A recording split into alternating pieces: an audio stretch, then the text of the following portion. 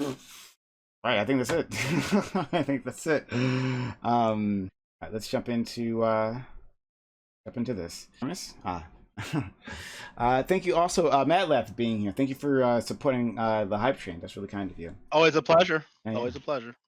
But Sport Guy, I don't know who you are. I'm not sure. Have you said anything in chat yet? But I just got to thank you for being so kind. You've been incredibly nice. Yeah. So yeah, you're being incredibly nice. So thank you so much. And everyone who got a sub, of course, welcome to the worst generation. I haven't been saying that often lately, but indeed, welcome to the worst generation, every single one of you. All right, let's welcome the individuals here. Okay. Oh wow, they're filling up. So thank you, Matt Aladdin. Thank you, Grimace, for stopping by once again. We always love having Grimace around. Yeah, Prime. I'm feeling pretty safe right now since their socialist and maybe a little communist followers gathered their pennies to kick me off last time. I know I'm safe for a while now, so I'm ready to go in. Okay, all right, let's show them. I mean, if no one can toss you out, and I mean, like, look, I love Grimace, right? But the crowd doesn't seem to. The crowd seems to want to eject Grimace practically every time he's here. And I wouldn't want to make money off of a friend being rejected. But I will. Is that why you doubled the price? No. To kick people off for the night? Sorry. Anyway, look, Sam, thanks. Thanks for that. Thanks for being here. Bye. No. I appreciate you too. And then Katarana, how are you doing today? No, I mean, like, in the next... How have you been doing in, like, the 7 minutes it's been since I last saw you? I was good, but now I'm on here with you, so I'm pretty mad. Okay, that makes sense. Great.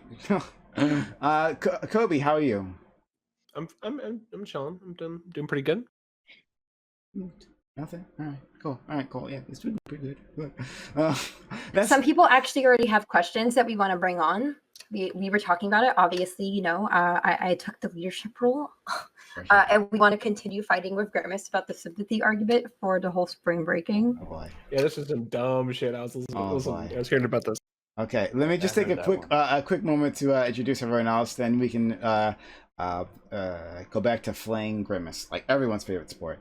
So thank you, Rage Comment, for being around. Sam, the human, even though he just tried to betray me there. Thank you, other person who I need to look at the list. The sax sound, yes, I knew I recognized you. The sax sound. We haven't seen you in a little while. Thank you for coming back. Of course. Wompt, who is always got his camera blocked, so all right, I just have to take my word for him. That's him. Strawberry Coconut. I'm here. I'm just playing a thing. Okay. Strawberry Coconut, who I believe is still one of our tier 3 subs. Yeah, we got to shout out our tier 3 subs. Let them know that they're very much appreciated and very much welcome here. Thanks, Tayo, for coming back. Oh yeah, we saw you the other day. You were one of Doobie's mods, right? Yeah, long time friend. I've known Doobie for like 4 years, so that's just my connection to this. Okay. I did like the superhero discussion you had because I'm a huge comic book fan. So. Oh, all right. You're in welcome company. Except for Katarana. Katarana honestly despises you. She hates your motherfucking guts. The moment you said that, you can't be friends with her anymore. She's like that. Anyway. No. I actually agree with her, right? Like, I like comic books, but like cape shit movies are dumb, right? Like, I agree. All right, canceled. Well, See, it was nice. I only like the anti-superhero things, like The Boys, where it actually has critique on society. Everything else can. What? I can't even agree with time have critiques on society. Holy crap! Every comic book I'm has illiterate. some critique. That's why comic books are perfect for you. They're like picture books, right? Like, it's perfect. Roasting her. I like it. Okay, now you're back in my good graces. Good. Let's go after Katarana. All right, MPX, thanks for being here as well. Appreciate you stopping by. Okay. Hey. All right, so let's go at it. So remember the exclamation point open. In chat, if you want to join, this is open walk-on panel. Audience members like you, yes, you, sitting at home, may participate. So join the Discord server, go into the robot waiting room so that you can be let in, and this is the Discord link for your convenience. All right. So which will it be? Are we going to roast Grimace, which do that all day, or are we going to I don't know, talk about comics? I'm not sure what the subject would be there. But Grimace, Let's talk about comics. you want to? Well, I mean, Okay, I'm gonna summarize the point just so everybody knows what, because there's a tendency for people to like strawman me. I'm just saying, if you're gonna defend rioters and things like that and give them excuses for their poor behavior, you should at least have some sympathy for the conditions of college students going through a pandemic in the prime and the spring of their life. Okay. Wait. I'm sorry, bitch. What? I'm sorry. No, not even a little bit. Okay. Like the reason why people are protesting is for like actual social issues, right? Like we're trying to make sure that we're not being oppressed by an oppressive system. I said we're rioting. Trying to make sure that we're I said rioting. rioting. But Wait. who are Is anyone gonna the people that defend are rioting here? actually rioting? Like actual rioting? People make excuses for rioting. Yeah, right. It's constructive like rioting? the sigh of the hold- oppressed creature, right? Hold up. So Is here's- anybody going Okay. to defend rioting here? So here's the thing. Okay, Grimace. no, because You just came in. I and think said that if what do you, I need to have a definition of rioting, but from Grimace, but his definition before I go ahead and defend or not defend them. Well, my issue is Disobeying the law and destroying property during a protest or in lieu of a protest. Grimace, right? Here's my Okay, issue with so yeah, I guess I will defend because sometimes you do need to go ahead and incorporate Would you say you have more sympathy violent for them? actions. Do I have sympathy? Yeah. Do you have sympathy for rioters? I don't really have sympathy for things that get run over, so I think you're asking the wrong person. Like Like, what a generalization. All right, hold on. I'm just gonna charge in here real quick. Rioters as a group can be broken up into all sorts of different viewpoints, right? So like if it's a rioter who's say invading the Capitol to like, because of the personality of Donald Trump and they're gonna, try to keep Donald Trump as president, no, I don't have sympathy for those rioters. But if the rioters are rioting because I don't know, people are getting murdered in the streets and the establishment isn't doing anything about it, then yeah, I might have a little bit of sympathy. Although maybe there's a better way of dealing with basically it. people who agree with you give sympathy for. I mean, you have no obviously, that's sympathy the for whole anybody. point that's the whole point. Like, there's nuance No, in what rioting is. no, Like, either rioting is we can show empathy to our fellow creatures even if they don't agree with our. okay, political fine. So we point. can show empathy. Like, I did have empathy for the folks who died at the Capitol that day. Absolutely, 100%. However, I would say that suggesting that rioting is either good or bad because it's rioting is ridiculous, because sometimes rioting is absolutely necessary when governments. So when you for think like the example- election was stolen. For example, if we're talking about like, say, I don't know, like Russia 1905 when the Tsar was God. doing bad stuff. Was it the Yeah, socialists? the riot would have had it. No, it wasn't socialism. It was actually socialists and conservatives and everybody in Russia protesting the Tsar together as a united front. It's not socialism at that point, and that was a just riot. I have a question. However, Grimace, do you ever think? Yeah, do you think wait, it's can I ever quickly It's just a big make banner, a quick clarification? Just because I think some people thought when I said things that get run over, I was talking about like rioters. I'm not saying I don't have sympathy for people that get like killed by the state. What I meant is more like, some people get like really like sad when like cats get run over and like whatever. That's kind of what I meant. Sorry. I just figured, I actually want to go back into the. We have to lay out whether or not we Grimace. Do you think it's ever justified? Because if you think it's never justified, then these appeals. Okay, yeah, this is the straw man again. Like having sympathy for somebody doesn't mean I'm thinking they should do it, right? Well, no. What I'm asking is, like what was being made? They were being made appeals to these various times in which it's justified to riot, the Tsar, etc. Right? Do you think it's ever justified to riot, Grimace? Oh yeah, absolutely. Okay, then it seems as if I think we all agree then. In a sense, I wonder. I agree. We should have sympathy for people going.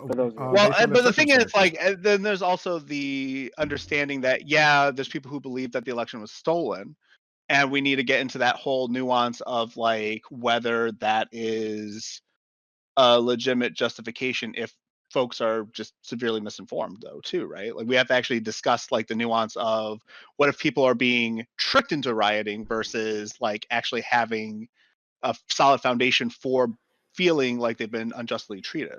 So, like, I'll have if I could sympathy prove to you for that the people- majority people of in these kids Myanmar are right now underneath the that are impression that actually they're not going to being- do any damage, then you guys would agree with me. We should have sympathy for them. I have sympathy for people that are actually like There's genuinely damage being done. experiencing oppression. So, Well, hold on. hold on. Let's hear from that sax sound, and then MPX, and then go back to Kobe. Yeah, there's literally damage being done actively to people's body when it comes to, going out to, spring break and stuff. I don't think there's room for sympathy for their action. I think there's room for sympathy for the person, maybe, but not for the action. I think we need to condemn that action. And then we're directing to rioters for some reason. But Yes, we have sympathy for people. Yeah. So, can I say But something the real quick? action is wrong. We still need to condemn them for the action. Yeah, we could do that while showing. Sympathy, but you agree with me. Hold on. Let's That's go. my- Hold on a second. We'll go to MPX, Kobe, then back to you, Tayo. Okay. And Sam. Yeah, I was just getting super triggered by the equivalency being drawn between BLM protests and going outside with a fucking mask without a mask on for COVID restrictions. Wait, I was just using an analogy. I wasn't drawing equivalency. it's always to the But riots. still, though. we're asking for sympathy. Where one is you're trying to Why do stand up for your socials? own They're rights. just unable to engage with this stuff. They're like, I just want a virtue signal. Like, but what I'm trying to get you to think about is why you would have sympathy for protesters. And if you can look within yourself and find the reason, I'm just asking you to then apply that same reason to everybody. I mean, I have Grimace, are you just sympathy being for like being antagonist for no equivalent. reason? Like, I don't get They're it. taking absolutely actions that not are actively equivalent. harmful. I have sympathy for that you can't comprehend what you're doing is so egregiously dangerous to everyone else. I feel bad that you can't comprehend that, but I still feel very strongly that you're just subjecting yourself to the full will of the law and the full extent of the law. If I was to drive my car just down the sidewalk in New York City, just saying, fuck it, it's my right to do what I want. It's my body. I'm living in America. I'm a fucking freedom. It just doesn't, you can't put those two things together. Like, there's so much recklessness that goes on with the whole COVID restrictions and all the things that we are ignoring for just keeping people safe, basically, in a basic way. Well, keeping people safe from COVID is different from keeping people safe from the mental health issues that are associated with the restrictions. Like, this is, I think, a common occurrence. So for me, I've been dealing with not just, living in my house for a year. I've got family members who feel cooped up. I've got children who are like not socializing at all and feeling isolated and acting out. I've got family members who are very, very social and have careers that involve meeting lots of people, and they had to enter their house. They live in a communal house, and they're entering their house through the window so they don't actually interact with their house members. So it's all kind of like, there's a lot of crazy stuff happening, and I think you do have to create an allowance for people to an outlet of some kind. And I don't think we're even getting there because there's so much persecution associated with taking that time to yourself. Let's go to Kobe, Tayo, Sam, Katana, and then a new person here, Evo. Yeah. For sure, yeah. So, I just kind of want to talk about rioting a little bit, I guess, because I think it's actually a super interesting conversation. Like, what riots are and are not justified. So, I agree that it is true that there are times in which violent outbursts by groups of people is justified. Apartheid South Africa, whatever. We can pick all of our examples, right?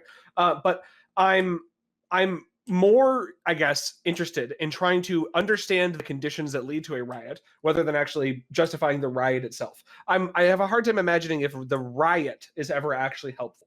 Seems like the riot itself typically causes damage, causes the state to crack down harder. It's typically I'm sympathetic to the conditions that people find themselves in when they would want to riot. Furthermore, I'm kind of skeptical of this idea of the idea that like the legitimacy of the grievance is determinant of the legitimacy of the riot, right? So like the idea that the BLM is justified because Black people are oppressed, and that's true, while the capital rights are wrong because their grievances were not true. I don't know. I'm skeptical of this because at the end of the day, as much as I would like it to be that it's empirical based, most people don't go into protest at stuff based off empiricism. They do based off of emotions, right? If you were to pick 5 people from the Capitol riot and 5 people from BLM, they would probably give very similar answers of why they're there. It's just I'm angry at the system. I feel like there's an injustice being done, and I'm here to protest. So I'm skeptical of that. Anyways, yeah, that's about it. Tayo? I just want to ask why does sympathy matter, right? Sure, like I can understand like empathizing with people for why they're in like those certain situations, right? But like when we're looking at actions, right? Like I don't think that like sympathy should should uh should be something that we like hold to like some high esteem, right? When we're looking at the consequences of said action, right? Like we have to look at the actions separately from whether how we feel about the action, so we're able to justify and judge it correctly, right? I don't see why it matters whether or not I care for the fact that like some drug addict like robbed a store and he shot a little shot someone. Yeah, he feels terrible, but like we still have to judge him. We still have to take him to prison, right? So like no, when we're talking about justice, whether or not we feel bad about what happened shouldn't necessarily come into the equation. I understand that there there are nuances to this, but generally speaking, that's not how we judge things. So wait, that's actually a really good question. Wait, Grimace, what do you mean by sympathy, and why sympathy and why not empathy? I empathize with somebody who wants to go do these things. I want to go on a trip. But wait, aren't these two the same thing? Like, aren't they like interconnected? They're not the like they're not the same sympathy thing. is a type of empathy. So not. I mean, yeah. I mean, like I they're connected. But like here, think like this. I'm empathetic to a young German boy becoming a Nazi because he's brainwashed. I'm not sympathetic to Nazi ideals, right? If that makes sense, right? So like I feel like there's a little bit of a difference here, right? Oh, I'm sorry. I thought I made it pretty clear. I wasn't like sympathetic to what they were doing. I was sympathetic to the people in their situation, right? That's what the impression I got was, that you were saying that when I coming into was that the idea was that you're kind of sympathetic to the idea that it's like, listen, okay, COVID's kind of over. It's not a big deal if we go out and party. You're sympathetic to the idea. That happens every goddamn time, no matter how many times I say it. I'm just trying to clarify, my man. I think he's sympathetic to the underlying conditions that make people do these things, right? So the feeling of loneliness, the feeling of depression, that kind of stuff, of feeling like I can't go out, I'm missing my friends. That's what you're sympathetic for, right? Rather than like, okay, yeah. I think that there's a misconnect between what like some people are thinking that this sympathetic nature is like justification for these actions, and he's just saying that those are not connected in his. But it has to be sympathetic that he's saying, because he also says that they shouldn't have such a harsh punishment, which means that's not just being, oh, that must suck. It's also saying that we should excuse them partially. Well, so no, it's not. Well, I'm taking from what he said here. So if he said, well, hold on, Kennery. Just saying that somebody should have not as harsh of a punishment doesn't mean that I think that they should get off on it, right? I just don't think these people should be arrested. They should probably be dispersed. There should be some kind of thing to make it so they can cordon off the beach. They can do things. But yeah, I don't know. Well, what I would have suggested if it was me who made these rules, unfortunately I don't. I would have just said throw him in a drunk tank and send him home the next day, right? Wait, isn't that an issue? Extreme take here. Wait, what? What's not an issue?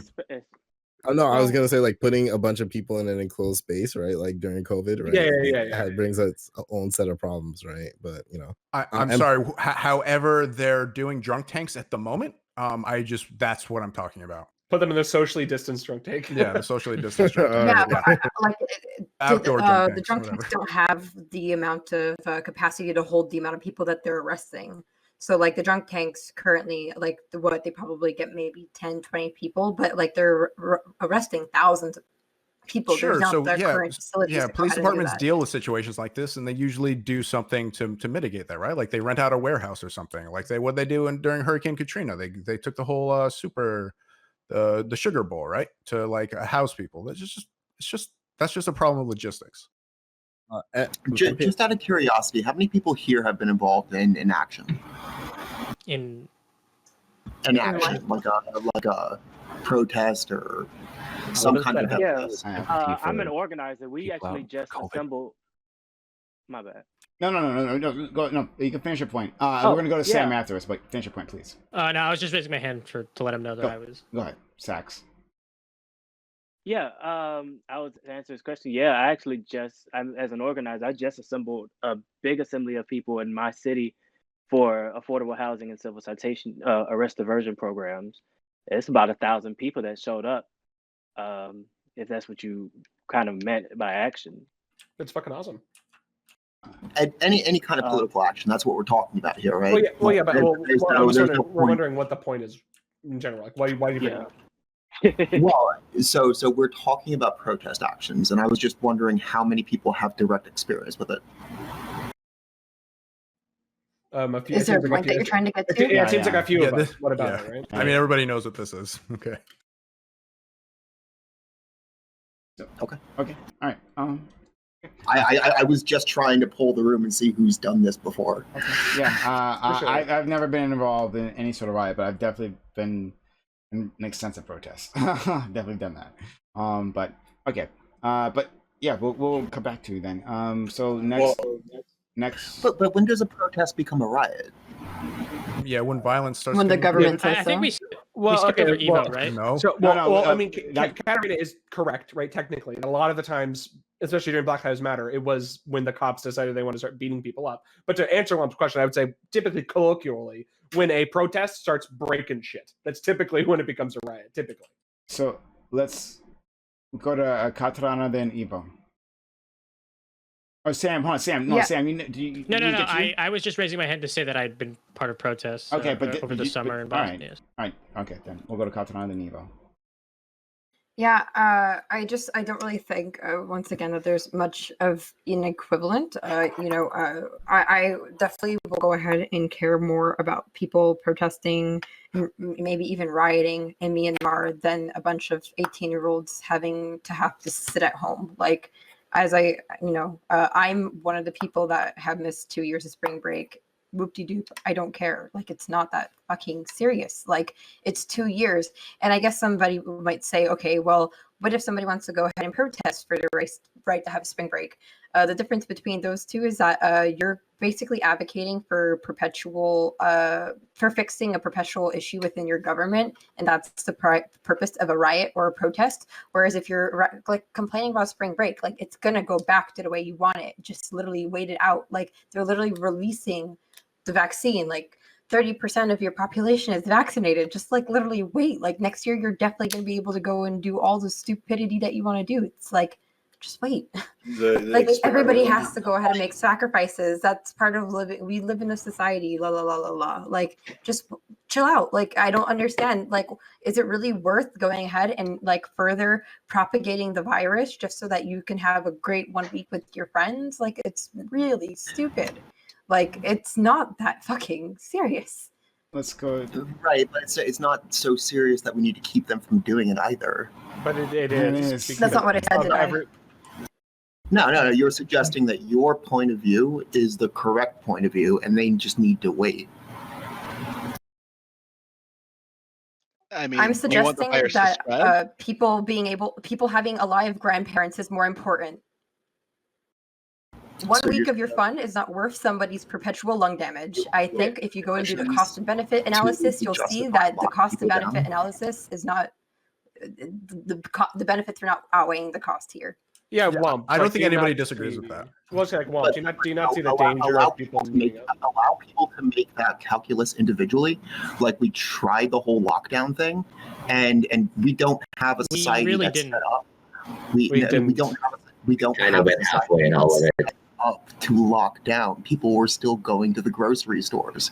People were still going into contact with other people all the fucking time. Okay, because so that's how we have our hold on. Wait, I'm sorry. A better job if we had stores are competent in a leadership, sense. right? Yeah, exactly. I'm sorry. 100%. The grocery stores are something that you need to do. I don't know how that's like an argument against lockdowns. Like, but what I'm saying is we weren't able to lock down completely because our society is not set up for that. Okay, hold on. Your society isn't set up for that, but other people have countries that people actually did proper lockdowns. That's why New Zealand's been fucking chilling for the last like 8 months. I don't know what you're talking about. Okay, I don't think it's fair to characterize these spring breakers, but I'm pretty sure there was a COVID spike during Thanksgiving and Christmas because people, despite the lockdowns, people value their own personal feelings and wanted to go spend time with their families. So we're sitting here criticizing these spring breakers when grown adults were doing the exact same thing. They didn't want to be locked down in the house. They didn't want to miss the holidays, even though there'd be a holiday next year. And they wanted to see their family. But we also have sympathy for those people because they haven't seen their family. No, I have no sympathy. I shat on them too. I I'll shit on everybody. Okay, well, just know that some grandmas saw their families for the very last time. Weren't able to see their families for the very last time. That's actually perfect. And like, I guess that we can just say that we have no sympathy for them, but I guess they're dead, right? So I guess it doesn't you really can matter. have sympathy while still shitting. Sympathy's for the living. I get it. Yeah, that's what I think. That's what Grimace is saying. Responsibly, right? Like, I'm sorry for talking over. I'm not saying what they should do. I'm saying we should have sympathy. Okay. I don't know how you guys can't keep confusing these things. I'm just saying we can have sympathy. Past each other. The sympathy goes out the window. Okay, let's go to Evo. Evo, first of all, thank you for joining us. This is our first time meeting. Really nice to see you. I saw you with the Snorlax doll, Yes. which makes me like you already off the bat. We're going to be friends. Evo, thank you for being so kind. Tell us what you think.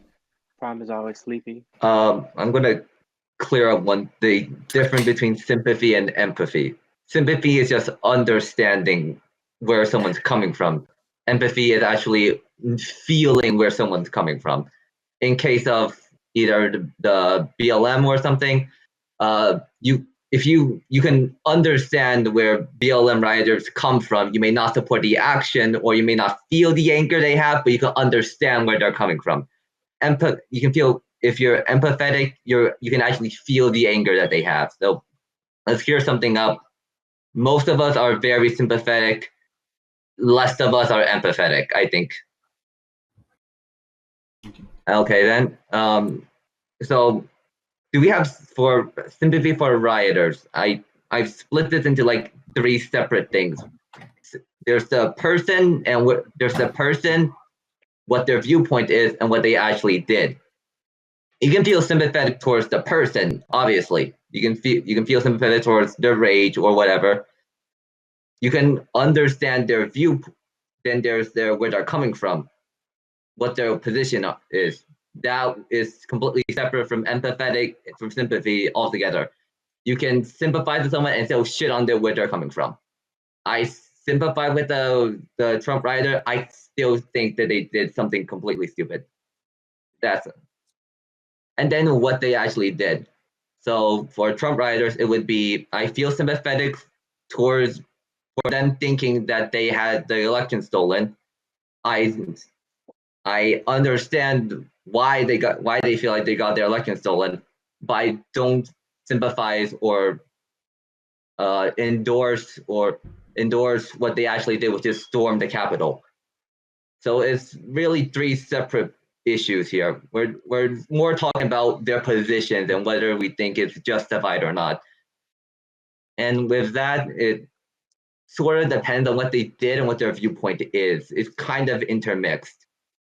If we purely focus on like the effects of what they did, technically the spring breakers did less damage because rioters will harm property and cause fires and things like that. But we can argue about specifics later. We can talk about specifics here. We can talk about specifics later.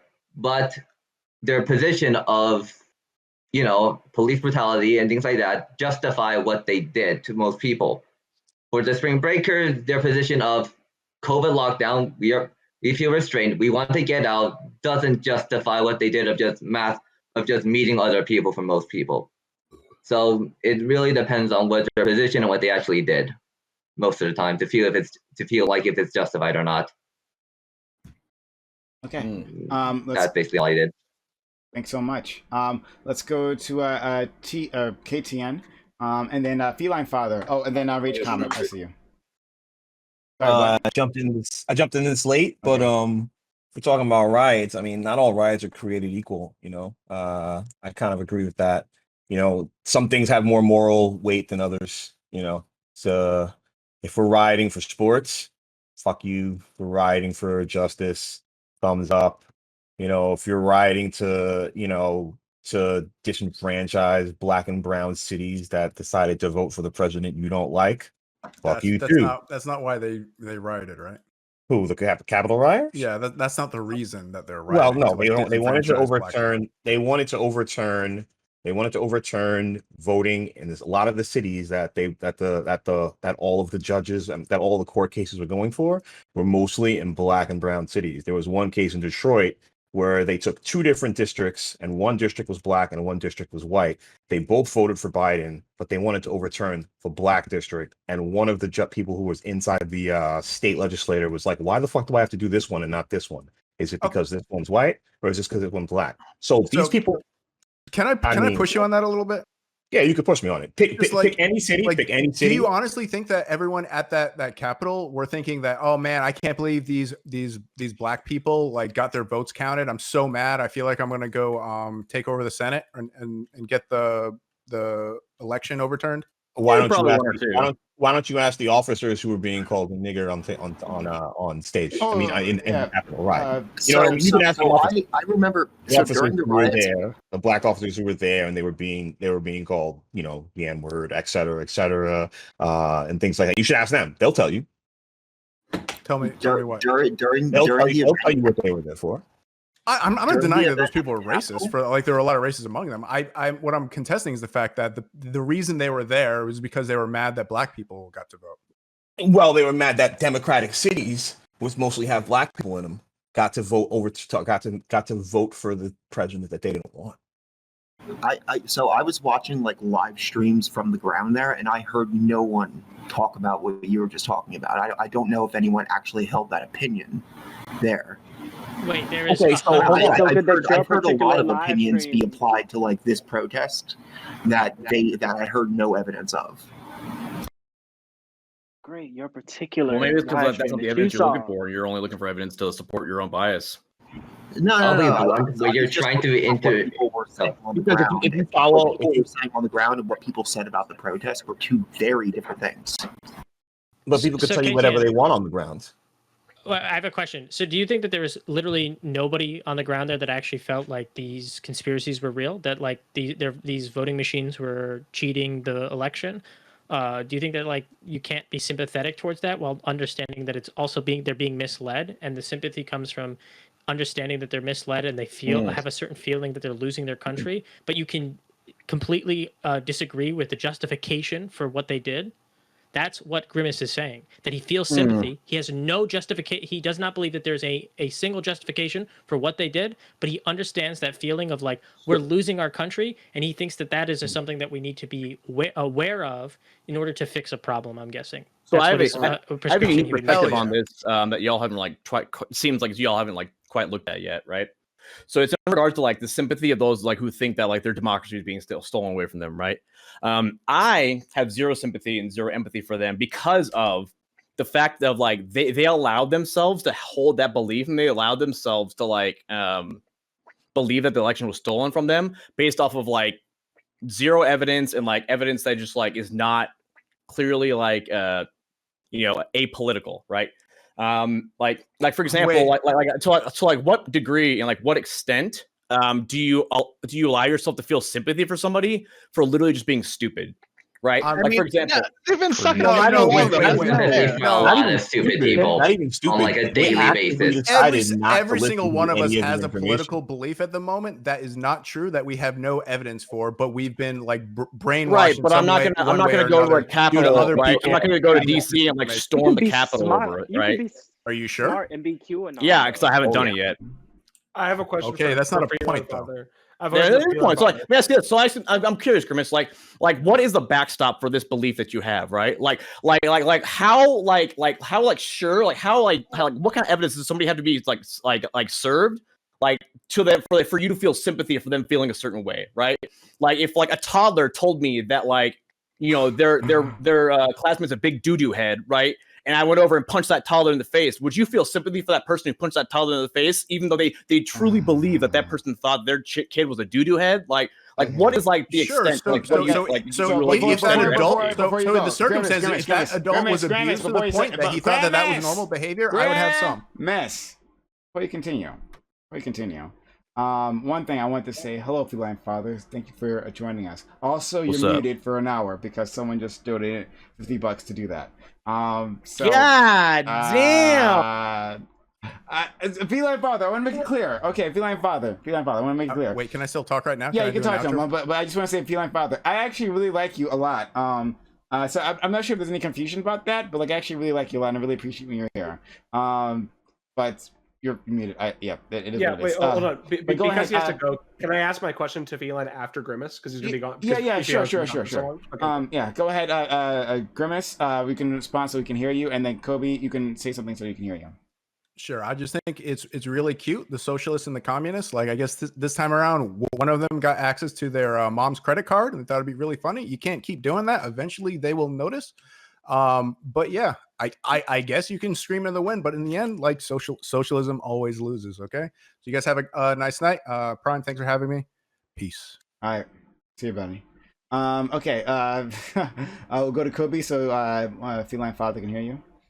Yeah, for sure. What I was wondering, what I was thinking is like, I understand what you're saying, that like, you know, how much sympathy do you have for stupid people? But what I wonder is that would the same level of justifications and like evidence that the other side have, like I kind of feel like the average, like I was saying, the average person who goes to a Black Lives Matter protest has not probably read the new Jim Crow, probably doesn't have facts that they can hit you with. It's probably very emotional. It probably is a very similar thought process as the people who went to the riot. It's just that they happen to be right, and so I'm a little wary of that standard. You know what I mean? But that's all. So you can. Sorry. We'll go to Rage because we didn't get to him, and then Katarana, and then Aladdin. Alrighty. So okay, it's a big topic. I am typically not sympathetic to people who destroy property, regardless of. Well, I can't say regardless. If you are being like attacked yourself, like I guess with police brutality, that is an example where people are being literally attacked by the police. For me, I would feel sympathy if they were attacking like the police back. Like I remember like in Seattle, they while I don't condone people storming a police precinct and taking it over, I can sympathize with that. What I don't sympathize with is when you destroy the property of like some random business owner who you start smashing their windows and stuff. I don't like that. I may not have like Destiny's take where I don't think that you should go and like shoot people if they're rioting. Um, I'm torn on that. I don't know, but I'll leave that one off the table right now. But when it comes to the Spring Breakers, do I have sympathy? I mean, I have empathy that like they're cooped up. I myself would never go to the beach where there's a bunch of people that could be sick. Do I think they should be punished for it? Probably, because it was against the law, and typically like to uphold the law. But I don't know. It's a weird situation. We've been in this lockdown, or we're not. We haven't had a true lockdown, but we've had restrictions for so long. It just feels society just feels like it's crazy right now. And so I just don't know if I want to hold everybody to the highest standard of accountability um, in these circumstances. Even though I do know there are people's lives on the line, I think these circumstances require extra nuance. Yeah, like, but whose safety are they endangering? They're definitely endangering vulnerable people, older people, their parents, their grandparents, even older people that aren't related to them that they meet at the grocery store or whatever they're doing. I know that people are endangering people's lives. I just don't know. I think as a society we have to address this. We can't just say everybody stay in and that's it. Like I know we've done stimulus packages to like try and mitigate certain people's like they can't work or they need to take care of their kids. But I think what name is Cat. I'm gonna. Is that okay if I call you Cat? But Whatever. you mentioned that maybe we should have put like access to therapy or something in our stimulus. Like we should have addressed these problems so that we didn't have these people trying to cope on their own. Yeah, but I don't see how a lockdown is going to make anyone safer. regardless of the people who don't comply with the lockdown, if the other people who are complying.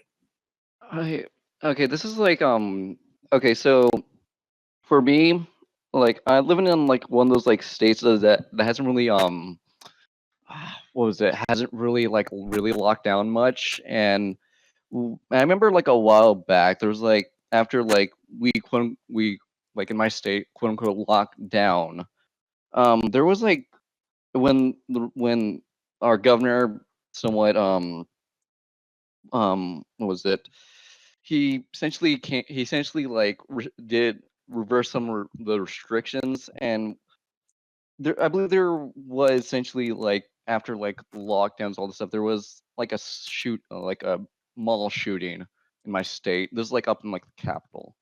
What I'm trying to get at is like the anti-lockdown stuff, because that's such like yeah, this applies to that. Because this is just anecdotal on my point of view and seeing all the stuff. So let's go to Katarana, then Aladdin. Yeah, I think it's kind of strange that we put so much focus on like when specific types of people go ahead and damage property, because like when, I don't know, the fucking Eagles win the game, there's a lot of property damage and everyone's like, I'm happy you got your ball egg game won. But like, you know, when it's like people actually advocating for something and they're destroying property, sure, I understand that maybe we don't want any property destroyed, but honestly, it's just stuff. It's just fucking stuff. Like, it's walls and glass and property. Well, it like, costs it's just money to stuff. rebuild. We're not talking about the I know justification. I know it costs money and everything. I understand, but like as someone that doesn't really like, it's just property. Like, especially when people are going ahead and like protesting for like their lives. I don't know. Like, it just kind of seems weird that like we care so much more about like all the stuff that they brought or that they broke rather than their actual grievances. Okay, I want to push back on that. Okay, so I want to push back on this. I was also trying. It was like I was also trying to say that like I'm done for the day, unless something like interesting happens. Not that nothing interesting's happening here. I just have other things to do. Okay. I might come back. Yeah, sure. Just letting you know that I disagree with you there. But I guess you can hold on to that if you want. Well, I actually wanted to get Katarina's opinion on what I was going to say before you go. Okay. That's cool. Yeah, sure. Okay, wait. Do that. I'll let him speak.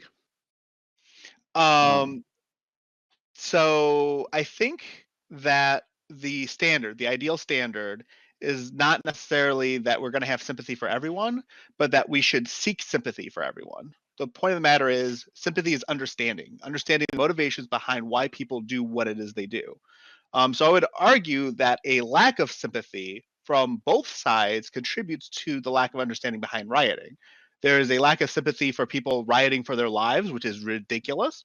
And there's a lack of understanding for folks who riot because of their sports bowl games. Like, I'm not saying that it's justified, because that's different from understanding. I'm saying that I can understand why people who are very, very happy, very, very sad, or very, very mad are going to do something stupid. That's usually the three conditions behind stupidity. And I think if we seek sympathy for everyone, we can make the world a better place for trying to prevent things like riots, and also make the world a better place for people so that they don't feel the need to have to riot. I actually have to leave after this too. I just wanted to, Okay. Okay. Yeah, I guess it's like most of the time I recognize why people are protesting, even for sports ball. I understand it's like, wow, I'm so happy. I might just go fuck around and flip a car. Pretty dumb though. And I guess even for like, but hey, like, what am I gonna do about it? It's just, I honestly, like, I see some people in chatter saying like, property is more important than feelings, but I mean, I don't really understand, like, destroying property just like for anti-mask riots. Not that anyone was necessarily doing that, maybe they were, I don't know, but I kind of understand why, like, things start to boil over over, and like they get to a certain point where like clearly no one's listening to us when we're like just airing out our grievances. So perhaps we need to take it to the next level. I know for Rodney King riots, there was like a lot of there was a lot of damage that came out of that, and of course wasn't painted in a positive light. But I kind of see like eventually, you know, if you're not being heard, then things start to boil over. Is it necessarily justified? No, but also is it justified that no one's listening? No, not either. And actually, what's interesting no, about this, can I speak on this? Okay, I let you speak. So it's only fair that I get to speak now. So generally, when we're having this conversation, for me, like I want to boil it down to like the fundamentals. And what I mean by that is, like, we're saying, like, are riots justified? Well, in my question, that is, well, which like community or area is being affected by that the most, by these riots or by these protests? Like are there like like what kind of like damages are being done like to these communities, because they're the ones that are being affected the most by these riots or protests. That's generally like my question to this, and to move like this conversation like forward. Yeah, okay. I mean, you can move it forward when I'm not here. Okay, have a good night. Bye. I wanted to say one more thing regarding the sympathy bit. I think this actually goes back to what we were talking about last night about groups that are isolated as well. When you can't have sympathy for a group and why they feel the way that they do, that group feels isolated and they lash out. And I think the Spring Breakers as a whole are lashing out against the restrictions and lashing out against the chains that they feel are being put upon them, even though in some sense it's entitlement. I think sympathy would go a long way to preventing things like this. And I think also, yeah, that's all I got. I'm gonna disappear. Have a great night. I want to say something about riots, or rather the nature of riots, right? The way we're talking about these riots as if these are like planned events, right? When you kind of have to understand that, like, the way I see it is that these things are kind of like a force of nature, right? They're buildup of emotions that just kind of happen, right? And trying to like rationalize like, oh, like why did they like attack this neighborhood instead of that neighborhood, or why did they destroy this building instead of like that building? Why didn't they just beat up the police officers instead of like burning down like the local Target? Is kind of like, I feel like it's honestly like a ridiculous question to ask, right? Because you're dealing with something that is in its very nature like nonsensical, right? You don't ask a tornado, right? Why did it like why did it destroy this farm and not this farm, right? Even though they're side by side, right? Yeah. So this is the role of sympathy here, right? So you would try to understand the underlying conditions that made people get to that point, the force of nature point, as you said, and then try to resolve the issues that are brought up there, rather than like, again, looking at like the targeted community or whatever. I agree with you there, and I think this is something that we've talked about. Again, sympathy is not the justification of the action either. No, for sure. Like I'm not disagreeing with that. I'm sorry. I just want to say, like, it just seems weird, right? Because I don't think that there's any riot that I know of, right, where people didn't destroy some of their own property, right? As in like their own neighborhood, right? Like we can even go back as far as like riots in Rome, right? Like people destroy their own shit.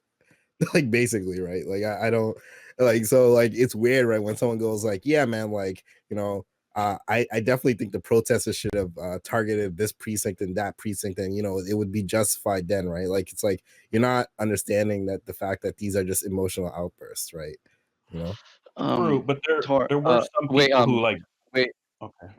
Toro, my question to you is like, if a riot is a force of nature, then my question is, how do you de-escalate like riots in those situations? Does it like require police involvement, or does it like involve like community involvement? That's generally like my question to this. I don't think you can de-escalate riots, right? I think they die out like much like storms die out, right? You don't like, what you do with riots is prevent them from happening in the first place by appeasing the population, right? That Well, if it's like a force of nature, then like any like storm or any like thing, there has to be like a procedure, like a plan, a backup plan in this situation. Like when it comes to like weather storms or something that just for these types of situations for the community when that's to be affected. Guys, I also want to. Okay. Yeah, if I could. So we'll go to Marks and then we'll go to KTN. So for race riots, we're bringing up above like underlying conditions that cause riots, and we're saying that we have to understand that first. That doesn't really. It's just emotional outbursts. Like we do in some cases have to realize how to quell riots, and it's not always as clear cut as sometimes people make it seem. So, for example, like the race riots, right? I remember, I think it was like the race riots of like 1906, like the Atlanta massacre or something like that. It was a bunch of white people who were rioting and killing and destroying property because they were upset that minorities were seemingly getting more rights and voices within America. Like in that case, it's a frustrated group. What do you do in that case? Surely nobody who would say it's justified, but at the same time, what would you do? You'd have to quell if you're against it. You'd have to quell that riot in some way or another. KTN. Yeah, I kind of agree with what he was saying about the targeted riots, because for you to say that riots are all a force of nature, we've clearly seen that not every riot is a force of nature. Some riots are planned out in advance. Once again, I don't want to bring it up, the Capitol riots. There's evidence it was planned out, and they didn't walk around Washington, D.C. They didn't go into the low income neighborhoods to do it. They went straight to the Capitol. That was something targeted. That was something coordinated. You can't really call that. I mean, you can call it a riot because that's what people are calling it, but that was something very specific. All the social unrest over the summer, you can call that a riot. And there were even bad situations where in some cities they were looting. Yeah, I understand that. And that was wrong. But, for the most part, some of the property that was damaged was maybe by accident, So I don't really think that like saying that every riot is a force of nature, it's not to me, I have to push back on that because we clearly have seen through history. And if you want to reference some older history, you could reference I think it was called the Greenberg massacre, where once again, white rioters went out and picked off entire parts of the Black Senate. You know what I mean? Burned the black town down, and sent them out of town in trains. And that was called a race riot. So, there's a bunch of distinctions. You have to make those distinctions. So, KTN, actually, I do agree with you, right? That there are distinctions, right? Generally, with the force of nature thing, I was just trying to go basically say that like it's very just an emotionally charged event, right? Like there could be plans for it, for sure it could be very targeted, right? And I get what you're saying, and I agree with your point, right? But it's just for me, right, it was just to say like trying to make complete sense of like what's happening, right? Isn't like a very good way of looking at it. But I do understand what you're saying. I do agree with you. We do see during some conspiracies that in the process of planning certain things, people ultimately back out. You might have had 10, 20, 30 conspirators, all of a sudden you just have 5. But in a lot of these situations, every single step of the way, people said keep on going, keep on going, keep on going, keep on going. So to me that just shows more deliberate acts than like any kind of force of nature. I would also say that also like saying anything that's a force of nature isn't very valuable, especially like anyone who believes in any form of social conditioning as a result of society. Most actions are socially determined beforehand. If you think about this in any form of determinism, most actions in society are forces of nature. I think the important point is like, how do you deal with that, right? Like I would hope that our position isn't that we should just let like riots go on.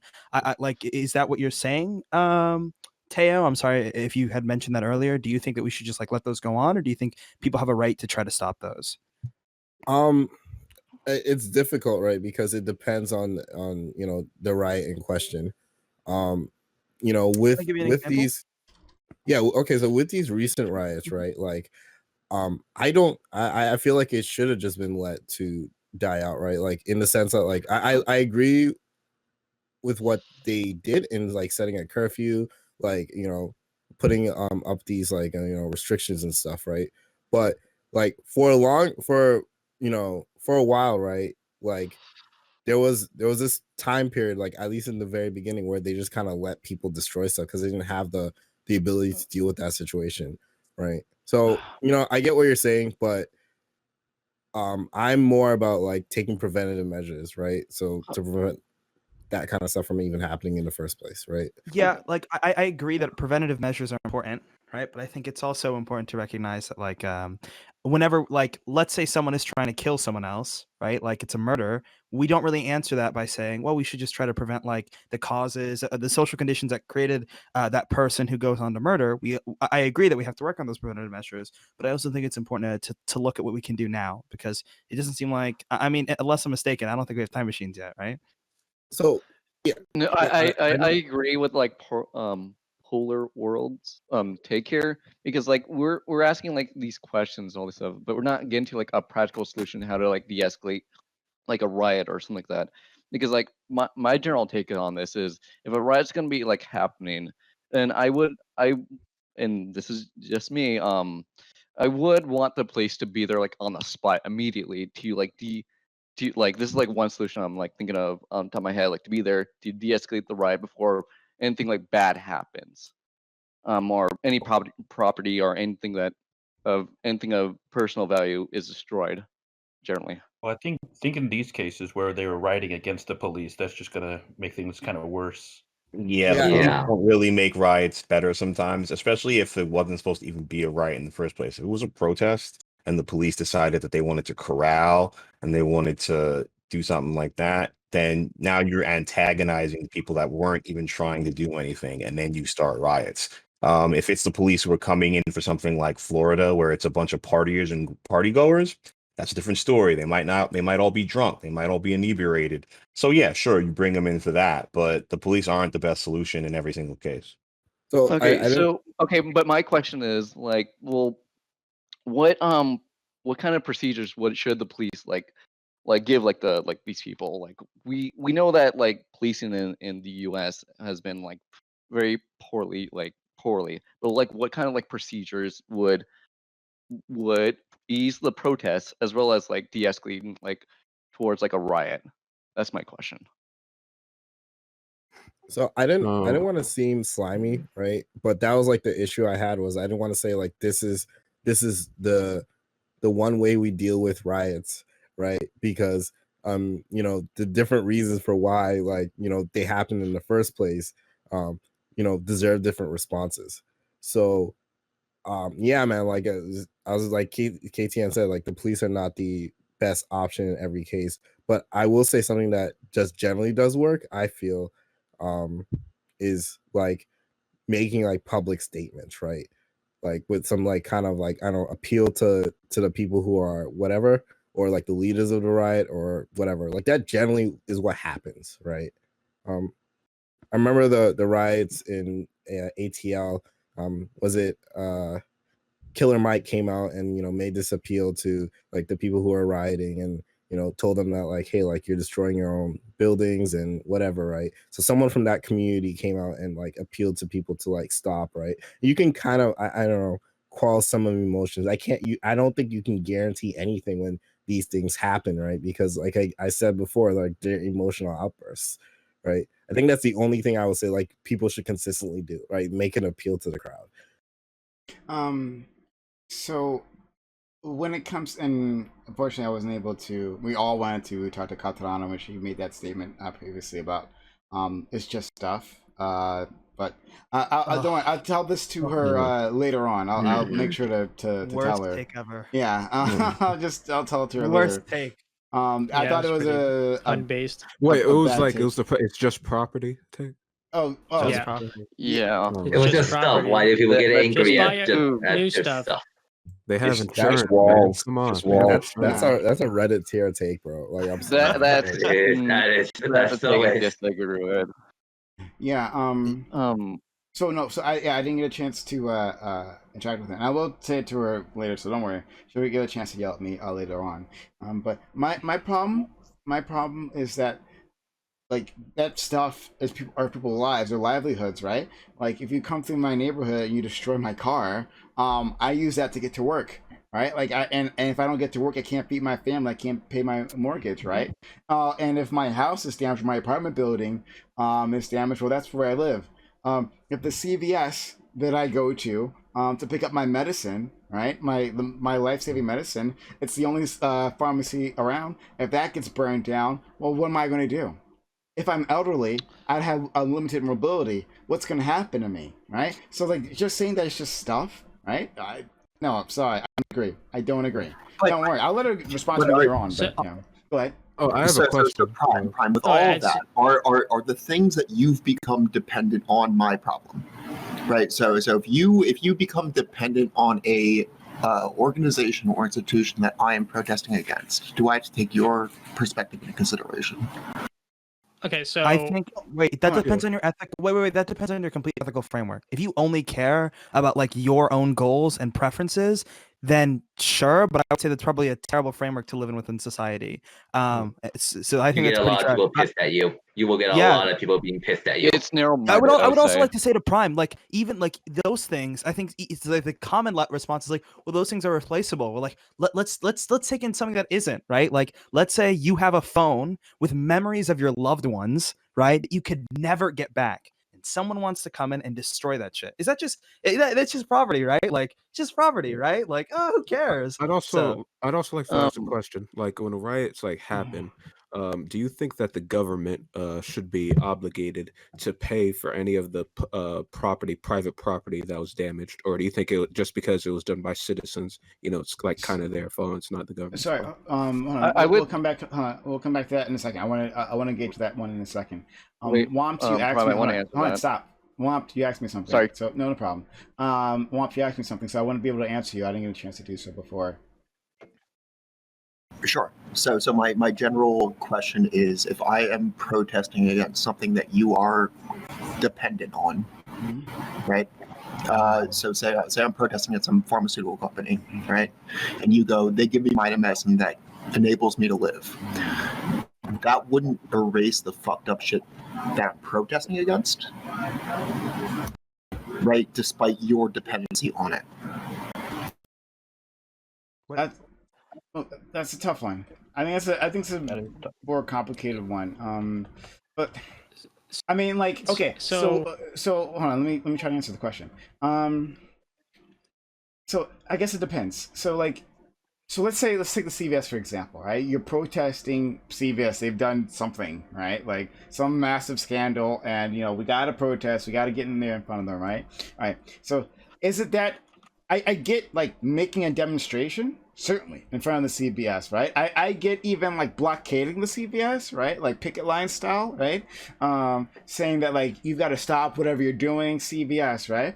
But usually, right, for these things, usually what these things are about is not like the individual workers or an individual store, right? Usually these things have to do with management, correct? Right? Usually they're the actual problem. So burning down that store where those individuals work, right? Like what does that do to management? Management is still fine. Management is still protected. The store's insured, right? But like they can decide, right? And just like CVS almost said, because I'm referring to, in case you don't know, there's a CVS during the BLM protest that got I remember that. I remember we had that burned down. That was a long time.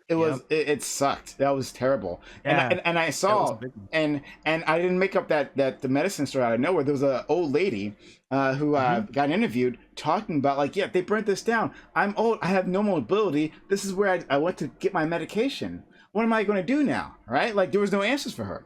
So CBS eventually decided to rebuild it, but at first they're going to say, fuck it, no, it doesn't matter. Or this is too dangerous for us, so we're just going to move on. But they actually got convinced. But the community needed that outlet. They needed that. So I would say like direct, if you're going to do property damage, which of course we don't recommend here on this channel. We don't encourage that at all. None of us want that. If you were going to do it, then do it at like not the capital, but the headquarters. You know, like Please. yeah, like Do it at actually the- do it something where Do it to they might do it to care. the people you're actually protesting against, not the people who are yeah, like just That's a connected huge to the main problem. thing. It's a great idea, but that's a huge problem because once you start doing targeted things like that, you leave the realm of riot and you go into the realm of terrorism. Because that's the kind of thing CVS, yeah, fuck CVS. They do this really incredibly horrible thing. So I'm going to go to CVS headquarters and, maybe I'll, cut the power in the middle of something. And then that's when you end up with some kind of either crazy civil suit or some crazy criminal case where they're like, oh, you did a specific act of terror towards this corporation. You know what I mean? Because then it goes from, instead of being an emotional thing, and you go into the realm of something that became premeditated. You know what I mean? So that's a very it makes sense, but it's a very dangerous kind of thing to do. You know what I mean? It's more efficient, but you're putting yourself on the line at that point. So, I would say, KTN, isn't that how it initially started? Like in Minneapolis, they torched the police department there. So that was that's the way that it started. But I kind of get what you mean. It's like, at what point, like in these kinds of situations, it doesn't just like, oh, we burn this down, now we stop, right? And I mean, like, I don't want to say terrorism. I understand what you mean. Look at Though. Greenpeace. Look at Greenpeace and like a bunch of other now they're called eco-terrorists because they're like, okay, we're not going to mess with regular people. We're just going to go out into the ocean and we're going to stop these oil rigs. We're going to stop these container ships from going across. Then you start getting into, and like these are groups of people that have a just cause, but they're taking it to a whole other level. So pause for just a second. Thank you, Sport Guy, Mad Lad, and Second Star for being so kind as to start yet another hype train. It's really, really kind of you all to support the channel this way. SA, of course, coming up with another 5 hot 2-1 gift subs. Thank you. And SA then with a 6-1.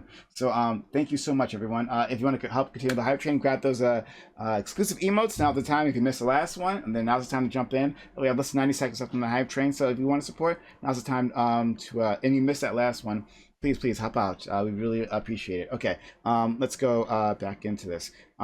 Like the co-access pipeline, that was kind of considered an act of terror. It was a good cause, but it was considered a lot of acts of terrorism. Technically they went into a different kind of realm because this was a targeted thing on a corporation. The corporation had some federal backing, and then it got into something really a different realm from emotions to something that was deliberate and something that was just but criminal. But I would say I was there, by the way, for 3.5 months in North Dakota. So KTN, so I think the interesting point is like legally you're right, you probably do take it up to a next level, but like would we consider that more socially optimal? I think that's an interesting question. Is that I'm not saying that it's bad. I'm saying that but I'm asking in my mind, I know, everyone knows that an act like Dakota Access Pipeline is just. But then what are we really, but then, the average person, it goes from the emotional riot now into the deliberate actions of being, of saying, fuck it, I'm no longer a passive, or I'm no longer, I'm now an active participant. Okay, wait. I have a question for this. See, my question is like, what type of appropriate action should we take in the situation with the Dakota pipeline? Like, should we go with vote, like a civil suit or some kind, or should we direct protest? I want to put options like out here like to solve these kinds of. I think Polaris was trying to kind of get into this. If you're talking about protesting or revolting against a certain institution or a certain entity, isn't it better to destroy that entity's property rather than going into the city and destroying everyone else's property that has nothing to do with that? So I almost feel like the powers that be would much rather have you damage regular people's property so that they could deflect the issue and say, hey, look, these people are unhinged, these people are crazy, as opposed to saying, oh no, they went into the direct, it's like let's say something like a financial service that like Okay. screwed a bunch of people, and you decided to go like do some corporate espionage and take all their records, you would get hit harder for taking their records down than you would for burning down a city. Yeah, but if you're going to justify the rioting, which is destroying hundreds of millions of dollars of property that doesn't belong to this entity, then you have to justify the targeted attack. I'm not justifying. The thing I'm trying to explain is like, look, I know that the sane thing to do, the smart thing to do, the just thing to do is to go straight to the corporation or go straight to the oppressing, or like the entity that's doing the most damage. But a lot of times when people are frustrated or angry, they end up lashing out at the closest thing to them. And the closest thing to them is just, the populace, the streets around you. You know what I mean? And it's much easier for people in power to say, oh, okay, let them burn their own city down, then come after us. It's kind of one of the, it's a little conspiracy theorist, ish, but I almost feel like the powers that be would almost rather have you go out and riot than like go after them. Also, to what extent, like, if you're targeting like a specific group of people, does it end at any place? For example, like the Dakota pipeline. Let's say, I don't know this to be true, but let's just say it was funded directly by the state of Dakota, right? Would it be justified then to deface or even like to burn down like the Dakota Capitol, like North Dakota Capitol? Yeah, what? I was No, I'm saying saying I'm saying if it's funded directly by the North Dakota, the state North Dakota, would it be since you're targeting like the group that is doing it, would it be justified since that's like public property or whatnot? We have to burn that? I'd say we have to be careful about this because one, let's assume all other routes like have been taken. That's the way that I would look at this. Okay, if all other routes have been exhausted and this is your last situation, that's the weather president. Because it's a big difference between like this is just like optically wise for anyone in chat. Like we're not saying that like, oh, tomorrow like you should do this, but like with all other non-violent measures exhausted, like this is the way that we approach it. I don't know. That's an interesting question mark. The reason I said that, what we actually did was we went to the closest city, which was Cannonball, and we also sent people off to Fargo, and people would demonstrate in these cities and try to get the population living there behind us. Okay, this is like what I'm thinking on this. I've like just like what Polar World says, and I agree with like his take. But I want to expand that and say like I feel like they're like from like my question is to the situation, what turns a protest into like a riot? Do we like know exactly like the kind of like the kind of circumstances that we couldn't define like as a riot in these I mean, types? this was already answered before, right? And I think Kobe did a good job. And like usually, right, like people define it as just when property is getting destroyed and people are getting hurt, right? But really, like it just depends on like officially, right? It's just when a government like says like it's time for riots. Like Polars, I actually disagree with the take, right? That this is more socially acceptable, right? Especially in the United States, where like you label something terrorism, right, and everyone's like against that thing, right? We're a very patriotic nation, and optics wise, I think it would be terrible to like. I actually like made this argument when people said, "Oh yeah, why don't they just attack cops?" Right? You really think that a bunch of BLM people are gonna attack cops, and everyone's gonna be like, "Yeah, man, they're justified in doing that." No, like, fuck no, right? Like, they'd actually be like, I feel like you'd have people like unironically doing the Destiny thing, where saying, "Yeah, man, like they deserve to get shot, right? Of course. Well, who do they think they are?" Right? No, like, that was taken out of context. No, I understand. I'm kind of memeing here, right? But like, you get what I'm saying, right? Like, people would definitely be behind like these rioters, even if they were doing like targeted things, right? To actually getting hurt, right? Because now it's not just like, oh, an emotional outburst, it's actually terrorism now, right? I actually think that wait.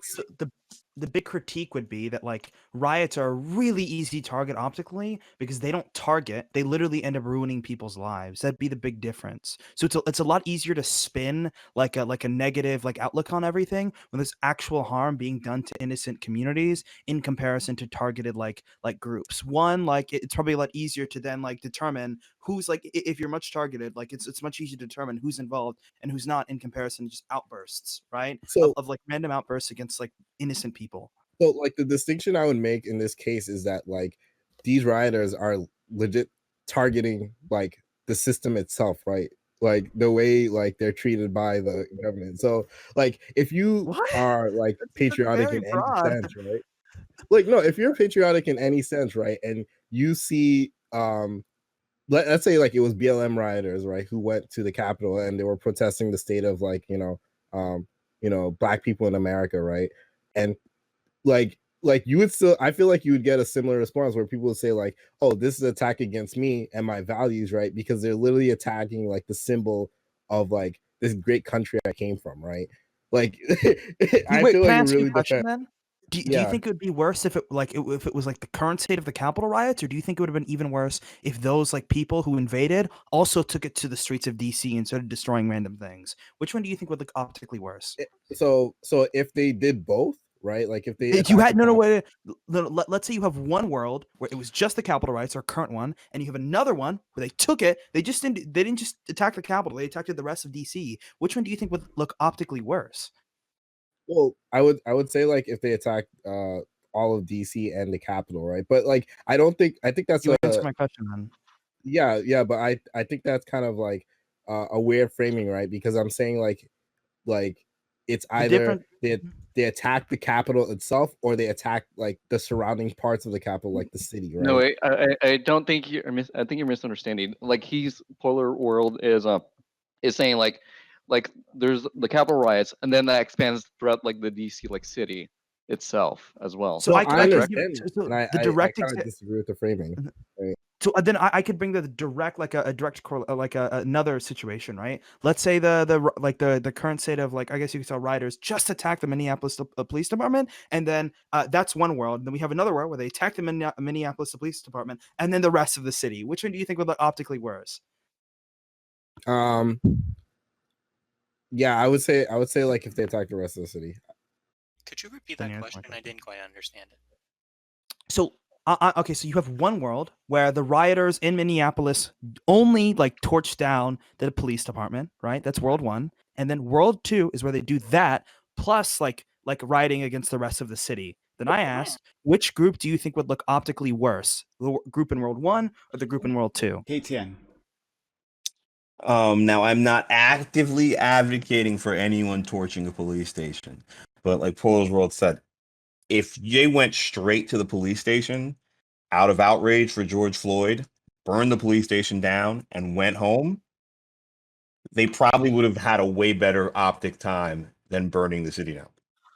Okay, wait. I feel like this is like an ends justify the means like mindset when we're talking about this.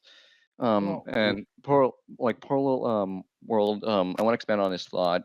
And well, I want to answer his question. Well, I would say both are bad. But if I had a choose, the one that seems to be very bad is generally like the attack of the quote unquote the example that you were giving about the Capitol riots, and then like attacking the whole city. Like I like that's pretty bad in of itself. Well, here's part of the backstory to that thing.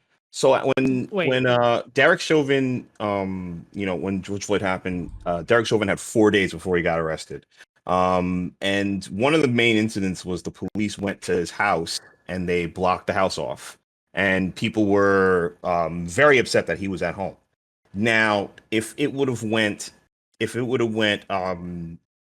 George Floyd dying, the police going to Derek Chauvin's house to protect him, the people going to Derek Chauvin's house to come and get him, and then them going to the police station and burning the police station down, and then going home, and then him getting arrested, it would have just looked a lot better, honestly, than them burning the entire city down. Because, and I'm not saying that they burned the entire city down. That's just a mischaracterization. But what I'm saying is if it would have just been a bunch of very directed situations, I think optically it would have looked better than most of the other riots, because as everyone knows, there were other agitators. There were people who were actively going out there to make the riots look bad. There were people who were actively going out there, like, breaking windows of other stuff. So, that's another loaded part of riots. You don't know who's there for the real cause and who's there for the bullshit. So that's another problem. So I think that optically, if they would have just done a very directed thing, it might have actually made the Minneapolis situation look a little bit better for the people who were protesting. Well, KTN, right? Like, I was under sort of the impression that the riots kind of extended past George Floyd, right? Like, George Floyd was the catalyst, right? But, it brought about like all these other, discussions about like being Black in America and all that stuff, right? I was kind of imagining a situation, right? And and this was my mistake, where not only did they like burn down Minneapolis police stations, right, but they just started burning down all the police stations in their state, right? Where when I was like, okay, like this is terrorism. But I see your points, guys, and I will concede, right, on that. Like, I do think it would have been better, right? Fair enough. Sorry, let me let in two other people who have been waiting. So it was Wompt and then Wordy. Wompt? I guess he stepped away. Wordy, go ahead. So generally, riots are kind of rough because there's a lot of things happening and they're hard to control, and they can often do some level of harm to the perceptions of a movement. I agree with that, but there's some level of political effectiveness by it's in a way kind of like if the more organized a thing is, the more effective it can usually be. But there's also some level of pressure you put on institutions when you do have riots, because like the issue is people are always going to be harmed when you have violent conflict, no matter what it's going to be. That's an unfortunate reality, and I would like to minimize as much as possible of violent conflicts, and if I can avoid meaningfully riots to the extent possible, I will. But sometimes there's a political effectiveness, because what happens is, sure, you can burn down a police station, but the reality is the police are still going to be in that city, even if you do burn down a single police station. So in a way, having a large scale of a conflict, like if you have protests, if it's a large scale, if it's affecting multiple city blocks, it's effective because it's putting into the people's mind. It has a lot more views, has a lot more recordings, and then gets a lot more attention. And in a way, to the same extent, riots are going to have that same level of view by having more direct association, more recordings. You get people much more aware of the issue, and you bring much more attention to the issue, but you also put more pressure on the institution of police. You cause greater stress on the police, you make them less effective, and you show that there's an inherent dissatisfaction. That you show that you are not letting yourself be controlled, you're not letting yourself be put down, you are fundamentally saying fuck the police. And riots can serve a lot of problematic features, but there's also sometimes some good benefits that can come out of it. So at the end, it's just kind of you got to choose which works better, which doesn't. So hold on. I want to add. Sorry. 1 second. No, don't worry. We'll get back to you. Fawn, you wanted to jump in previously. So thank you for being here. And I think I'm missing something else. But Fawn, jump in. And you had two things. We might actually change the topic at some point. I think we're kind of winding down on this one. Yeah. But go ahead, Fawn. Okay, I appreciate that. I know that Wompt came back, but yeah, I'll just go ahead and go. Somebody asked earlier, where do we draw the line between what is a protest and a riot? And I think that there's a lot of I don't know, different interpretations of those two words. And I also think that they're starting to bleed together and become synonymous, but I think it's really important. I'm not trying to I don't really have a specific argument to respond to in terms of what Pullers was saying or anything else, but it's really clear that we create a distinction here because there's also history that ties into this. And I don't particularly believe, that all of the rioting was justified or optically good, like, but I think that when it comes down to it, it feels really weird for me for us to focus so much on the optics of a lot of these people, because I don't think that for a lot of them, they're not really considering the optics themselves. And so I think that like having an argument about like what is optically good or optically bad, like to the point that someone was making during like the main panel, like oftentimes when you're doing that shit, you kind of understand that what you're doing is like not a great thing, even if you think that it's going to be like the means to a specific end. Regardless, back to my main point, there's civil resistance, and then there's civil disobedience, right? So civil resistance is when you're showing, like within the law, disdain for the law. So like Colin Kaepernick kneeling during the national anthem, like that's not necessarily illegal. He's not breaking the law. It's controversial, but that's civil resistance. Civil disobedience is when you are breaking the law in order to show your disdain for a law. And I'll just point us to famous quote, Martin Luther King: "One has not only a legal but moral responsibility to obey just laws. Conversely, one has a moral responsibility to disobey unjust laws." Now let's think about that for just a second. And what the civil rights movement back in the 60s, what laws they were disobeying. They were pretty unjust.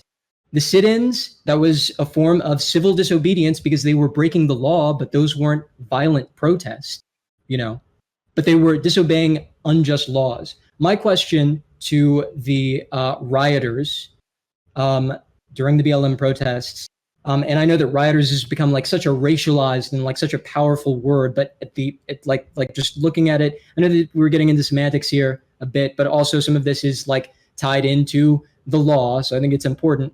But my question to the rioters is like, what laws are you breaking?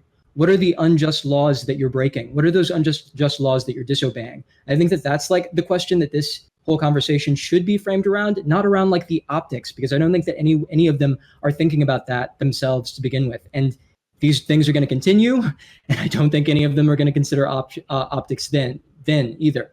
But what are those unjust laws that they're disobeying? Otherwise, their actions really fall flat on like in the public eye, in the public sphere. Okay. So that's it.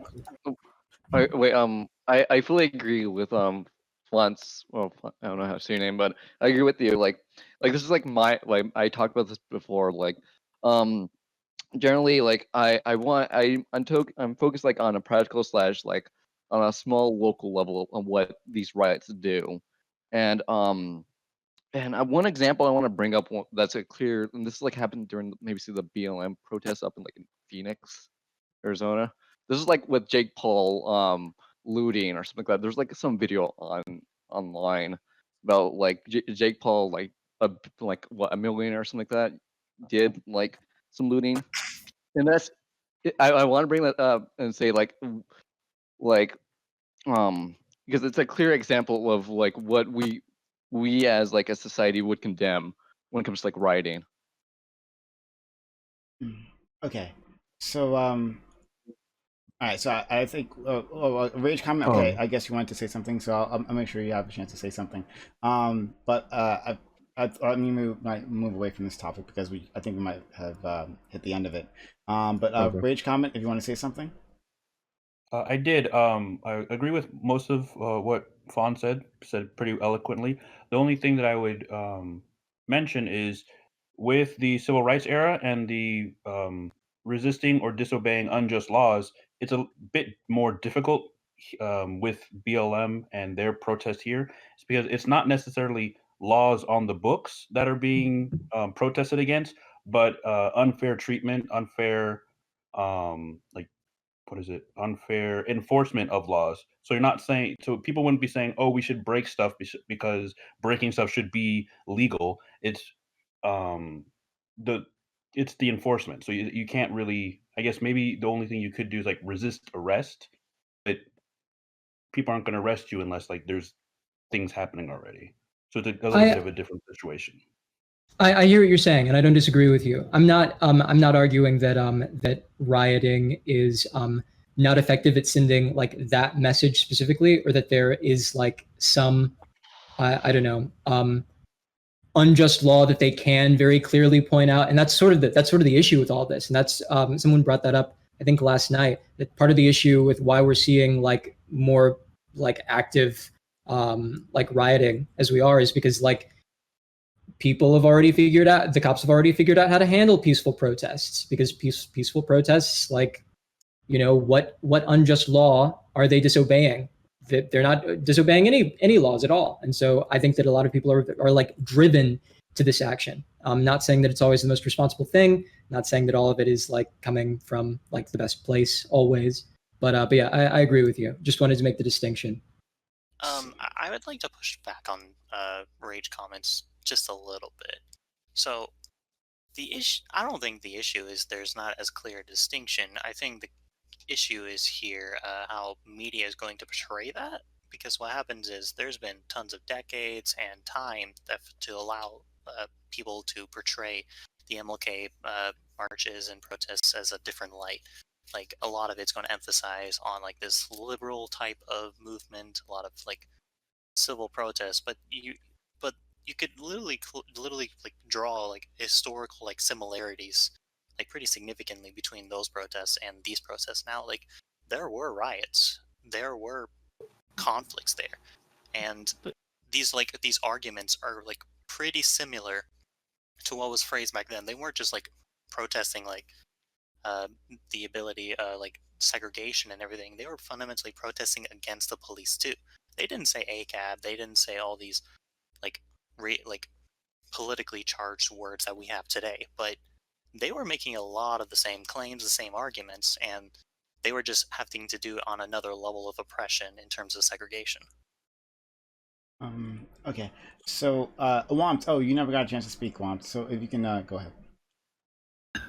So on the bit about civil disobedience, if you were to talk to many people in any kind of organization here and ask them what laws they're breaking, they wouldn't be able to tell you.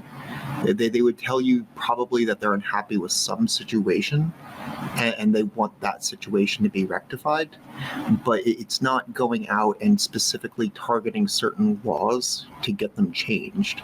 It's in general upsetness with the entire situation that they are living through.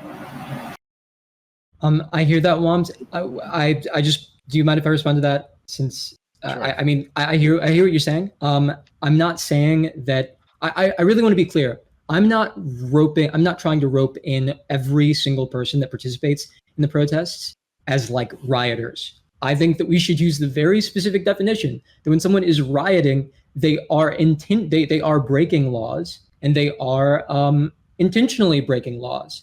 Now, Martin Luther King's words were a guidance, like a framework, like you should be disobeying the unjust laws. I don't think that all rioters or all people that are civil that are practicing civil disobedience are going to follow that. But when I'm talking about the rioters, I'm talking specifically about those individuals that did break laws. I understand that there are some people that are just like, what? Wait, what are we? Like, of course, we're not breaking any laws. So I hear what you're saying. Don't disagree with you.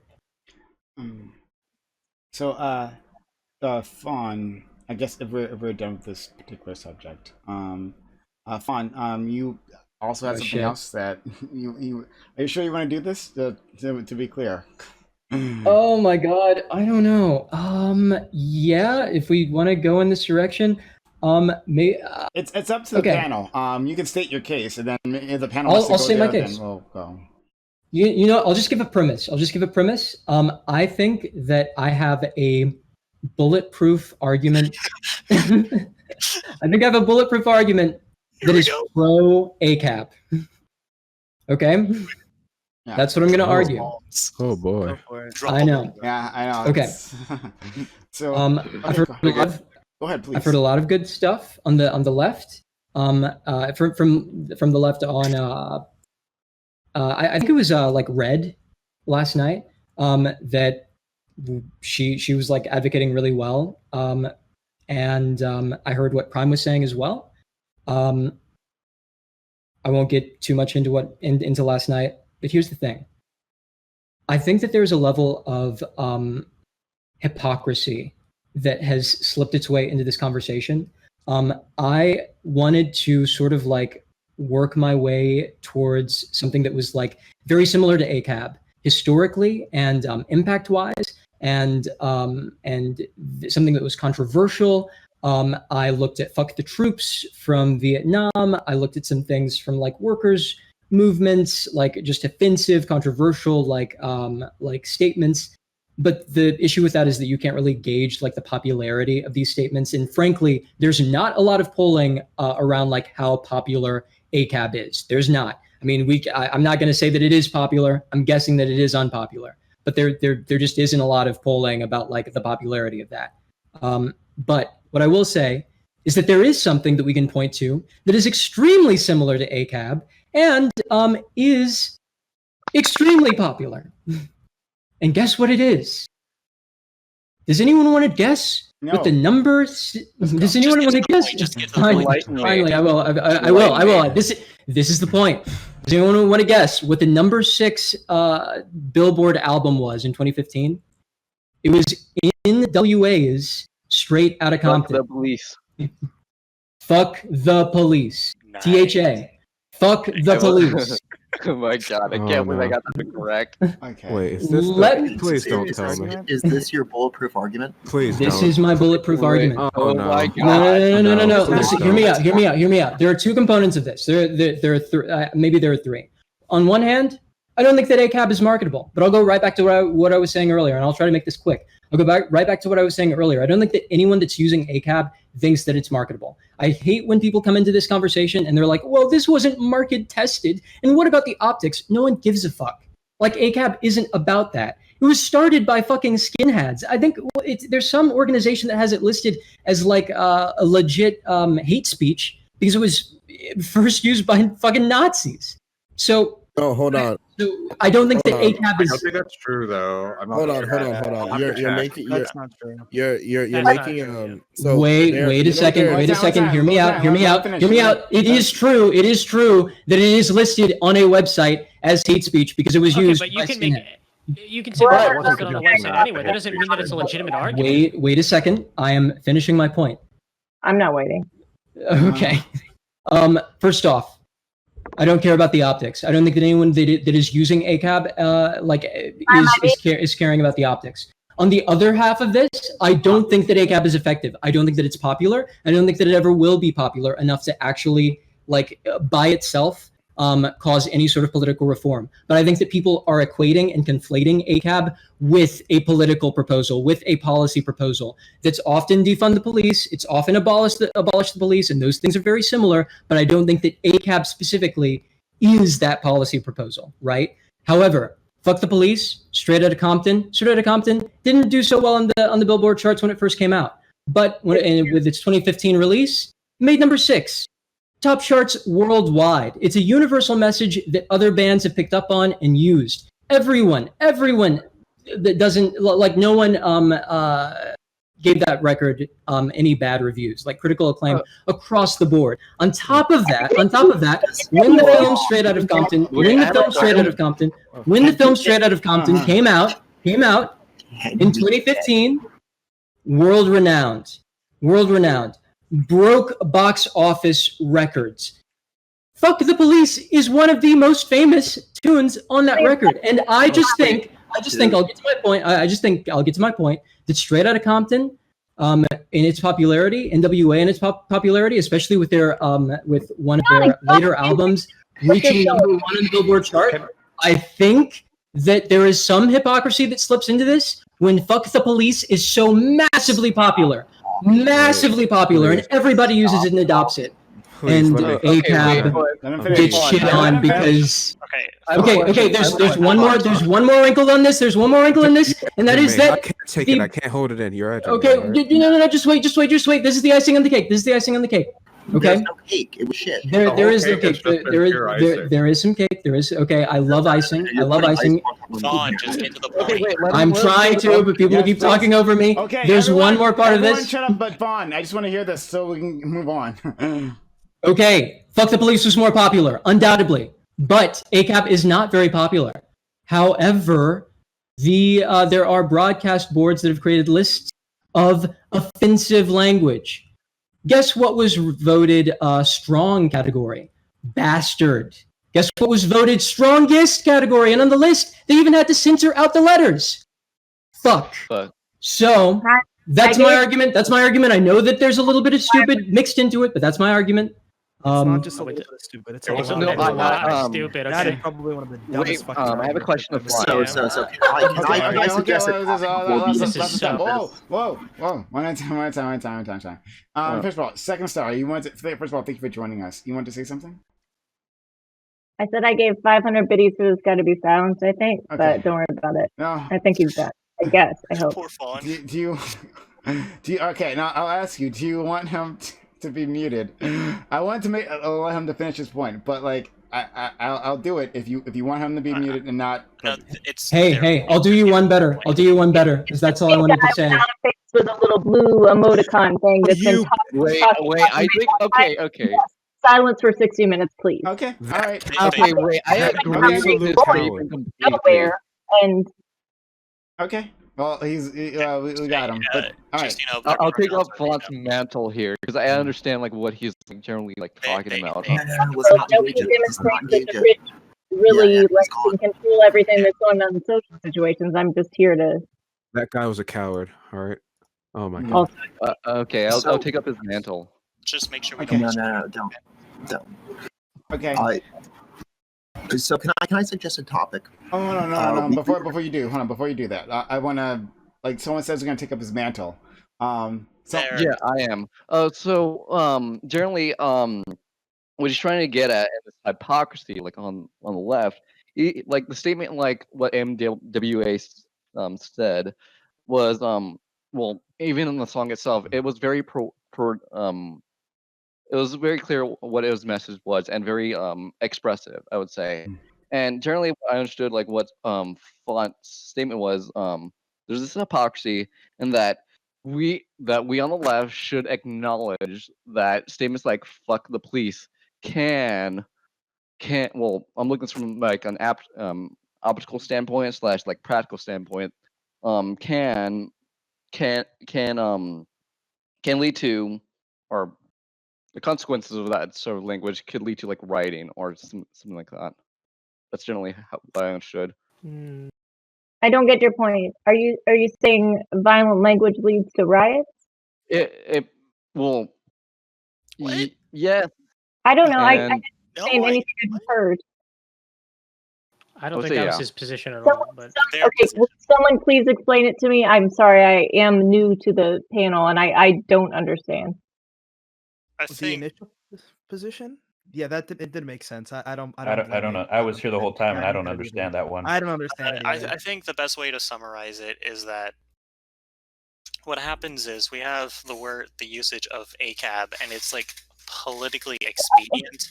I don't know what ACAB. I don't know what ACAB all means. cops are bad. All cops are bastards. No, don't say bad bastards. You got to go full. All cops are bad or bastards. It depends on who you're talking to, but all cops are bastards. ACAB. Okay, got it. So it's a popular slogan that was popularized during the BLM protests, and basically it's like one of the main rallying cries in the BLM protests. And a lot of arguments have been made that it basically like drove people away. That basically using those rhetorics have driven people away, and it is all about optics. And I think that's the core summary of their argument. Well, optics is everything these days. Certainly, like the first thing everybody jumps at is, "Oh, I don't want to seem racist." Especially racist people, but even non-racist people. That's the worst thing. Like that shooter that just like the Asian woman down in North Carolina, right? And nobody wants to call that racist. But the funny thing to me is whether or not it was racist, everybody was so worried about. We wouldn't want to call that mass murderer a racist, and we're so sensitive about that is because we're so sensitive about racism. And we should because we're noticing it. So continue. And I would agree that to some extent optics do matter. It's just the frustration that comes is like they're often to the extent of optics coming into the purview. It can come off a little grifty by trying to be like the good group by being like the pure group. And I admit that there is some level of hypocrisy on the left. That there is a level of optics engagement that's not necessarily honest. but I would disagree that ACAB is like a little is like really hypocritical. I would think that it was pretty effective at getting people behind the movement. Like for example, you could say TikTok is a microcosm, but a lot of young people, and myself, were politically engaged, and they like grew politically more into this idea movement when these movements began to go around and these words began to spread. I would make that argument that even though like TikTok isn't a representation of like a whole population, it does show some level of political effect. Let's go to our was it the new person who joined us. Oh no, I see you, Feline. Let's go to was it Freezing? Yeah, Freezing. And then we'll go to Feline and then Sam. Okay. Hello. Thank you for having me as well. I just wanted to say that one of the things that came to mind when people were asking, well, is X justified?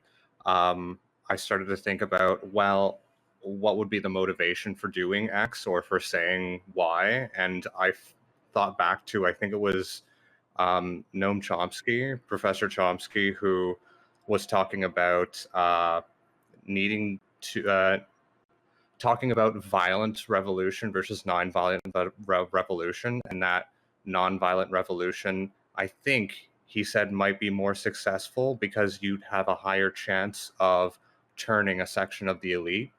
And I think he said that you would need to do that in order for your movement to eventually gain enough ground to be successful. So my thoughts just went back to there. And that's all I wanted to say. Thank you. Feline and then Sam.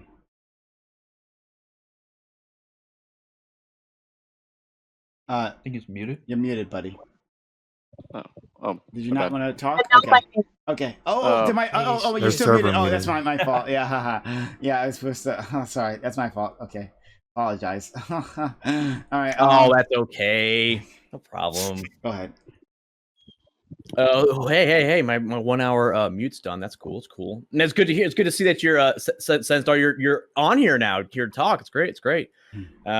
Like I have no idea who you are. I don't know why you muted me. It's like some real like edgelord stuff. But like yeah, no, yeah, there's like whole all cops are bastard things, right? I think yeah, it's just bad optics, right? Cause like the whole idea is like we needed to deal with police unions. We need to deal with like the actual like fundamental like issue of like why cops are like so aggressive and like why they're allowed to use these things, like why they're never held accountable. And I think just like using that kind of language is very just antagonistic, and I get like why it's antagonistic. Like it's comes from like a of a very like strong like disdain from the people that have been being oppressed. But at the same time, it doesn't sway any of the folks that we're trying to sway. All the people that are on board are already on board. Clearly we need to get more people on board that are not currently with the movement. Yeah, but you're still making the assumption that they're trying to sway something just because a hashtag went viral.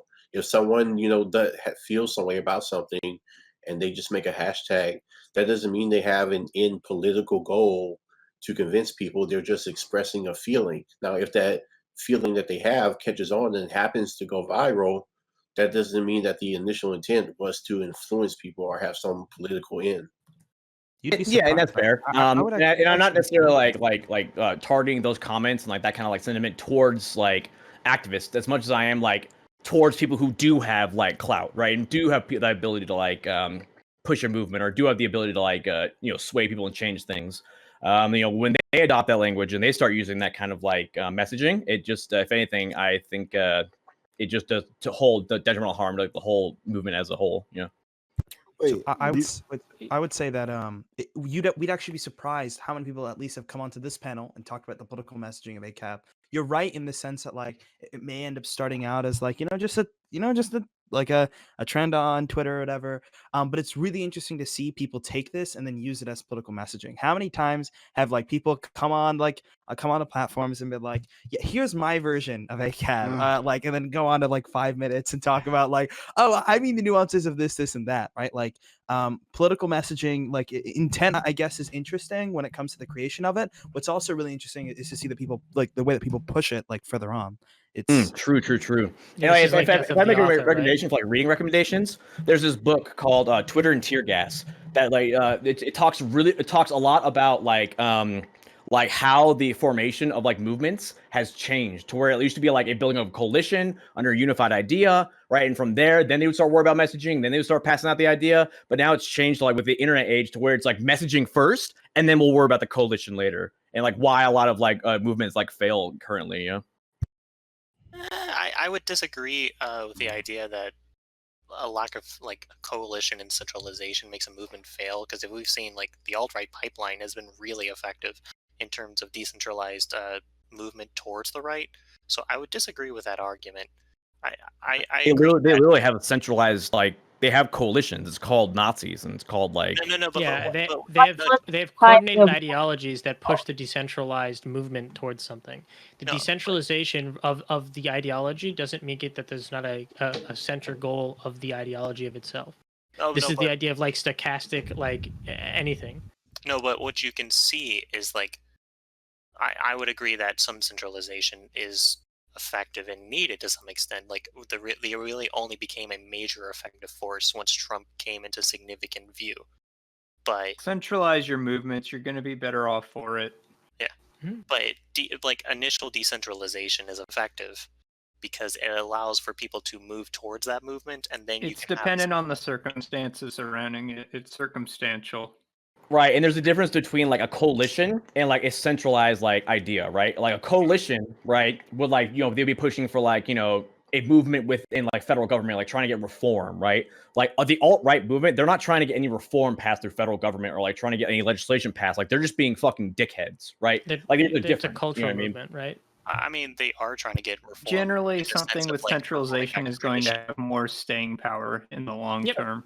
Yeah, well, I would agree with that. A decentralized movement can have a strong impact really quickly, but it's not going to stay in the long term. Okay, wait. Okay, I want to go back to like your point on like reform.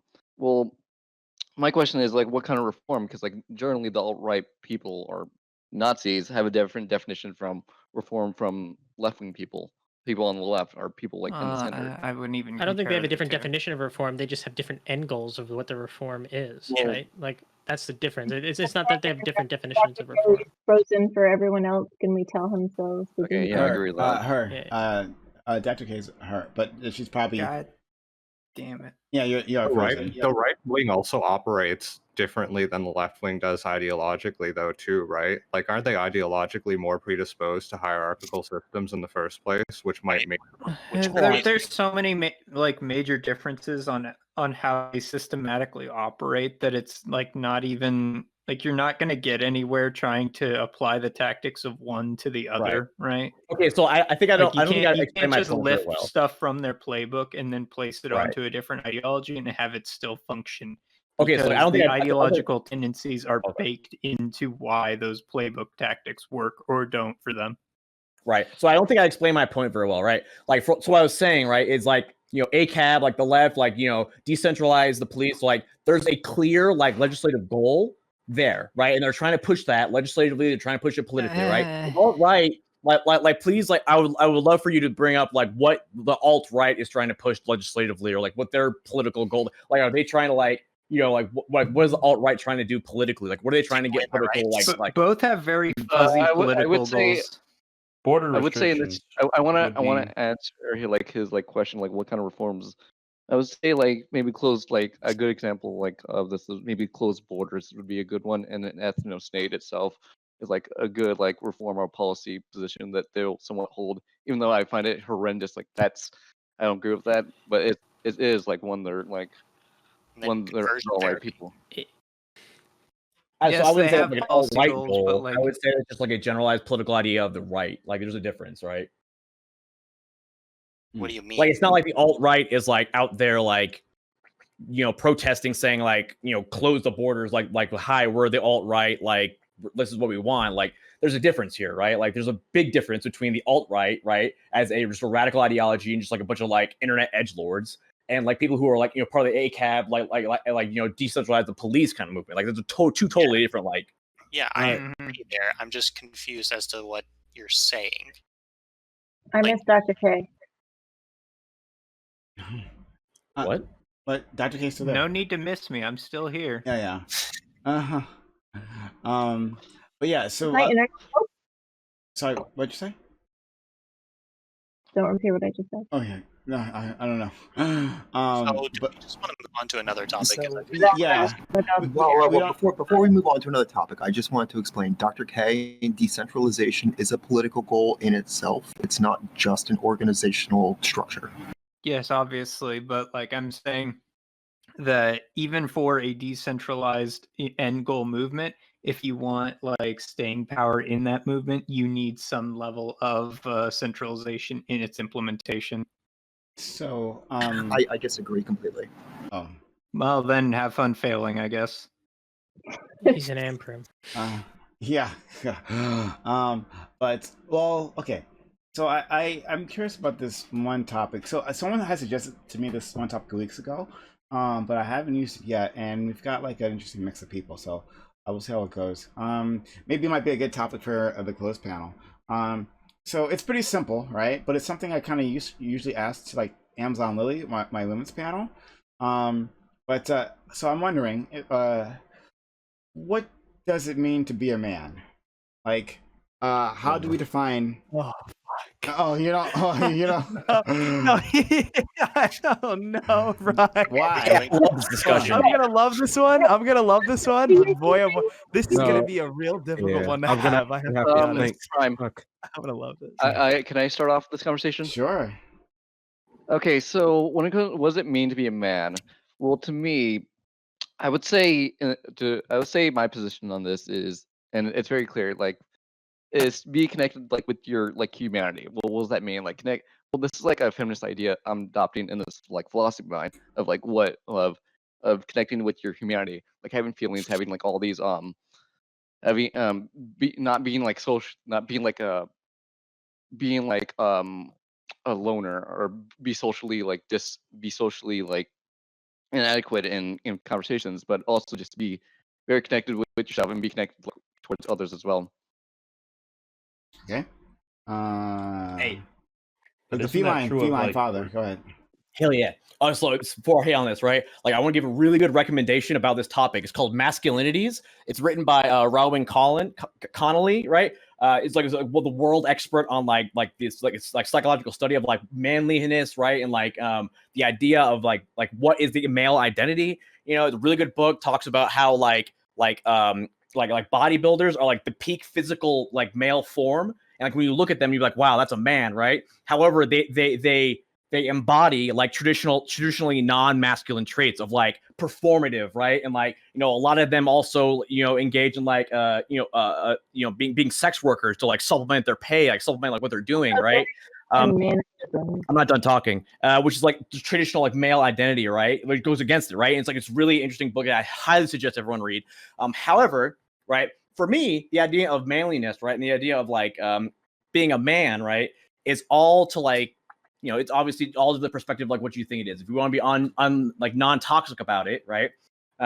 It's like whatever you feel, you know, gives you like, you know, the feeling of being a man, right? That can be from, you know, working out, you know, wearing a form, like working out and feeling like very muscular, to like, you know, worrying about your appearance a lot, you know, like, you know, make sure your eyebrows are on fleek. I like to get pedicures, right? It makes me feel more manly, that I feel like I care a lot more about my like, you know, physical appearance, right? It all depends on like what you feel like is your own definition of manliness for me. Yo, you know? put this man on a trans debate. Let's go. I disagree. I don't. I would. You know what? This is just a categorical. Off, King. So we'll go to Polar, like, then we'll go to Wordy. Go ahead. So like this is something that's like very difficult to deal with, because we're now dealing with some form of a like. So okay, I would say that if the only thing, and I don't know, I didn't hear everything that Feline said, but like if we want to go down the route of like a man is just, because I had to go pee. Okay, peeing is a normal thing. But like if we go down the road of like wow, pretty feminine. Polar. Wow. I know, right? Please, I have your hand. Don't worry, I got you. Dude, yikes. Wait, Polar World, are you doing the debate tactic with Destiny, like eating pizza on stream? Or Sometimes I actually do eat on stream, so that's a good point. I didn't even get that. No, but I think if we want to go down the route of like what it means to be man is just identifying as a man. Like we kind of run into like this issue when it comes to categories of like if the only thing that everyone in a category has in common is that they identify as a part of this category, how valuable is that category in existence? Right? Like that's a really important question to deal with. And we also think about this, and it's like, well, as we mentioned, like a lot of trans people like find a lot of value in identifying as a man or as a woman or as a specific gender. So like we kind of roll down the road like this is very difficult. I can't like I can't give you a very clear answer on this because like I like gender, like especially the historical roots of gender can help us tell like evolution of it, like how it exists today, like how we see it in the future, and what it means to be a man. It's just really complicated. So.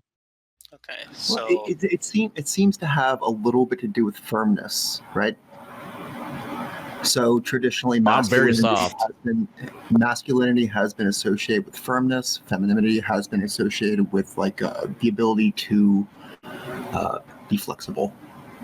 Let's go to sorry, Wordy. Yeah, Wordy next. I'd be okay with Second Star responding if she wants to. Okay, all right, Second Star, you can go first.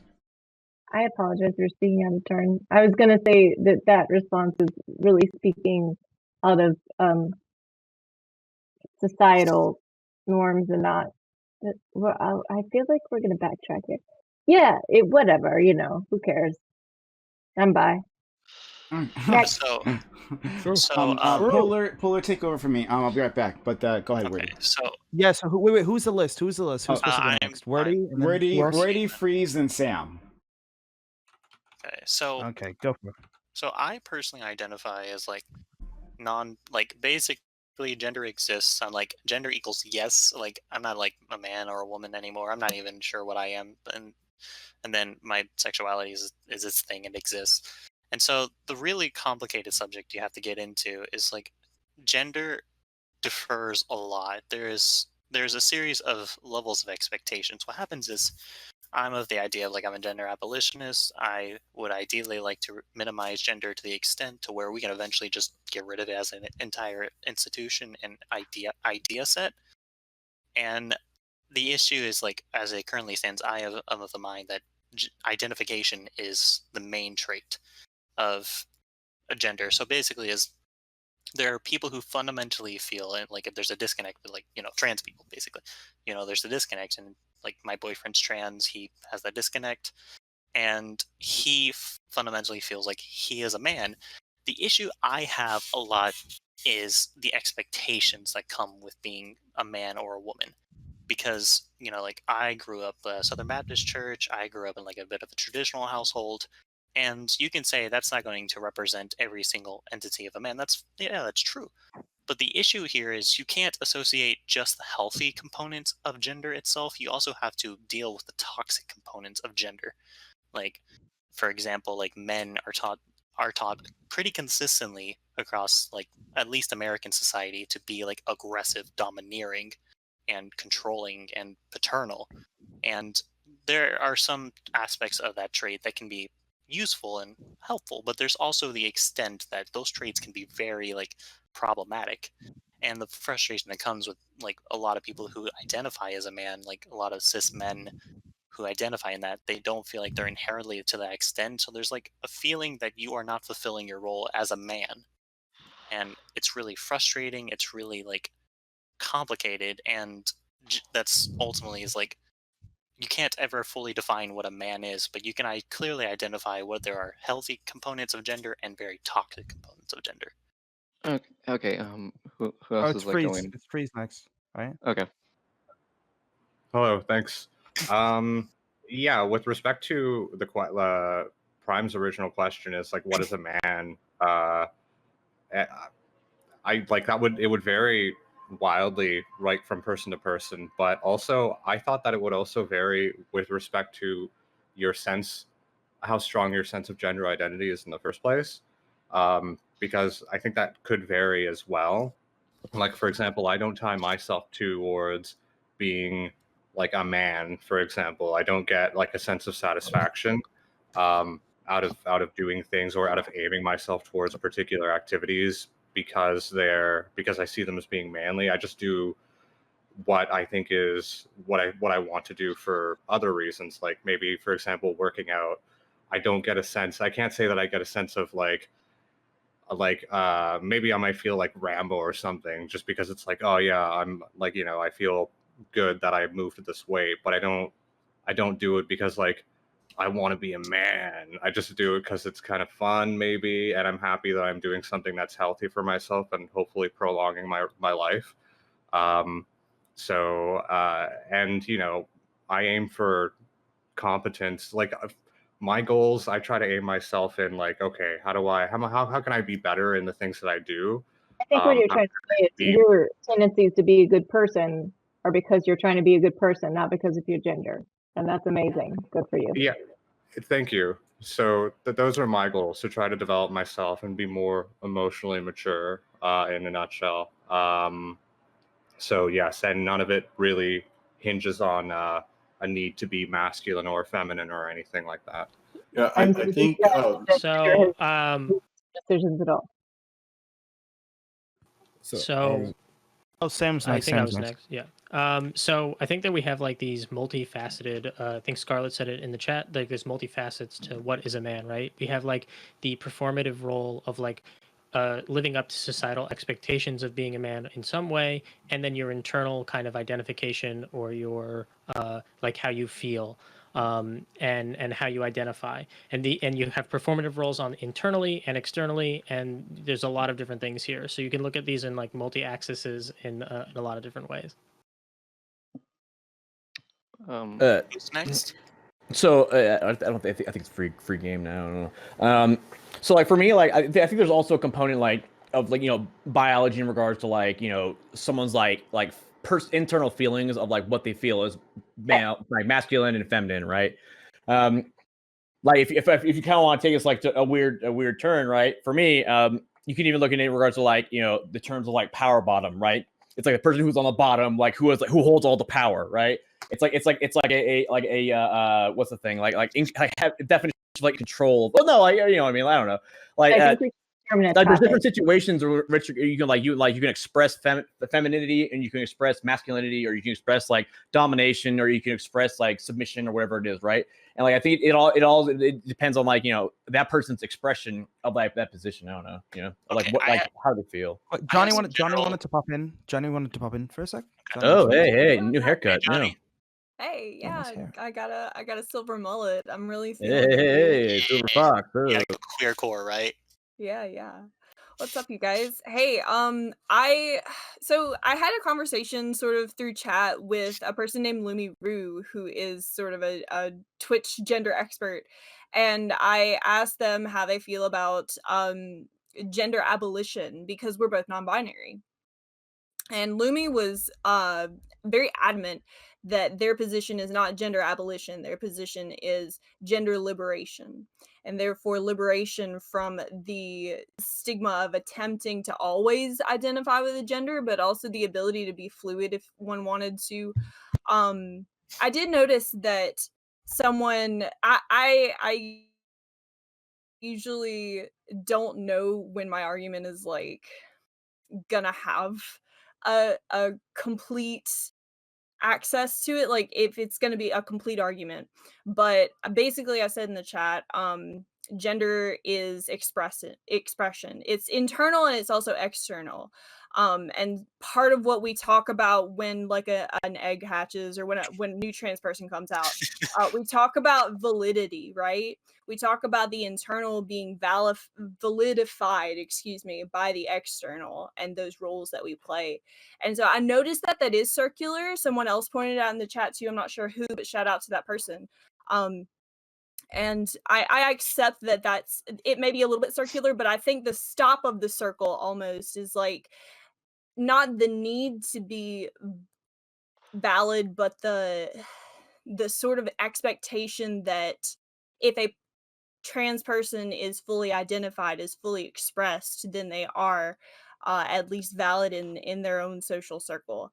And that sort of speaks to me about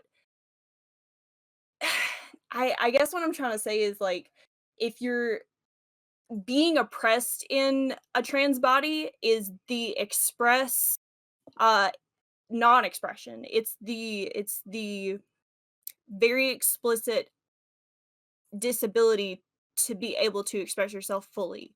And so like that's what existing in a trans body is for me, is like if I can't express myself fully, if I can't, choose who I am and what I am and how I express myself, then I don't feel valid. I don't feel like I'm fully moving around in society freely. And I think that's what Lumi was speaking to when she corrected me and said gender liberation and not validation. Excuse me, not abolition. Could And I I've ask talked you? for a long time. Wait, I haven't really spoken. Oh yeah, Like this is sorry. yeah. So going back to like my original point on what it means to be a man, like this is like I thought about this like thoroughly, because like I thought about like the like how the term masculinity can encapsulate a whole lot of toxic ideas, as well as if you ask like a man or something like that what to think of feminism or what it means to be a feminine. They usually go with like all feelings, all this stuff, and so I go for like a more gender neutral like term, like humanity, where like it encapsulates like human experience, the good, the bad, the ugly. So that's generally like I would say on my position is I'm a gender reformist.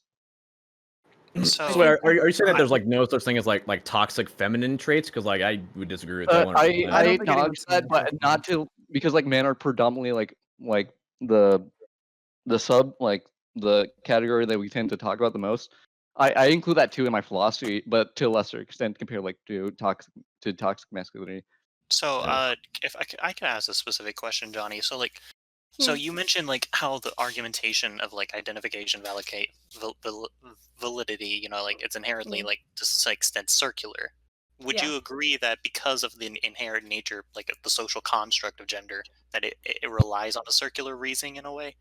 Because like the issue that comes with it is because like people like to associate like biological essentialism, which like you can't. You But can't. like No. because it's a social construct, it requires like in a way like a deviation, like in a way like there's like the expected like social dynamic of a circular existence. Here's then, how can I interrupt you for a second? Yeah, you're fine. Because I I was think asking I a know what you're trying to get to. I think that the modern okay, if I can get really deep for a second, you guys, and then I might like dip out or something. Balls deep. Modern dialectics are just that. They are dialectics. They are based on the Socratic identification with one and the other.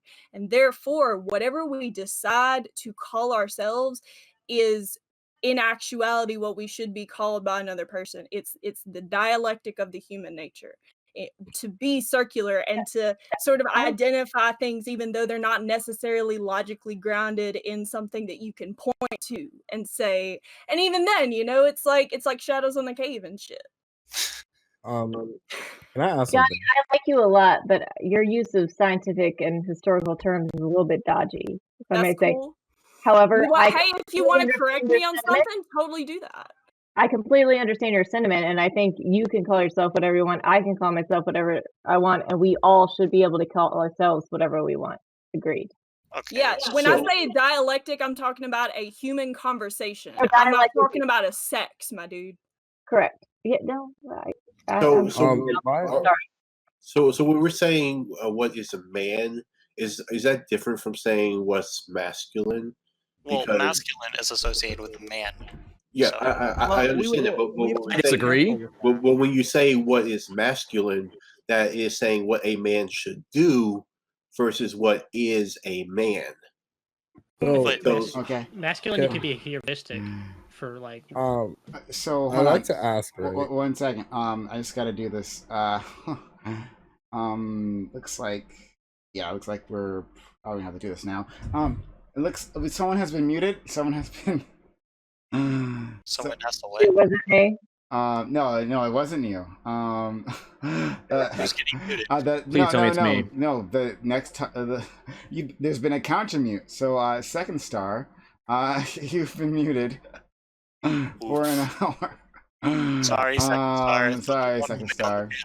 Yeah. But yeah, now we're mute. Of course, you can come back later on tonight. There is justice in the world. Oh, sorry. Did you want to say something? A final word before you leave? No, well deserved. Love you all. Okay. Sorry, Twitch chat. Why are you so anti-feminist? I think we should be careful though when we talk about like when we assign like being a man with being like masculine or something that a man should be. Because like when we think about this, right? I don't think we would say that like really like feminine men aren't men, right? Like I don't think we'd say that, right? No. Or like really really masculine women aren't women. So like it's like we get to the point where like this is like getting like very difficult to comprehend. Like what do we identify as the category Right. of Johnny, a man or mute. a woman? And Oh, really excuse me. I'm sorry. I'm getting used to this mic. Sorry. I apologize. I think what's really interesting is that like there was a point brought up in one of these past couple panels where I was like, we can like identify, like we can think, like if I told you to visualize one of these groups, you could probably come up with that. But like if I asked you like what makes this person a part of that group, I think most people can answer it. So if I was like, hey, like if you're a part of this society, I want you to visualize a man. And like I ask you, what makes that person a man? That's like a very difficult thing to say, but we can think of that, right? Like it's really weird. So if I could like touch on why it's like I disagree in regards to like what you were saying, Wordy, with like masculinity and like being a man are like synonymous with each other, right? Like I disagree with that because like I think like in regards to, like traits, like when you're like defining like a masculine or like a feminine trait, right? Like you need to separate it from like how it has been historically tied to like you're a man, you're masculine, if you're female, you're feminine, right? Because like we need to have like terms, we need to have like definitions, we need to have ways of like define like, okay, what is a masculine trait as opposed to a feminine trait, or like masculine passing as opposed to like feminine passing, right? And I think it's important to like separate those from the actual, terms male and female, right? So if he was talking to me, could I respond just like briefly? So the issue that I have is like, sure, we could try to like separate it from there. The problem is there's still that historical association. The historical association fundamentally matters. Like, yes, we are beginning to separate the concepts of masculinity and femininity inherently away from these two binary genders. Yes, we understand that is happening, but the problem is we still have a lot of ingrained mechanisms of behavior expected for masculine traits and feminine traits. And those reality is because, like, for example, like a butch lesbian fundamentally is a woman. But the problem comes is people associate those masculine traits and often misgender a butch lesbian because they expect the person who engages in those behaviors to be a man. That's the problem here, is like if you look across a lot of like queer community and those expectations of behaviors, like you see like a tons of like femboys who engage in like feminine appearing but while still being a man. The problem comes is like there's a lot of like historical association that still fundamentally grounds a lot of what we are taught, a lot of how we are expected to behave, and a lot of what we engage in today. And yes, I agree that it's changing, but it's still a problematic series of constructs. Right. I agree. Right. Like you don't want to like misgender people, right? Like if someone is female passing, you don't assume their pronouns are she or her, right? I agree, right?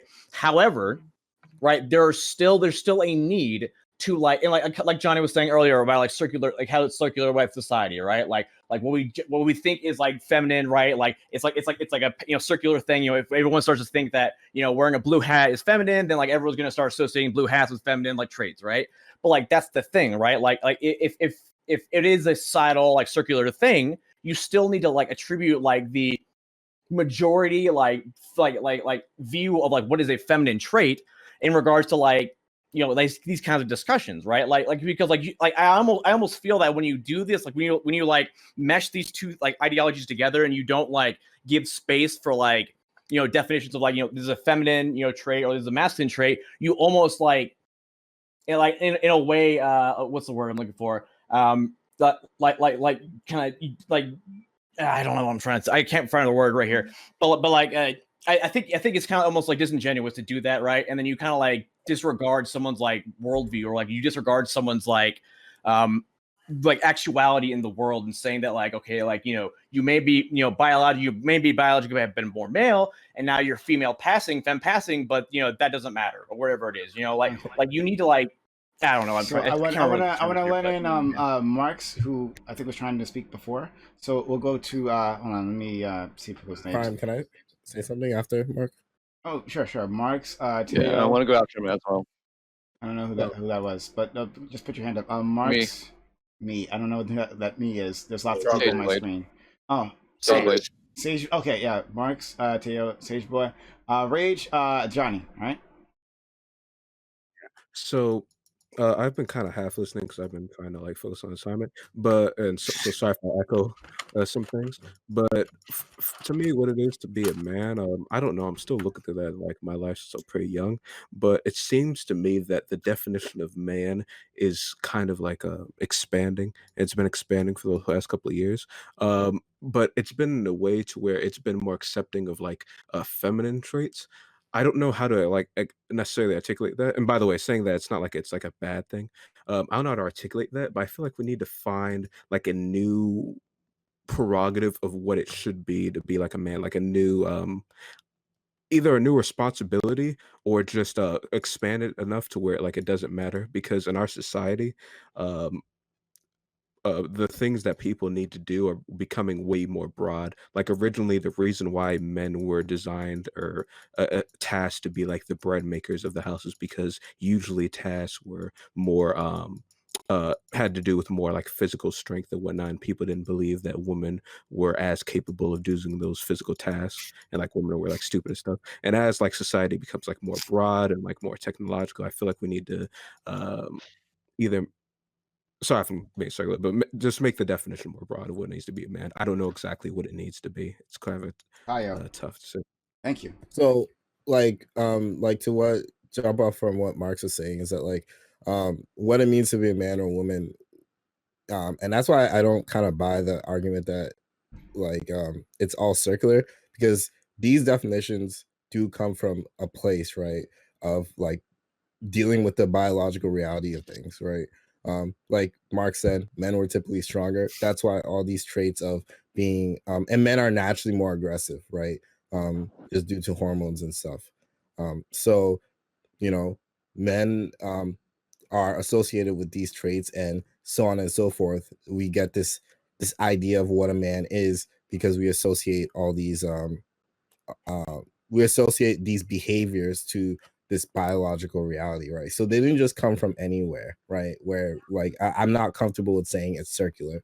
But what I will say is that it feels like the more and more expansive we make this definition of what a man is, right, we are actually getting to gender abolition in like the most like I guess extreme sense, right? Where you say like gender doesn't matter at all, right? It doesn't, like, because if someone is like I don't know, physically male, like we should just call them they them, right? Because we don't know what like they actually are, right? Like that would be, I guess, the ideal society, right? So I don't know. It's all kind of weird to me, but like I don't like just like agree with the idea that like this just comes out of nowhere. Like we just self ID, right? And that's just what we are, right? There's a performative aspect to it that does actually need to be taken into account, and this performative aspect does come from somewhere. You can identify as whatever you want, and I'm all for that, right? But again, like I said, like my main contention is just like I don't think it's circular at all, right? This clearly stems from something, right? Okay. Yeah. So I think at the beginning of this conversation, I presented like a clear solution list, like a gender neutral like term, which is humanity, and I feel like we're going in circles in this situation. So I want to ask the whole panel, like, what does it mean to be human, especially in context with like genders and stuff That like that? is way harder. I don't know what a human That is. is I'm way not a harder. human, so Science. Yeah, I don't think we're talking about like gender neutral terms. I think we're talking about like how do you attribute masculinity and femininity to anything? Like, there's a difference, you know. So whose turn is it now? So When you that, get that into was that was Sage. So if he has anything else to say, Yeah. then it's Sage, Rage, then Johnny, Wordy, Sam. Strawberry. Are you done? I'm done. Yeah, I'm done. Okay. Sorry. Then we go to Rage Comic, Johnny, Wordy, Sam, then Strawberry. Okay. I grew up in like a really actually pretty conservative, not my parents, but the school that they sent me to. So I had the whole like strict dichotomy between what people are. Didn't growing up I didn't recognize or I didn't know of the distinctions between sex and gender and all these and expression and identity. But as I'm starting to learn all of these, and there's still a lot for me to learn, I actually start feeling more towards what Wordy was saying about the gender abolition. Or at first, it would be gender liberation, where like you would minimize the importance of identifying at all. Like you just be people, like because you don't need these labels, and unless you want to use the labels. But in the long run, it just wouldn't matter. Because and to me, because if you ask me what does a man, what does it mean to be a man? Um, I I don't know if that label has meaning,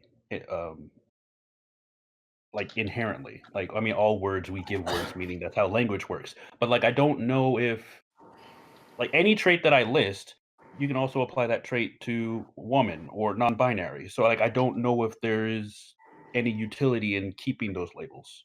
So I would say like in a perfect world that'd be great, you know, if we could just like get rid of like, you know, these kinds of things. But like there is a definition, right? There is you know, there is a label and there is a like ideology of like what it means to be a man, right? Like for example, like that's why it's important for like, you know, when you know we're trying to have discussions of like, you know, men's problems or women's problems, right? You have panels, you have like closed groups of just women and just men, right? To talk about their experience, right? To talk about the things that bother them, right? Because these are like life experiences, and these are like you know the way that we interact with the world are different, right? Like you know the experiences of a white man is different from the experiences of a black woman, right? Because of like you know a whole bunch of intersectionalities like race and sex and gender, right? So it is important to identify and like realize that there are definitions to these things, right? But it's important to try and move away from the stigma and the things that hold us back as like a species and as a people, I think, right? But like I think it's important to like identify that there are there are like purveying experiences for like of men, you know, all men in the world, right? And there's you know that we can all you know as men can like you know like masculine things we can like agree with each other, you know, and we can like talk about. You know, I don't think you can use the fact that systems of separation exist right now to justify that they exist. What quality do all men have? I mean, okay. I mean, if you want like, you know, a low-hanging fruit one, we can get someone pregnant, right? And Can all men do that? I don't know. Hold if on. all men Okay, can so do that. okay, sorry. Let me rephrase this. We're getting into like dangerous like territory of like you know what's a man, what's a woman, like masculine traits, right? We're like coming up a little bit. No. Right? You don't have to go that far. Oh, okay, well, whatever. I mean, yeah. I mean, like societally, right? Societally, it's expected, right, that like men are like the providers, right? Or like men need to be tough, right?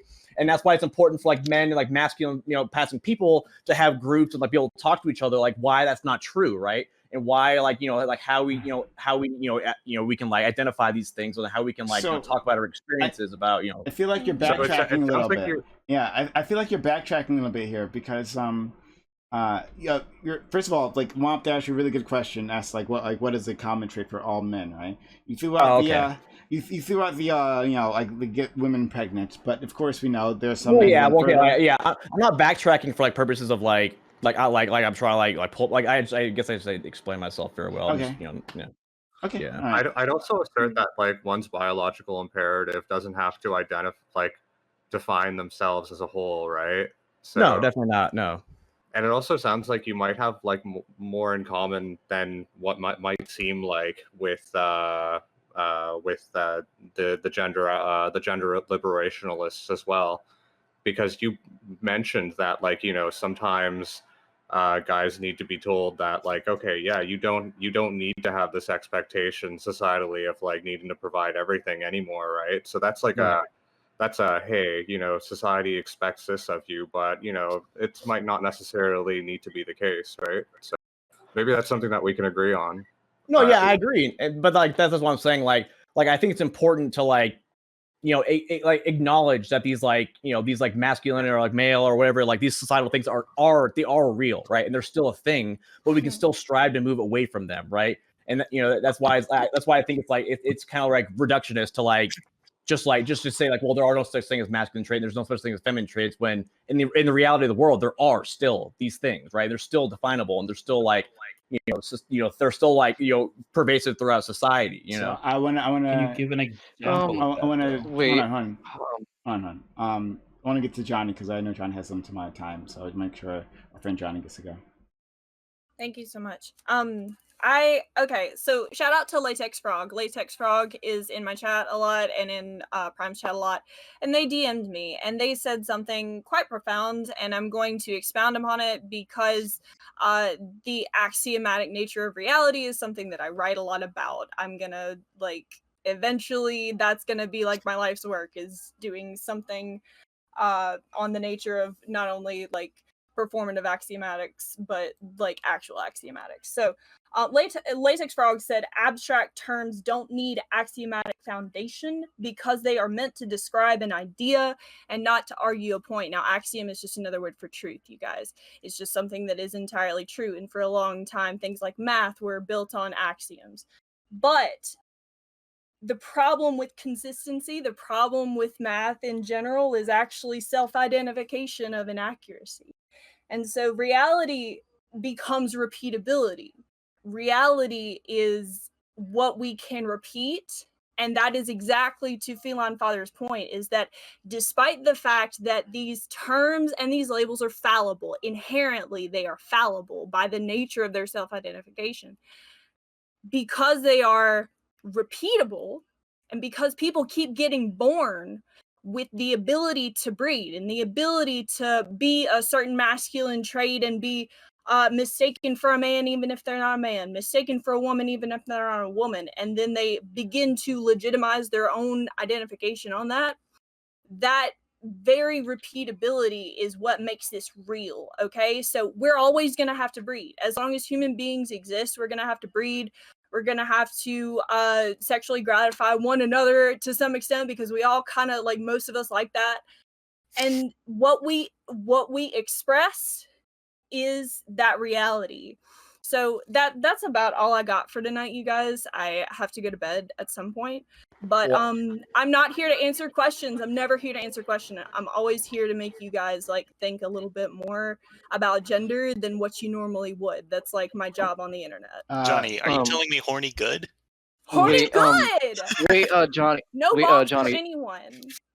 Wait, Johnny, I have a quick question. Like, do you agree with like my philosophy on humanity being like a term gender like neutral in this situation? Gender neutrality, I think, is either the future or the exact opposite of the future, because we're either going to become way more dimorphic or we're going to become way less dimorphic.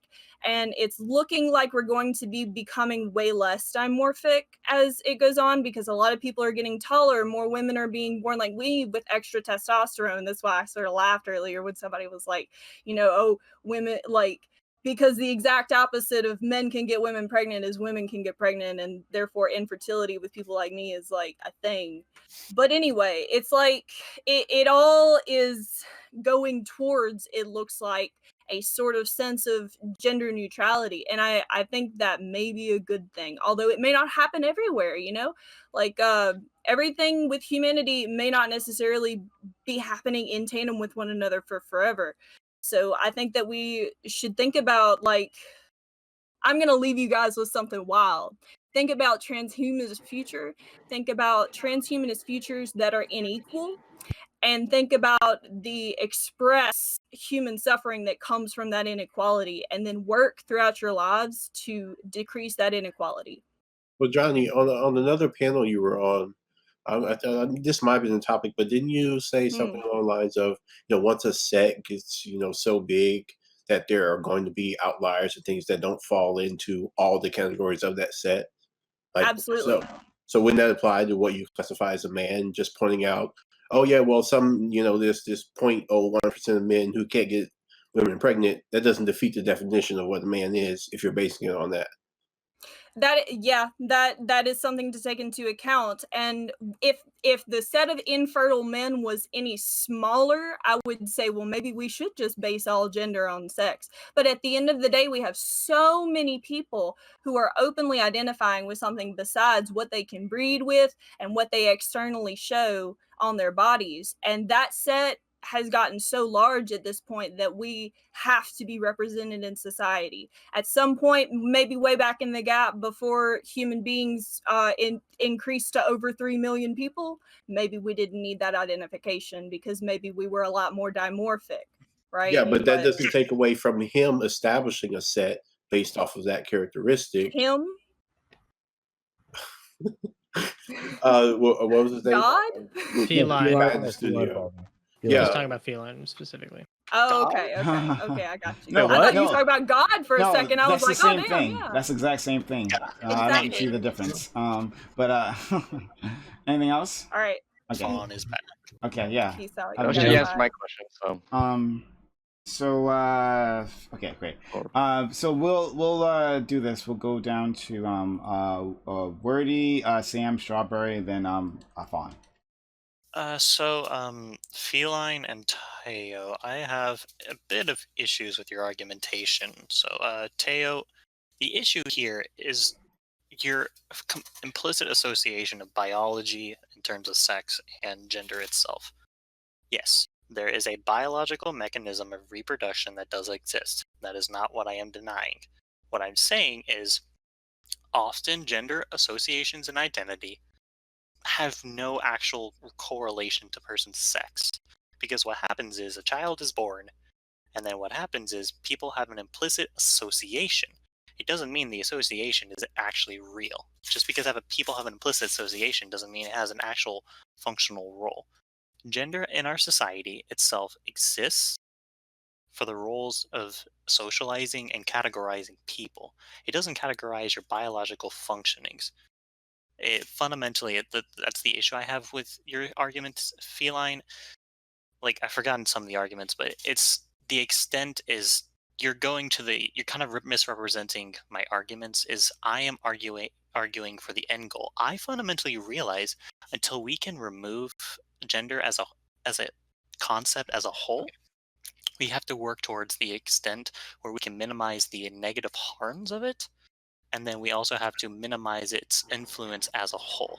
Because ultimately, in my perception, gender as a concept produces more harm than it does good.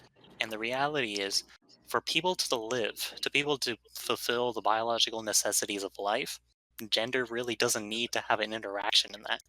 It just creates another level of exacerbation and, to some extent, a level of oppression.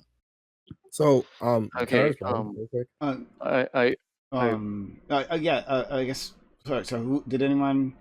So yeah, I want to respond. You can respond quickly. Yeah, and then we got to move down. The Okay. list. I'm just gonna say goodbye. I've got to head to sleep. But thank you I was happy to talk with all of you. Thank you for having me on your panel, and have a good night, everyone. Sleep tight. Yeah. Don't let that bug bite. Womp, I got you on the list. But thank you. All right. So yeah, you can respond, Teo, and then Sage. So let me be clear, Woody, right? Like, I was only making a comment in to like kind of express the idea that these ideas, right, these associations didn't just come out the blue, right? So that was it. Like, I understand that there's a difference between gender and sex, right? I'm not making that argument. So, but it was me just saying that, hey, like, this is not circular. Like, people didn't just come out the womb and decide to self-identify, and then all of a sudden we have this definition of what a man is, right? Whereas, like, people made associations, and associations do provide a function, right? Because it helps people in society allowed to like categorize things, right? That is a function in and of itself. So yeah, like, I get you, Wordy, and I agree with where you're coming from. I just wanted to clarify. All right. I mean, I okay. still have some contention, but we can address that later. Yeah, sure. Okay. Okay, so I have a Wordy. I disagree with you on the solution of gender abolitionism, because like I call myself like a gender reformist, because like much like how like everybody's been saying, like words like masculinity, femininity, and my bad, anonymity Yeah. is toxic. Well, are like two like categories and stuff like that. And there's like this inherent like toxic trait with when it comes to masculinity. And my problem is essentially is like there's just like when we're talking about the stuff, like there's an inherent like contradiction in talking about like in separating these two categories. And that's why I'm using like the term like humanity itself, because it's broad, it talks about everything that encapsulates us, our experiences in life. And I think the practical solution to like to solving like this like gender problem, these genders like gender like topic itself is using words that are essentially like very like neutral and not and changing like the meaning of like masculinity into something like more positive, and that reflects on a societal level as well. That's all I have to say. So, if I could like respond to like some like things. You can respond, and then we'll go to Sam, who's been waiting patiently. Hell yeah. So this is my thing with it, I already right? said I got you on the list. Woms, I said I got you on the list before. But go ahead. Oh shit. Oh, me? No, Yeah. if you want, please go ahead. Oh, no. Okay.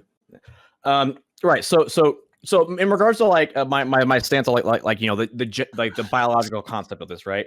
I'm not saying that like you know masculine and feminine traits are like should always be tied to like your ability to reproduce, right? I misspoke when I said that, right?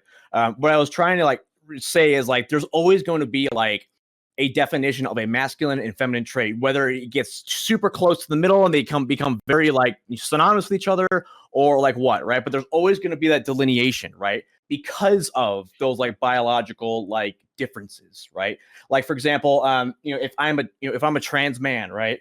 You know, I'm still going to have a life experience that's going to be different from a a biological man, just because of the fact of being born different, right?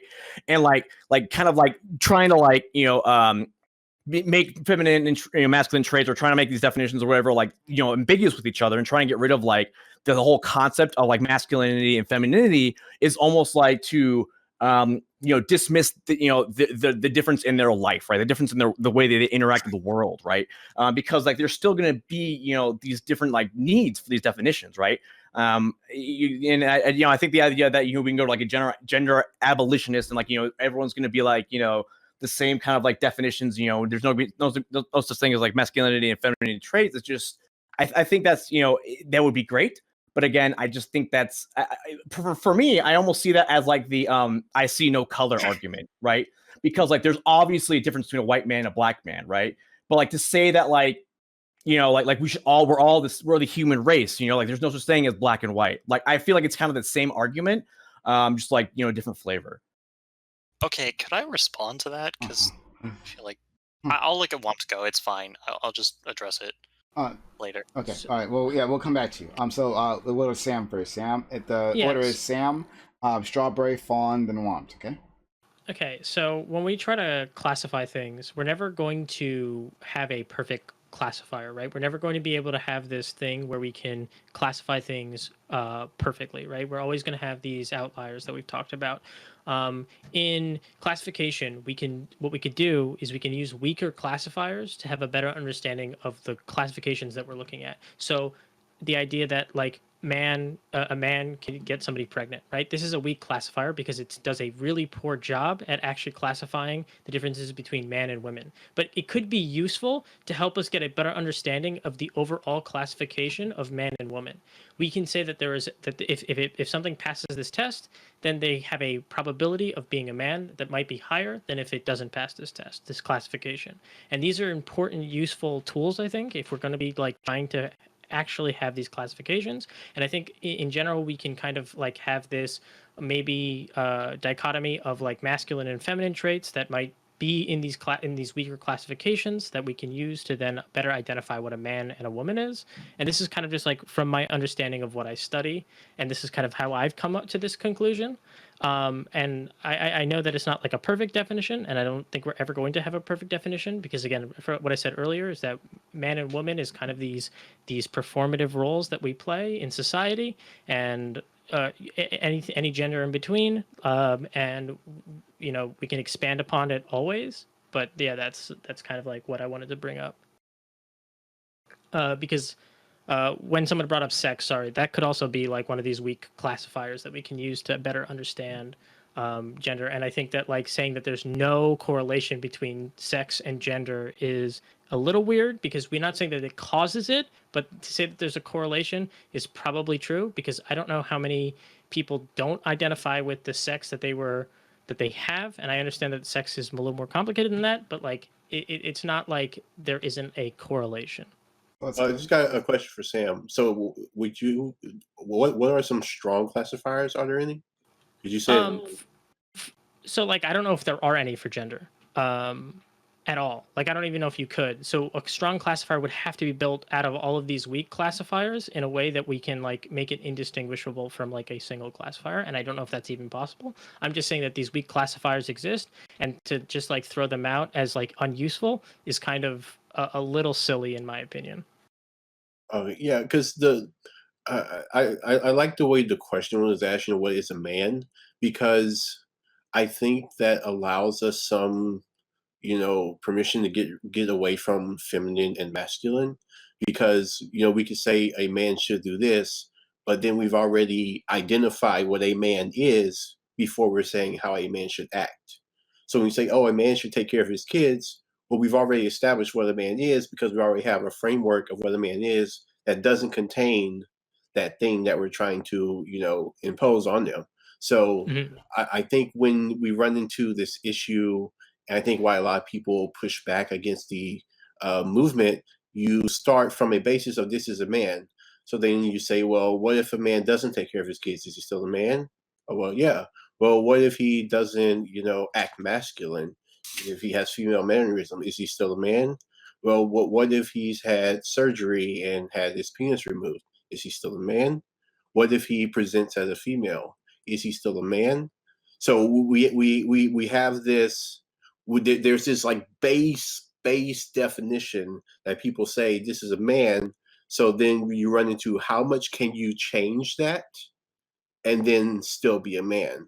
And I don't think that, and for most people, that does come down to the physical, the biological, and that base definition doesn't rest in their mannerisms or how they dress, because you would just say, well, that's a man, but he's just dressing more feminine, or that's a man, he's wearing a pink shirt, or that's a man, he's not taking care of his kids, but people would still say that's still a man. All right. I just wanted to say I'm going to head out. Thank you for having me on, Prime. It was a great time. Thank you for having this conversation with me, everybody. Have a great night. For sure. Have a good one. Thank you so much, Sam, for being here. Strawberry, it's your turn anyway. Do you have anything else to say, or we'll move on? No, that was it. Okay. Then we'll go to Fawn, Womp, Wordy. I feel like Wompt probably has something more relevant to say. We can move on to Wompt and come back to me, because I feel like I want to take this in a slightly different direction, but okay. Not too crazy. Okay. All right. We'll go to Wompt and Wordy then we'll go back to Fawn. So the question I want to ask, and I want to open this up for everyone, is to what degree are traditional gender roles influenced by the sex of the role that is given, right? So how much were women in, say, the 1960s or 1950s influenced by some kind of womanness for their gender role? I can answer that. Sure. So going back to the 60s, what about your statement about that? I would say one thing that influenced it was there, like in the 40s, during World War II. There's like No. I'm asking how much the inherent womanness affected the creation of that gender role. Do you get it? Like, okay. Well, is there something woman about taking care of a house? No, I would say. So this was a totally arbitrary role created outside of the concept of the sex that's going to be taking care of it. I wouldn't say it's totally arbitrary. I think it would fall into the fact that the woman gives birth to the child and the woman has to nurse the child. So that already creates a bond that the woman would have to stay with the child, and then that leaves the man to have to go out and work because the woman is there bonding with the child, taking care of the child. And if you look at the fact that the man is the quote unquote stronger and more physical, strong sex, then he has to go out and work while the weaker woman stays home and takes care of the child. So Oh, go ahead. Let you, Mark, you go ahead. Yeah, I was gonna say arbitrary means like it's like based on nothing. I don't think it's based on nothing or like it doesn't have any reason at all. Like kind of to echo what Raid was saying. Like if I was like I don't know, I'm like 600 BC and I saw like a woman pop out a child, I would like intuitively think, okay, I guess since you can create child, you must be made for like taking care of something or some shit like that. I don't know, but yeah, I don't think it's like arbitrary as no reason at all. Well, you can say that it's not necessary anymore. It never was, but it doesn't mean it never had any reason behind it. It'll be like superficial that way. Well, I mean, traditionally the women would stay at camp while the men went out hunting. Generally speaking, in a lot of cultures. One thing I'm thinking about right now is essentially I feel I don't have like any evidence to back this up. It seems to me like every generation since like has a different definition of masculinity, feminine. I can't say the word. Femininity. Yeah. Yeah. I mean, a good example, like a clear example, was during like the '60s with like the whole feminist like movement and how that word like um reinvigorated like women and be empowered by that.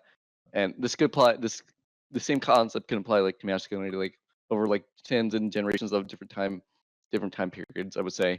And I feel like this is like an ever changing like word itself, much like how language itself is like ever changing with different definitions, different like words, different all that. So this might be slightly inflammatory, but I don't mean it to be, right? So I'm just exploring the topic, right? Okay.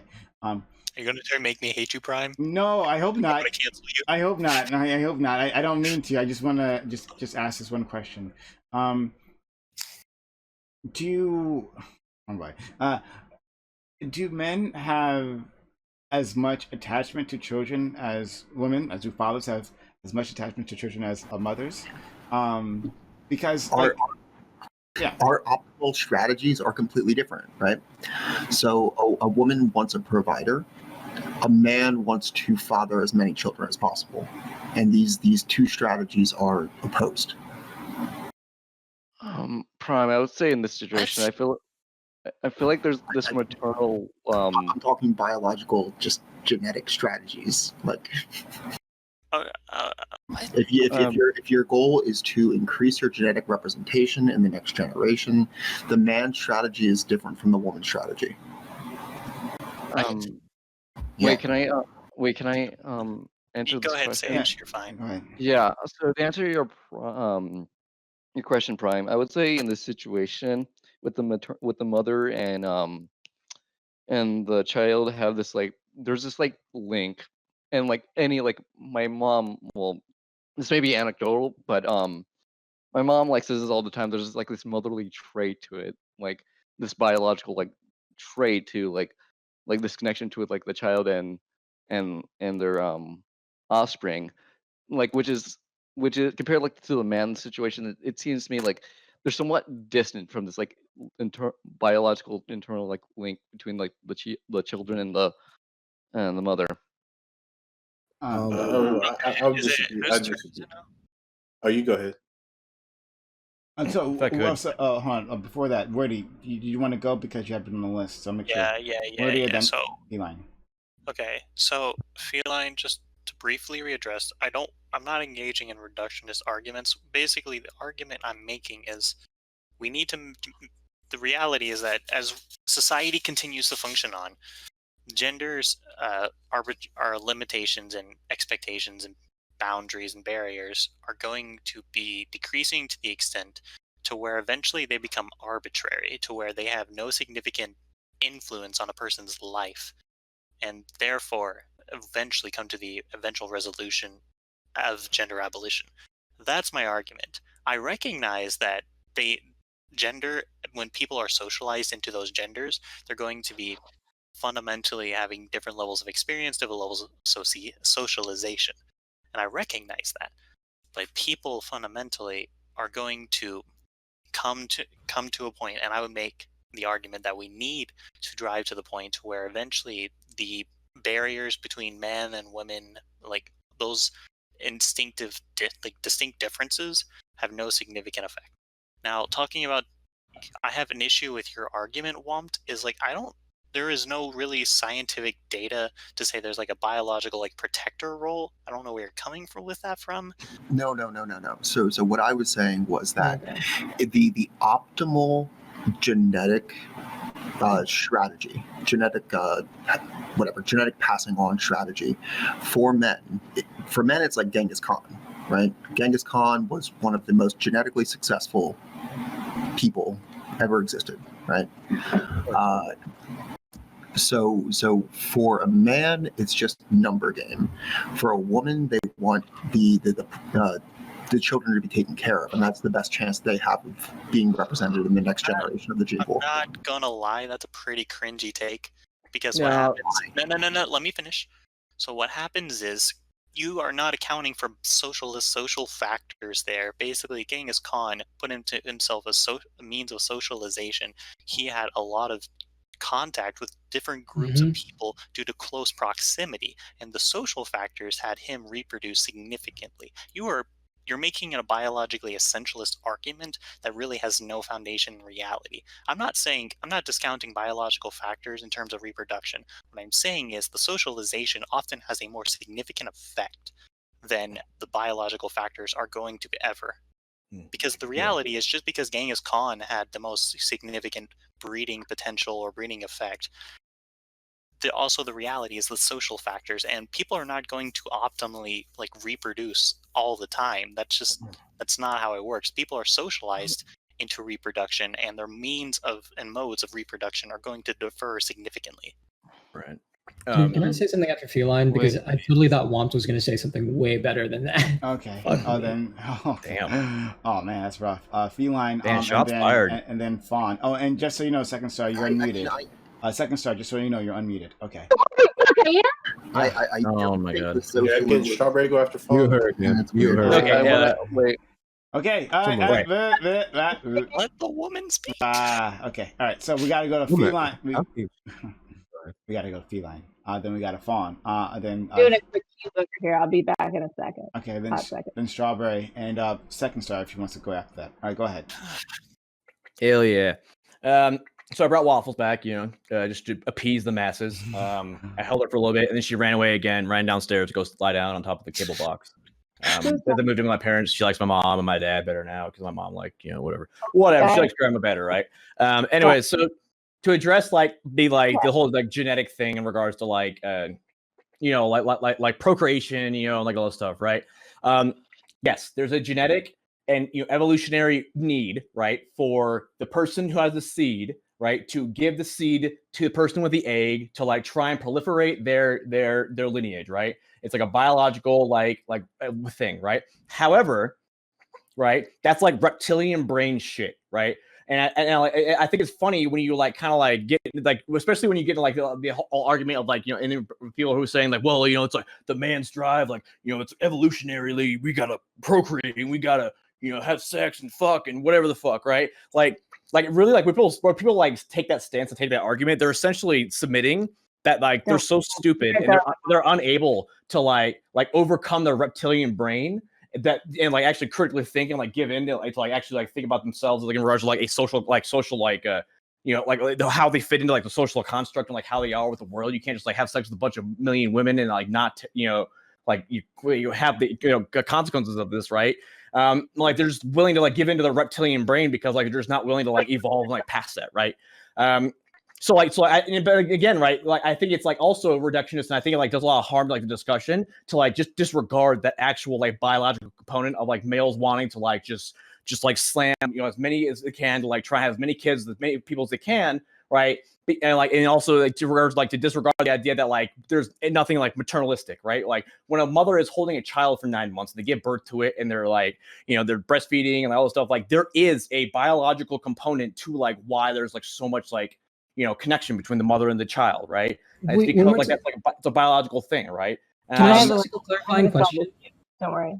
Sorry, So anyways, right? Like I think it's like there you need to like accept and you need to like realize that there is a biological like drive for these things. However, right, when people make these arguments, right, they are just essentially stopping at like the ability to like want to get past the reptilian brain and like it's just like really stupid, right? Because like it's like it's also driven right to like evolutionarily with a reptilian brain, right? Like fight or flight, right?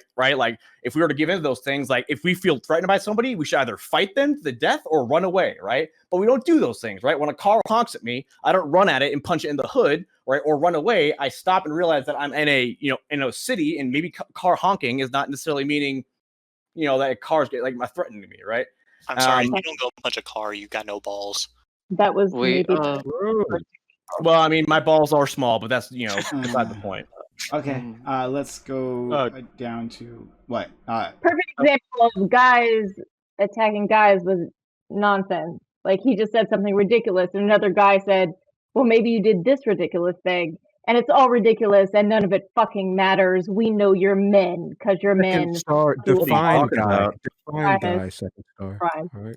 No problem. Wait, I want to have a question for Wordy. Oh no. My question. Hold on, one second. We gotta go with Fawn in. Yeah.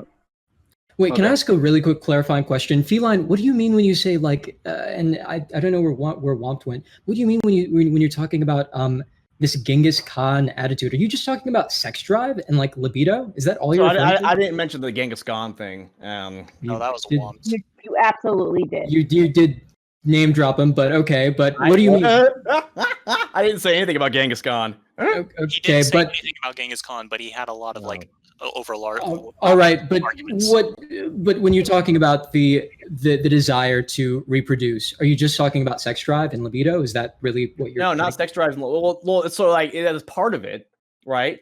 That's why we get that's why we have like a sex drive. That's why we have like a sexual libido. That's why like during puberty, right? You start to like feel things, right? And then you start to like notice like, wow, I have a boner for the first time, right? Like there's a reason these things happen, right? Like cause you want like you're at the at the maturity level, like your body's at a point where it's like, okay, well it's time to reproduce, right? Like there's a reason you have puberty, And menopause. Right. So I'm gonna go back to Prime's original question, or actually I can answer Prime your second question a little faster. Who do kids like their moms or their dads more? It's always the moms. Statistically, it's always moms. No. Statistically, not statistically, not who the kids but like whether the mother or the father is more attached to the child. Like sorry. Oh, mother. Yeah.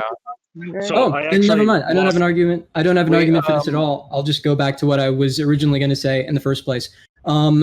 I'm non-binary. I don't mean to be like assert some sort of like credentialist background here, but I was interviewed by the New York Times for some trans issues. I help advise trans youth. What are your pronouns? Please? My pronouns are they, them. My name's Fawn. I help teach medical professionals and public institutions how to treat LGBTQ and specifically like non-binary and trans people. So I have a little bit of knowledge on this, but I'm going to take sort of like an atypical approach to this question of what is a man? And remember, that is like Prime's original question. And I think that like I love my gender abolitionist friends and my gender liberation friends. I think they make really compelling points. I love that. I think that it's extremely validating. But I don't know if we're addressing, like, I feel like all the different panelists are coming at this from like a very westernized, like very American place. If we ask like shit on the East Coast, so. that's true. I mean, if we ask a lot of other cultures what makes a man, do you know what a lot of them will say? Well, we take a young boy and we hang them up on hooks and see how long they'll last. And if they outlast this test of endurance, then they become a man. We have our boys jump over cows, and then they become a man, depending on how many cows they jump over. There's one culture that they like have to put on a glove of fucking those bullet ants from Indiana Jones. Is it bees? No, it's ants. Some cultures do bees, some cultures do ants. Yeah. And then they decide, this person has become a man. You're a woman is what your culture has led you to believe. Can you let them finish the point? Second Star, please let him finish. Wait, I feel like she had a good question though. Second Star, what was your question? My question was, at what point do you feel like it sounds like you're asked practical jokes? At what point does it make you not feel a man? Like, when does man come into it? It just feels like you had a bad childhood. That I had a bad childhood? Or whatever you're describing. I think you had too many glasses of wine. Me? No, me. He's talking about me with too many glasses of wine. I apologize. Okay. Well, I'm describing other cultures and how they approach the question of what is a man. And for a lot of other cultures, they have a rite of passage. So I'm going to take this argument, the rite of passage argument, that there are cultural signifiers, visual signifiers that may attribute some feminine or masculine values to people. But I think that universally there are certain that happen in childhood, right? I didn't catch that, but I'm sorry, but I'm gonna finish my point real quick. There are different rites of passage. There's circumcision for some cultures. For other cultures, it's certain dances or like bat mitzvah, bar mitzvah. There are festivals, quinceañera, right? Sweet 16.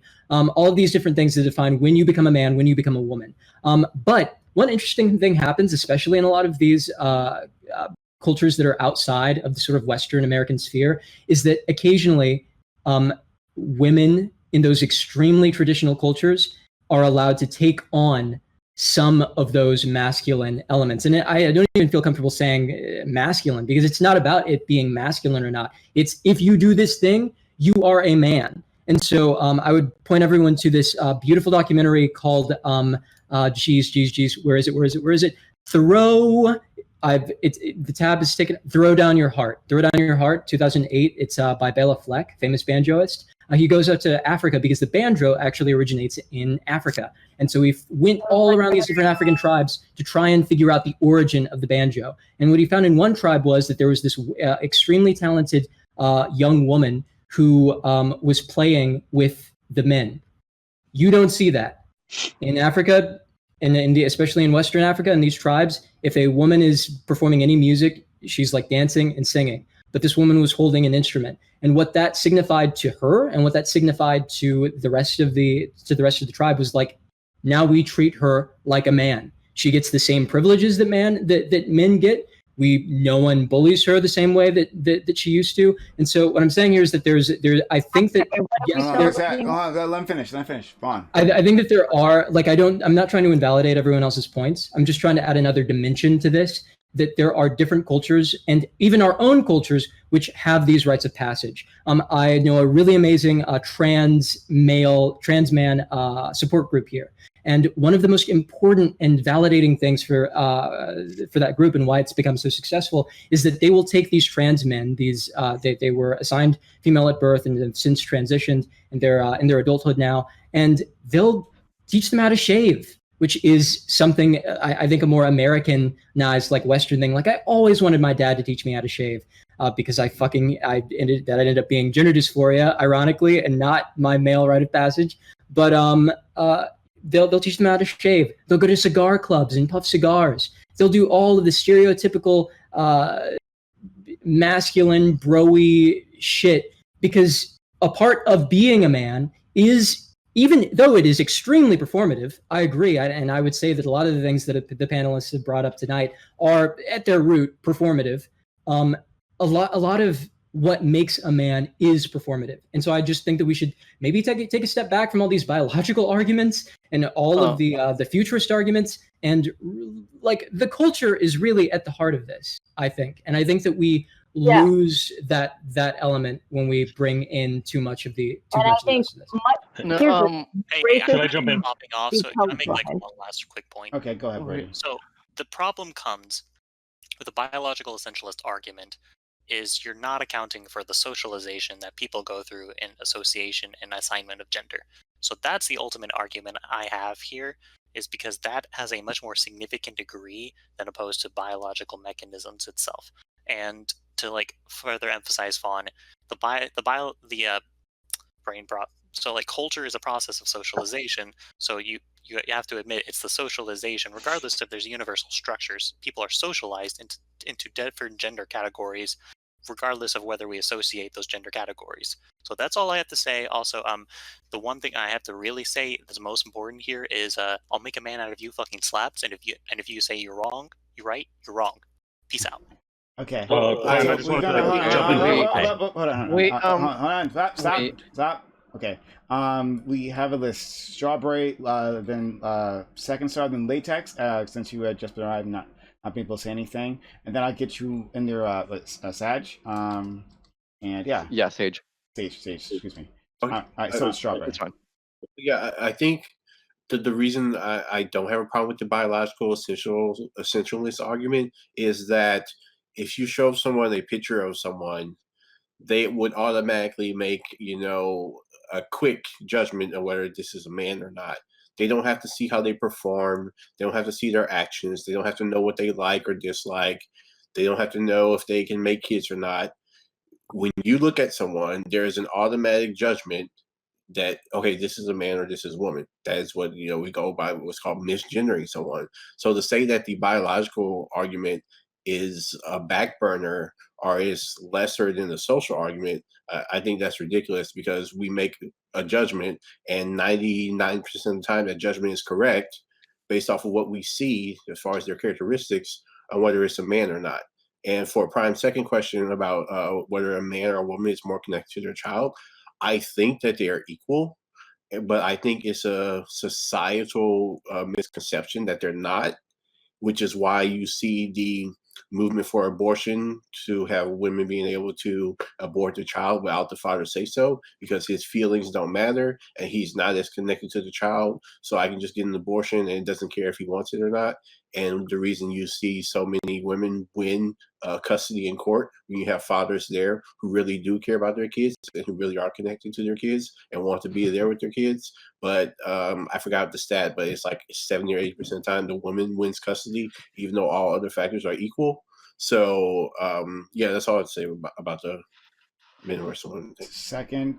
Second star, latex, and Sage. Moms. I get to speak after the guy who just said it was confused about why 70% of the time, like, women get the children instead of the dad. Is that what I'm? Yeah. Oh, no, I'm not confused. Your turn, yeah. Oh, I thought Prime said me. I'm sorry. Yeah, it's your. Go ahead. Second. Okay. What are we talking about? Like, what's the root of what we're talking about? Anyone can come in on my time. I don't care. Tell me what we're. So it's what we're talking about. Two things. One, what does it mean to be a man? And two, this is the second question I just randomly threw in. Do mothers or fathers have more attachment to their kids? So does a father have as much attachment to the kid as the mother? That's the question. Sorry. So two questions that are obviously have like blatant biological bias. Like we definitely know that science tends to say it's probably going to be this and it's probably going to be that. We don't have to. We're not pop psychology here. It's 2021, so we can be whatever we want to be. There's no reason that mothers should be the ones taking 70% of child cases. It should be whoever's capable. I do think that instinct and genes still affect all of us, and we need to be aware of it. And that does give mothers the edge. It's in us, after all. And by the way, I'm going to get an IUD next week, and I'm so happy about it. Because I'm taking that kind of responsibility, because no one I date gets a vasectomy. Do you know what I mean? So anyway, I think it's all what it is, and I think we should all be who we are. And I obviously have no opinions about it. Was I touting opinions? Shoot, I've had too much wine. Sorry, go ahead. So actually, second star brings up something super interesting, like how birth control ends up being a woman thing, right? Not like a man thing. Literally always. Yeah. So like the idea of getting a vasectomy. I hate condoms. Says every male I've ever been with. I am one of those men. I mean, not that one few, but like, I mean, just in general. I mean, in general. But no. But like I would like the thought of getting a vasectomy. It doesn't appeal to me. The thought of having children also doesn't appeal to me. But I also don't want to get a vasectomy. My uterus for the next 5 years does not appeal to me either, sir. Yeah, So fair I enough. am. I think it's really interesting, and it's something maybe we could also talk about as well. You know, like why is Yeah, that? modern Like, birth control is a good subject, actually. let's go to Latex, Sage, and Womps, and maybe you guys can jump on that if you like. If not, it's fine. Latex. So I was actually going to come in to speak about the fathers and the preference and stuff like Go that. ahead, please. As someone that just put down or just finished $30,000 of lawyer fees to get full custody of my daughter after felony child endangerment, I want to say that it's actually more likely that the mothers have a preference. And this is going against Feline Father's point. I believe it was Jeffrey Miller, who is cringy as fuck with politics, but he is an evolutionary psychologist. And one of the more profound points that has come out of evolutionary psychology recently is if you look at uncles and aunts, they will actually have a higher preference for the nieces and nephews that come from their sister than their brother. And the reason for this is because they know it isn't a cuckolded baby, and thus they share genes with them. Whereas a father, or your brother having a kid, you don't know if it's actually genetically related to you, so you invest less as an uncle. So if you want to take that perspective and apply it to a father, it is 10 times more significant. So a father has to invest far more, and you don't know if it is your kid or not. Let's go to oh, thank you for that. I think it was a good one. Except, okay. Yeah, we got that out. Yeah. Like, because there are like some like cultures where people, it's like because we've gone for the whole nuclear family thing here, right? But in other cultures they don't. Like they do like an extended family type thing, and they are. Well, it's hard for me to say if they're just as interested, right? But they are very much interested within the child raising of other people's. Like even though they didn't come out of them, they're still interested in raising the child of the extended families, right? Like when they like live together and all that. So there's that, and then there's others like more communal type of societies where they can be invested. So I mean, I don't know.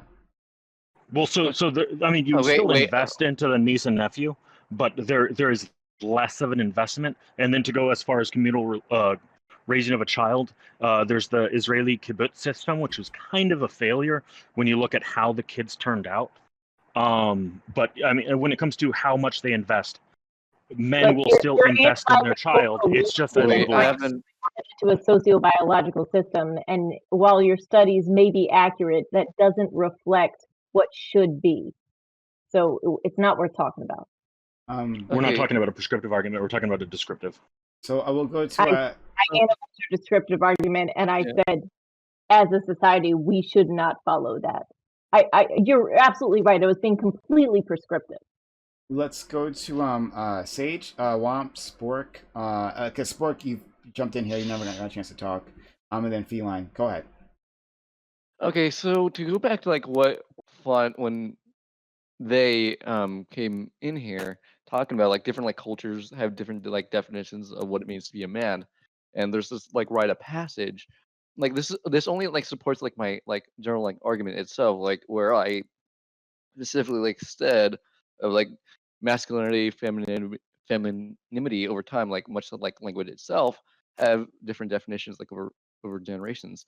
And on top of that, the creep of the crop, like at the very top, is like this gender neutral word, which I go back to, which encapsulates what's the human experience is humanity, which and I just want to just state that like it's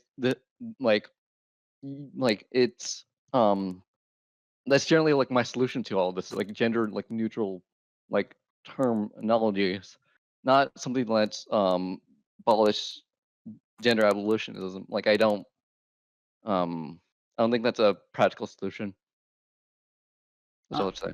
All right. So may I ask a specification? What do you mean by gender neutrality versus gender fluidity? No, the word I meant the word humanity. So like as in none of, I'm trying to understand. None of us are anything. It's essentially encapsulate like life itself. essentially like the good, bad experiences in life. That's why I use the word Okay, humanity. I'm fine. I just wanted to make sure I knew what you're talking about. Sage, I'm sorry. I don't have to ask this question, but I'm not sure what you mean by like how are you distinguishing that between gender abolitionism, God. Oh no, now I'm doing it. Gender abolitionism versus your humanity. What do you see as the core difference between those The two? core difference is core difference is gender abolitionism is like a step up from my like philosophy. It's like a way. It's like think of it as this way, like how socialism is like where I'm at, and there's like communism. If that makes any sense. I'm sorry, but no, I'm not following. Okay, so it's like I think a better solution, a better analogy is like I guess in a way how I'm thinking of this like feudalism, and then you had capitalism. Okay, I'm still not following, but I'll say this much. Radical feminism, right? It gets thrown around a lot, but it's rooted in like an actual school of thought that was in part led by an author named Shulamith Firestone. Just gonna call her Firestone for right now because I'm not sure how I pronounce her first name. Radical feminism was originally based in this idea that women give birth. Women are treated unequally because they give birth. And so, in order to solve equality, we should just remove all of the uteruses of women, and all children should be born in test tubes. And therefore, we would reach just a sort of single form of humanity, and there would be no discrimination. And so, gender abolitionism, I feel like, is a little more complex in that it addresses in some way that it's a breaking down of, or at least the best arguments that I've heard for it. It's like breaking down the barriers that that people who are part of people who identify as different genders, like it's breaking down the levels of discrimination and the walls that that people of different genders have to face, if that makes sense. But I think that just referring to everyone as humanity is a little reductive in that I think back to my cultural argument, I think that we lose a lot of the culture within gender that actually makes us better. Like there are redeeming qualities of masculinity. There are amazing qualities of femininity. I don't think that we need to reduce ourselves to humanity in order to appreciate those things, and in order for everyone to live happy lives, however they identify. So I would just push back on conflating humanity or your theory with gender abolitionism. I'm not seeing how they're the same. No, that's not. I'm wrong. No, it's gender abolitionism compared like to my like philosophy. It's a stepping stone that I'm not willing to like take to abolish like genders. Does it make sense? I think what do you mean by yours? Because if it's not that, then what is it? Let me think about this. Okay. Good call. I mean, I think the issue when I hear gender abolitionists, I think someone said this earlier. It's just like if you get rid of the discriminations different from acknowledging the differences. So like there are different, and this kind of boils down to what is a man, what is a woman, but I think there are biological differences that manifest What do you penalty? So that do manifest like in physical and psychological characteristics and traits, and to say we're just going to throw that out to get rid of the discrimination, I think that's an error. That's just like the saying we don't see color when obviously there are different colors that people have, and just to say, well, I don't think you're a man, I don't think you're a woman, we're just all the same. I don't think that's right. Let's go to Sorry. Wompt, Spork, Feline, and then Rage. Okay, so I wanted to address what she was saying before about birth control being the woman's responsibility. Not necessarily, but in our society. Not Yeah. necessarily should be, but go ahead.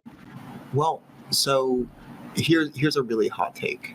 I think that women should have all the rights when it comes to bearing children, but also all the responsibility.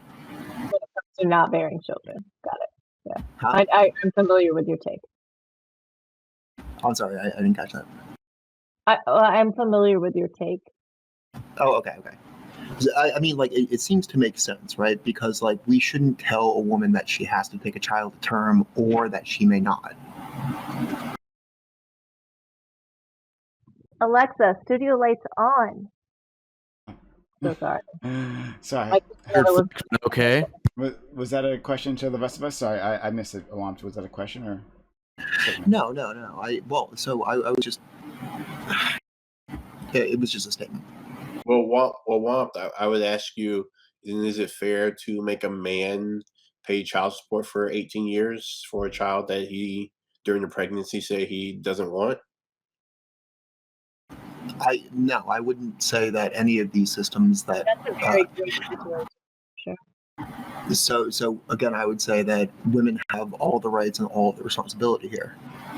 But they don't. I mean, so you saying a man shouldn't be able to be put on child support? Is that what you're saying? What he's saying is men should not have the ability to visit their children. If they, I mean, that's what No, you're. but he's saying women have all the rights and all the responsibilities. The goal of your argument here. But if he's saying women have all the rights and all the responsibilities, but we're holding men responsible in making them pay child support for 18 years, so they don't have all the responsibility. So wait, is the argument like men should be like completely like disconnected, like, or what's the point you're trying to make? I guess I'm a little confused. Okay, well, I'm saying if it takes two people to make a child, and we're giving the woman a way to opt out before the birth actually happens, then I think the father should also have that right. Yeah, so I mean, I've heard this argument before. Oh, isn't that Dave Chappelle argument, kind of? I'm not trying to. It might. I think he did something like this before. Okay. Okay, so don't worry, we're gonna get to this. So hold on, because I know people want to engage with that argument. I just want to make sure I get down this line, and then we'll make sure we definitely engage that because it sounds really interesting. Okay, let's go to Spork. Oh, Spork, your turn. Feline, then Rage. Okay. I forgot what my earlier thing was whenever I wanted to join. I'm more so like, I guess, curious on that if we can like keep with what you were saying, like with can you kind of define your argument for me there with like, because it sounded like almost like you were saying I'm doing the like thing. Hang on. It sounds kind of like you were saying that I guess that men should be like completely removed. Who was it? Wompt, I think. I was a little confused with your position. Can you like re-explain that? You want me to give it a try? Sorry, Wompt. Oh, sorry, never mind. Sorry, Wompt. Go ahead. However, can you say your position again? Sorry, it was a little. So women should have all the rights and all the responsibility when it comes to reproduction. Like how does that, or like what does that mean? I guess if you're. So to determine paternity, you need a whole scientific network, right? This is not a simple thing to do, and it's not something that we should rely on. To determine maternity, the child just has to come out of the mother, and that's kind of piggybacking off what the other guy said. Wompt, is this what you're advocating for? Wait, I have a question for Firm. Okay, I think the one thing can I pop before you? Yeah. Feline, it's your turn anyway. Hell yeah. So a couple things, right? In regards to like the whole like the woman's ability to abort the child, right? Like yes, the father's decision on this shouldn't have a choice on this, right? It's because it's not about like the possibility of like that, oh man, that could be my child. It's the fact that that woman has to rear that child for 9 months, right? And then following that, take care of that child, right? And it's at the detriment of the female's body to give birth to that, right? So like it's not about like the fact that the dude shot his seed in her and he's like, oh well, I get to say in this now. No, you don't, because really like your body's not your body's not the one that's being put through the ringer here, right? In regards to like like paying child support, yeah, a man should have, if you are part of the baby making process, right, then yeah, you should be paying child support until the child's adult, because guess what? You also had a decision in regards to like, the two tango, right? Like you could have put a condom on. If you didn't put a condom on, right, then guess what? You also decided to take on the risks that are associated with not wearing a condom, right? And I don't want to hear anything about like, oh, condoms are hard or whatever the fuck. Like, condoms are really easy to put on, I promise you. And like it's not about like, like, oh well, like she tricked me or whatever it is. Like in cases of like the woman tricking the male, like which are very slim to none, I'm pretty sure. Yeah, I'm pretty sure the man gets their comeuppance, right? If they can prove it in court. But like I guarantee you, it's like single digits in regards to how often this happens. And again, like in regards to like a court case of like if the woman wants to keep it, but the male's like, well, I don't want to keep it. Well, guess what? There's also a legislative process as regards to that. Like if you don't want to keep the child, then there's decisions to be made of like, sure, like maybe you don't pay child support, but guess what? You lost all custody of that child, right? And you don't get to claim that child on your taxes, nothing, right? Like, you're completely done with that kid. So like, yeah, like, it's not an argument of like, well, I should have a say in regards to like, that child being alive or not. Because guess what? You don't, because again, you're not the one rearing that child. You're not the one growing it in your body. Right. So, that's kind of my stance on that. So if you all want to hear on whatever, like, go right ahead. Yeah. Okay. I need a clarification, and this is like generally my question too. See, oh shit! Hold on. I forgot childbirth, birth control. I'm so for male birth control. They now have an operation to where you can get like a little like on and off switch like installed onto your fucking like the spermicidal cord, to where like you can literally press on your body and be like, oh, sperm on, sperm off. It's pretty tight. Okay. No, going back to what I was saying, this is like my question to you is maybe this is a misunderstanding for me when it comes to like the term gender abolitionist. When I think of like that word itself, I think of like the social construct of the gender binary essentially being like abolished. Is that correct, or am I completely wrong? Prime second stars in the waiting room. Oh, we're way past that point, man.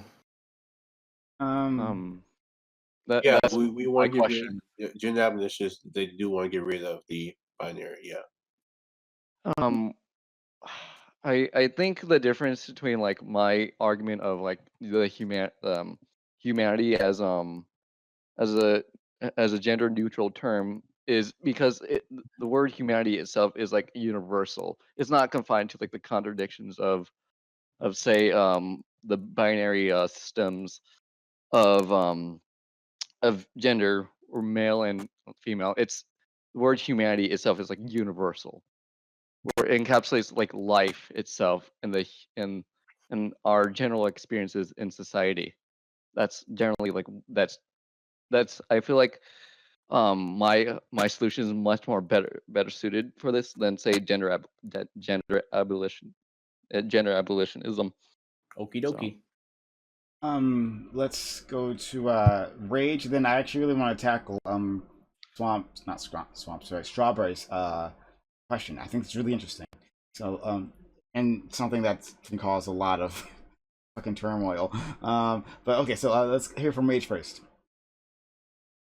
With regards to, I mean, ideally, when people have kids, we want them to have kids in a like they wanted to have kids, but not all of those circumstances are going to play out that way. I do think if the woman or if the person having the child, who carries the child in the womb, is having has the right to abort the child or carry the child, I do think that the person who's not carrying the child should also have the right to divest themselves from that arrangement. I think that would be can. Right, yeah. So initially when you said that they should pay child support, I agree with you. If you still want access to the child, like to see the child, you can't say, "Oh, I want to see the child, but I don't want to pay for the child." But like if you don't want any part of it, then there should be a legal process or some sort of process that you give up all your rights and you don't have to pay anything, but you're no longer like attached to that child in Now, our society. I would agree with you, right? But like in regard to like a court of law, like there are also things bring into consideration in regards to like the dependency of the mother on regards to that male, right? So like if it was just like a one-time hookup or whatever, and like the mother like isn't whatever like dependent on that male for like financial support or whatever it is, like there's a heavier waivers, I would assume, like within the court system to like, okay, like yeah, like sure, like we're gonna like lessen the amount of like child support the father has to pay or whatever, right?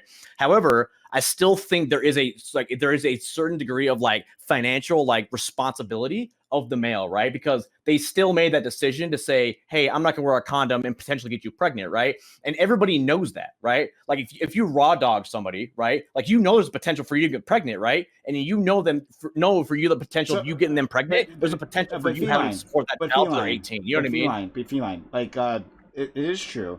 And it happens rarely, but it happens that child contraceptives fail. Right, so you could actually be staying safe, True. right? And then they fail. So in that case, right, when you didn't make that decision, sue the company. Okay, sure. Okay, I don't think that's gonna work.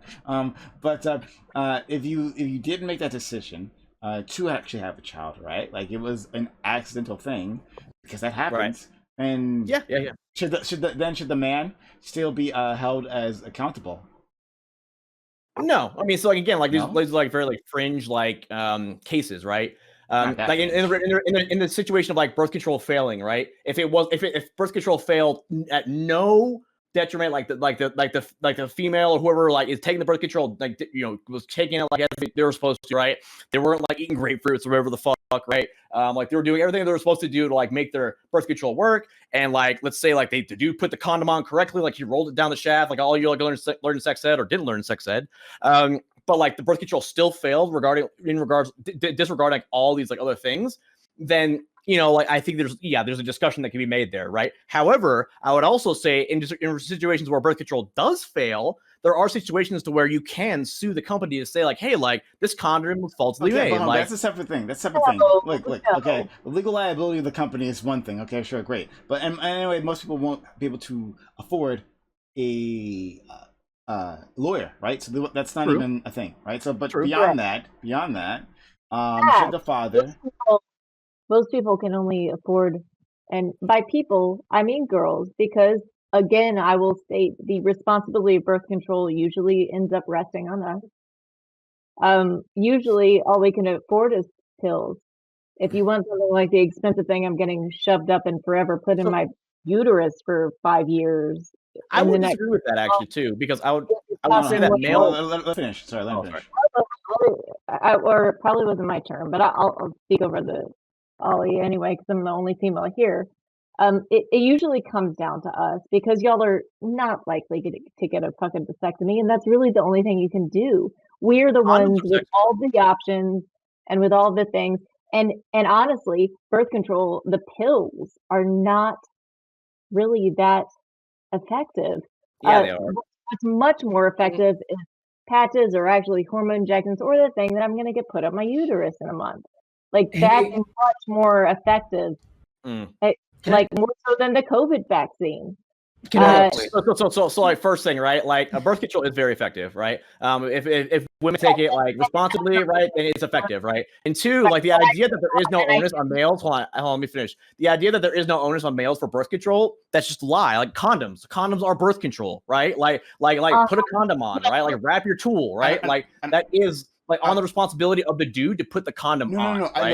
She acknowledges that. She acknowledges that. And you can correct me if I'm wrong, Second Star, because I don't want to. I'm 39 years old. I've never been on birth control, and I haven't been pregnant yet. And it's because I've insisted all of my male partners use condoms. Yeah. So hold on. One second. Sounds like it worked. So what she's trying to say, and you can correct me if I'm wrong, Second Star, but like that. Yes, of course. The condom is It's contraceptives Condoms usually should used be by all men, male, but for many sure. men do not want to. So they will say, like, they'll give excuses as to why they don't want to do this, and then it ends up being, if the woman wants to make sure she stays safe within that relationship, it tends to fall on her. Right now, I've gotten plan B twice in my life. Once because an ex-boyfriend insisted he hadn't remembered that I hadn't been on birth control when we were together, and I thought it was too late when we were literally in coitus. Hey, Soundstar.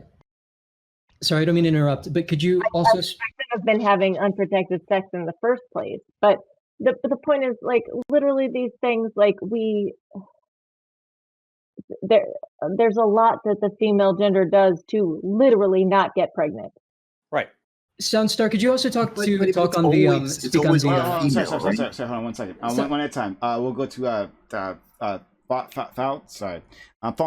and then Fallon, then Want. Okay. I just hear everyone talking about a lot of hypotheticals and like ideal situations where like someone gets impregnated, but I feel like we're ignoring a lot of like the reality. I feel like Second Star is bringing up a lot of that, but Second Star, like, isn't it true? Like, I've heard this from all of my female friends that they are afraid of taking birth control because it fucks up with their hormones. And like, there are all these like weird side effects and things like that. I am the one exception to all my female friends who hadn't been on it because I smoked for so long. I smoked cigarettes. So it depends like what kind of birth control you're talking about, right? Like for estrogen and estrogen, like if you're taking the pill, like Right, yes, and- it literally messes with like your menstrual cycle, right? But it's not like it messes with your menstrual cycle in the fact of like it's gonna like fuck up your brain or anything like that, right? And then also like when you get an IUD, like IUDs are painful, some of them are like fucked up, like but like they're also whatever respectable forms of like birth control. However, right, this also these are not requirements, right? Like us dudes, like, hey, we can wear condoms, right? And I know like it doesn't feel the same, bro, but like I promise you, like you're still gonna nut. Let's like be honest here, right? Like none of us are saying that like if we wear a condom, we're gonna go for an hour, right? Like if you wear a condom, you might like last for like an extra like 2 minutes, right? Let's be honest. I know this has never occurred to you before, but actually condoms and not feeling the cum coming in you doesn't feel the same to girls either.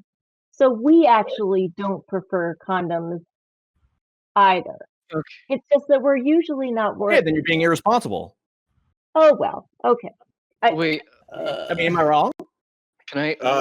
I think you're wrong in placing the blame only on the man and not on the woman also. No, I didn't say it's all on the man. I'm saying it's Yes, equal responsibility to prevent a pregnancy. No, you didn't, because you said when a man.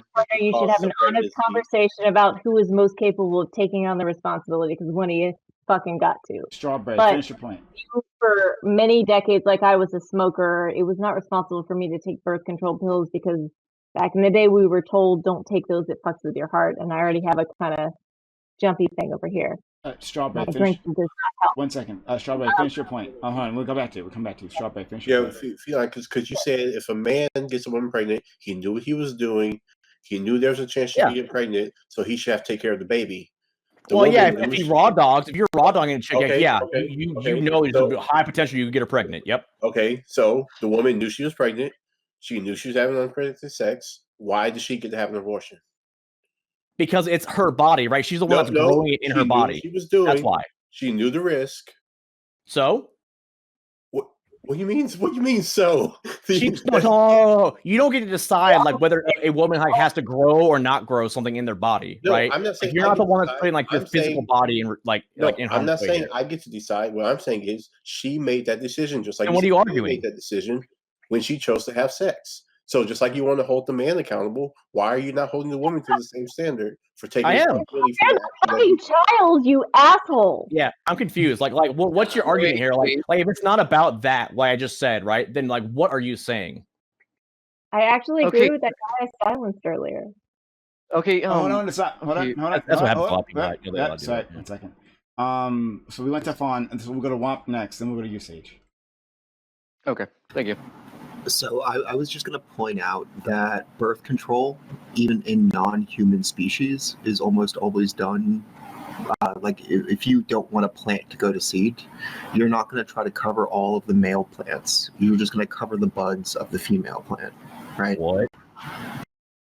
So if you don't want a plant to go to seed, you don't try to cover up all of the male plants so that they don't give off pollen. You cover up the female buds. That's so not they how don't get plants seed. work. Okay. So plants self-pollinate, by the way. Stamen, dude. Stamen. Sage?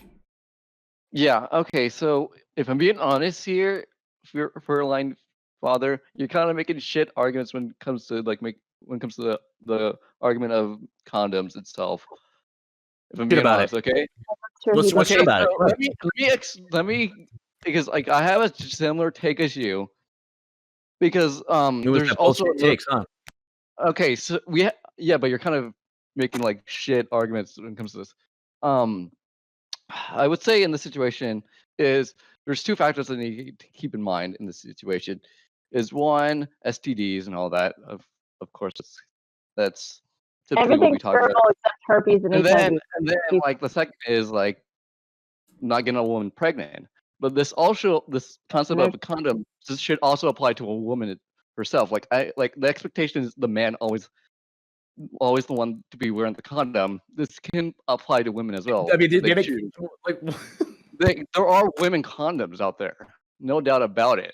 Like, Hold on, can I make this clear? Like the advancement of like the female condom has not advanced for like years, right? Because it's like a lot easier to roll a condom on your dick than it is to like insert a female condom. I promise you. And I know y'all think it's easy and stuff to just shove stuff up us all the time, but there's a little bit of work that comes in with it. So we like to prevent it when we If can. you want to complain about how it feels to have sex with a condom, like a female condom, like you want to talk about like difference in feeling, like woo. I mean, You have experience? like, there's downsides to wearing a condom, and if that makes the woman feel What's the uncomfortable, if downside that of makes wearing a condom? and the end result, if it's protecting you guys, it's protecting. I completely get what you're saying, and I agree. But it's much more easy for a guy to put on an external condom than it is for me to put on an internal one. I What's the promise you. downside of wearing a condom? I mean, I agree. I agree on that statement itself. But I just Okay. I want to make this like a more universal like argument than say feline or I appreciate. So if you're gonna come at me and say like I have shit takes, like you better be able to at least like formulate a sense of why my shit takes are shit. I mean, I'm somewhat like I'm a neutral ground between you guys' arguments. So let's go to let's try PB success. Thanks, Brian. Anna, thanks for having me in your space and keeping it open and lively. So I kind of wanted to introduce a systems approach and systems way of thinking to this conversation. And so if we are ostensibly a society that is for gender equality, then we should try to produce that outcome no matter what the biological mechanics are, the way that the biological system is working. And that's a separate system.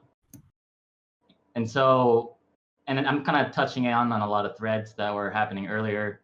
But there is a biological system of what we call sexual dimorphism. And that is, it has its own rules. It takes root through molecules and tissue, et cetera, et cetera. And then we have, on top of that, we as human beings who interact with culture map our own ideas onto that system, and sex and gender are those cultural ideas. And yeah, I'll let you speak, and then I want to say something that's funny that deals with like real life situation. But say speak. Okay. No. PB. Let him talk first, please. Yeah, I'll push my point. And so I feel like a lot of these arguments that go into biological essentialism are taking it to be a one-to-one relationship that's natural between the biological and the social system, when really it's just a mapping that we're doing independently of what's happening in the natural world. Dude, nobody was convoluting the social with the biological at any point. Well, we heard like biological essentialist arguments earlier. In the previous discussion about race and so I meant to say that I was kind of like backtracking a little bit, but I thought that fit into this current discussion because there's like I'm just noticing that there's ideas around like weighting the responsibility of one gender or the other, when really the outcome we should be looking for is one that's You're not wrong. equality. It does come out to be a gender responsibility issue when it comes to birth control. And it is a good question. But your generalizations were best served a couple conversations ago, although well spoken. I like the piano in the background. Sage. Okay, so this is like funny. This is one thing I learned maybe say in high school about, and this is like my, what was it? And this is like not biology, but this plant, I took class like in high school about plants and all that stuff and plants. But one things I learned is, well, this when it comes to like bees, they're kind of like the caregivers in the situation, because like the man is always in the cocoon, like the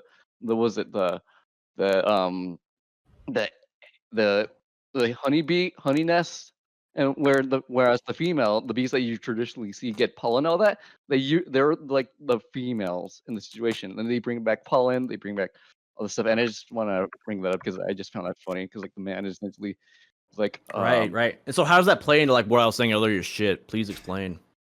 I mean, if you want to go down this road, we can talk about if. I mean, you did bring it up, so yeah, I'd love to go down that shit road. Bees need to have like condom or birth control. Okay. I mean, do you want to talk about that? No, we don't. No, we don't need to talk about it. Okay, great. Well, okay, so, Feline, could you explain? Yeah, I turned away. We weren't talking about anything, were we? Go ahead, Strawberry. So, Feline, could you explain to me why, if a man has unprotected sex with a woman, why he should have to pay child support? So it's not just like very like, binary like that, right? If the situation is, yeah, I mean, he knew what he was doing, getting into it, right? Yeah, I mean, he should pay child support because, like, if you're gonna raw dog a chick again, right? Like, there's a higher chance you're gonna get her pregnant, because I promise you, like, the pull-out method doesn't work 100% of the time, right? And like, she's also, guess what? She's also gonna be part of that transaction because she has to carry that child to term for 9 months, and then she has to take care of it afterwards, right? Unless you're going to like say like you're going to have an active role in that child's life, right? Then there's another discussion, because like, guess what? If you go to the courts and say, yeah, I want to have an active role in this child's life and I want to like help take care of this child, then guess what? 9 times out of 10, you're not going to have to pay child support, right? Because you're going to be helping to take care of that child, right? That kid, right? So yeah, they're both at fault here, right? If you want to talk about it like that, right? They're both 2 to 10 year old, they make that child, right? But just because the male is not like carrying that child to term, and just because like he provided the seed, doesn't mean that he gets off like scot free and doesn't have to do anything with the child. Okay, so what if he says before the child's born, I'm not ready for a child, I'm still in college, it was a one night stand, I don't want to have this baby before the child's born, and he lets the woman know that, and she still wants to have it. Can she still put him on child support? Hell yeah. 9 out of 10, that woman has said the exact same thing, and she's got to. Let me ask you this, right? Like, if you want to use the argument in court, right? If I'm drunk driving, right, and I I cause an accident, right? I could be like, oh well, I didn't mean to cause the accident, but you knew full well going behind that wheel, being drunk, there's a potential for you to cause an accident, right? Same thing, like if you're gonna raw dog a chick and you're not gonna use condom, right? Because like it's really easy to put on a condom. Again, it's like it's the most impossible thing in the world. If you don't put on a condom, right, and you have sex with a woman, guess what? Okay. Yeah, it's time for you to pay the piper of that consequence. We're kind of trapped on this one point, though. I feel like we're not actually making any progress. Okay, so you're saying by committing the act, you're held responsible for everything that comes after the act. Look, I think we would all be agreed on child support issues, but we're dancing around them, and it's a terrible subject, and we shouldn't talk about it anymore. Wait, so you're saying by committing the act, I think usually the court decides that the best person who is capable takes care of said child, and money is appropriated. But that's not the issue. That's not the issue here. So you feel like what you're saying is because you did the act, you're held responsible, and you have to follow through for everything that is a result of that act. Yeah, in this situation, like if you okay, so if a woman knowingly has unprotected sex and says, you know what, I'm in college, I'm 18, I don't want to have it, she knowingly did the act, So why is she not held responsible for everything that comes after that act? She's still held responsible. What do you mean? But it's a decision if she wants to get an abortion or not. Like help to get an abortion. I'm confused. Like, So are you trying to make the argument that women should be forced to hold the child to term? Yes. Oh. Okay. Hey, there it is. Hey, so why? Because the abortion allows her to opt out, just like it allows the father to opt out of the child support. If you won't let the father opt out, why are you letting the woman opt out? They both made a conscious decision. Hey, so let me check this out, homie. So if you think a woman going through an abortion and like the medical trauma and like the mental trauma, if you think that that's like opting out, like there's no consequences to her action, then you're fucking wholly mistaken. So go ahead, Second Star, if you have something to say on this. Second Star? Even a woman getting an abortion is a traumatic incident. I know that the opposition, if you will, and I understand the opposition of all issues in politics. I understand why people are anti-abortion. I do. They think we're killing babies, and we are. But what I also understand is that a couple of my friends have had abortions, and they've been traumatic as fuck. And it's been the only thing they can responsibly do. And they need to do those things. And as far as saying that, let's just tip reality on its head, I will wait to see that world, but not the world we live in. The world we live in right now is that women are held responsible. Women do pay the price usually, and if a man wins custody in court, he deserves that custody. He does get a chance to win custody. Okay, wait.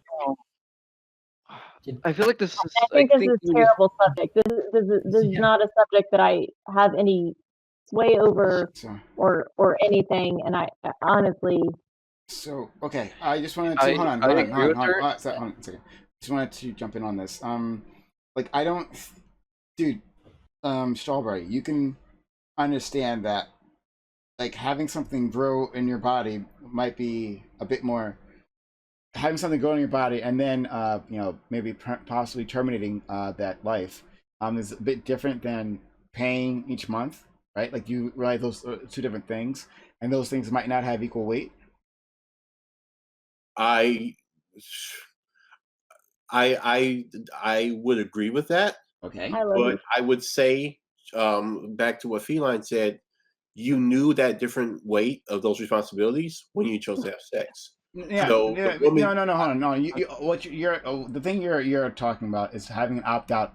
So I don't understand what you're trying to get to. You're saying that women have this opt out of possibility, and the men do not, right? Like not the same way, right? So you're saying that it would only be fair if the man didn't have to pay child support, right? Because if they didn't choose to have this kid, right? Let's say if the woman wants to continue keep the pregnancy, that she should be able to, okay, well, you're keeping this pregnancy, then I don't want to have to support this child because I've already stated that I don't want to. Okay, great. But on the other side of that, you're also equating the acts of abortion and paying child support, right? So we cannot understand those things are different things. Like so Feline's father, the whole thing about responsibility, that's his argument. It's not my argument. I'm sorry. No, I'm second. We'll get back to you. So do you understand what I'm saying here? That these are two different things, and that they we'll start that. They're two different things with two different weights and different amount of mental stress. Well, I think the things that you're equating are different than what I'm equating. What I'm equating is the choice before the child is born to be alleviated from all future responsibility. That's what I'm saying. I'm saying that the man should be able to make that choice because the woman. Now, granted, I hear you. I literally just said that. But that alleviates her from having to raise the child, from having to take care of the child. Which is the reason. That is the reason why she's having the abortion, to alleviate that responsibility. Okay, on the other side of it, let's try this. On the other side of it, 1 second. On the other side of it, then when a man wants to keep the child and a woman doesn't, should she be forced to carry it to term? what that's why I have the issue with it. I'm saying, okay, I'm against abortion. That's the general. So I think the woman has to carry it. But what I'm saying is, because we live in the society where we allow the women the choice, the women to have that choice, then I think it's only fair to give the man that same choice. So let me ask you, like, so Wait, let me ask you. sorry, I want to try Fawn. Go ahead, Fawn. Wait a second. I think that we're all skipping over a really important part of Strawberry's argument, and that is that Strawberry keeps saying over and over again that these two choices are equal because the man can decide to abandon because the man can decide to not pay child support. I'm assuming that because the child support is even a part of the question, that the man has decided like he wants nothing to do with his family at all, and he's like just leaving. I guess it's not a family at this point, but he's leaving the person that he impregnated, and that's equal to having an abortion. Here's the thing about that, though.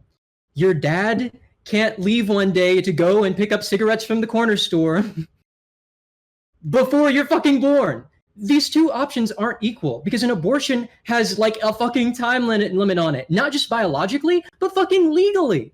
And you can leave your family, you can abandon your family at any other point. So I feel like we're skipping over that, and I don't understand all of these like really ideological arguments. Like this just isn't how things play out. Like when I wish that when two people like impregnated one of the other, they had this debate that we're having now, like, oh, because it's your body, it's well, you have the uterus, and oh, well, who pays child support? It's usually like, oh, well, the church won't let us have an abortion.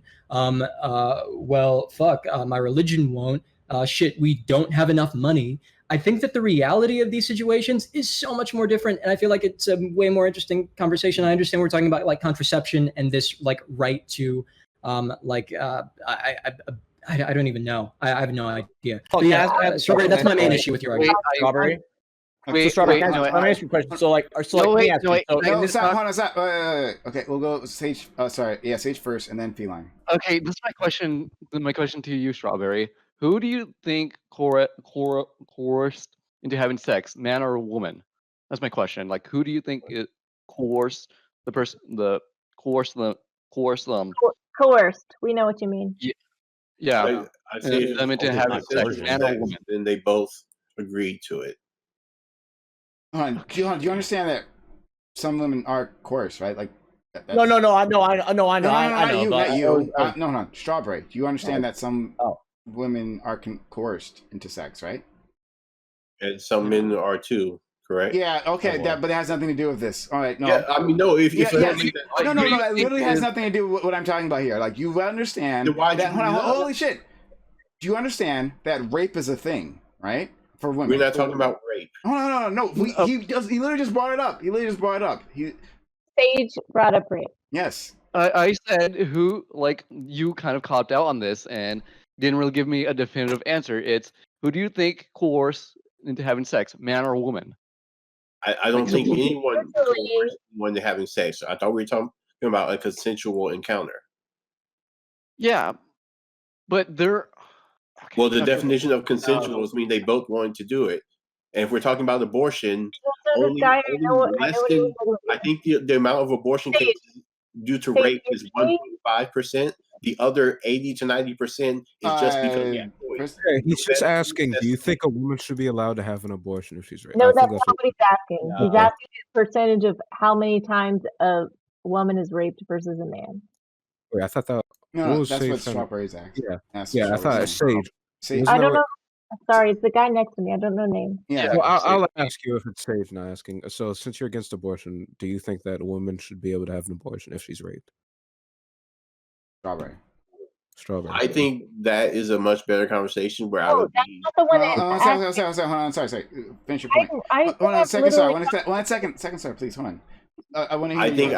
I'm much more on the fence about that question, but since that's only 1.5% of the cases, I don't think that answers the larger question of widespread.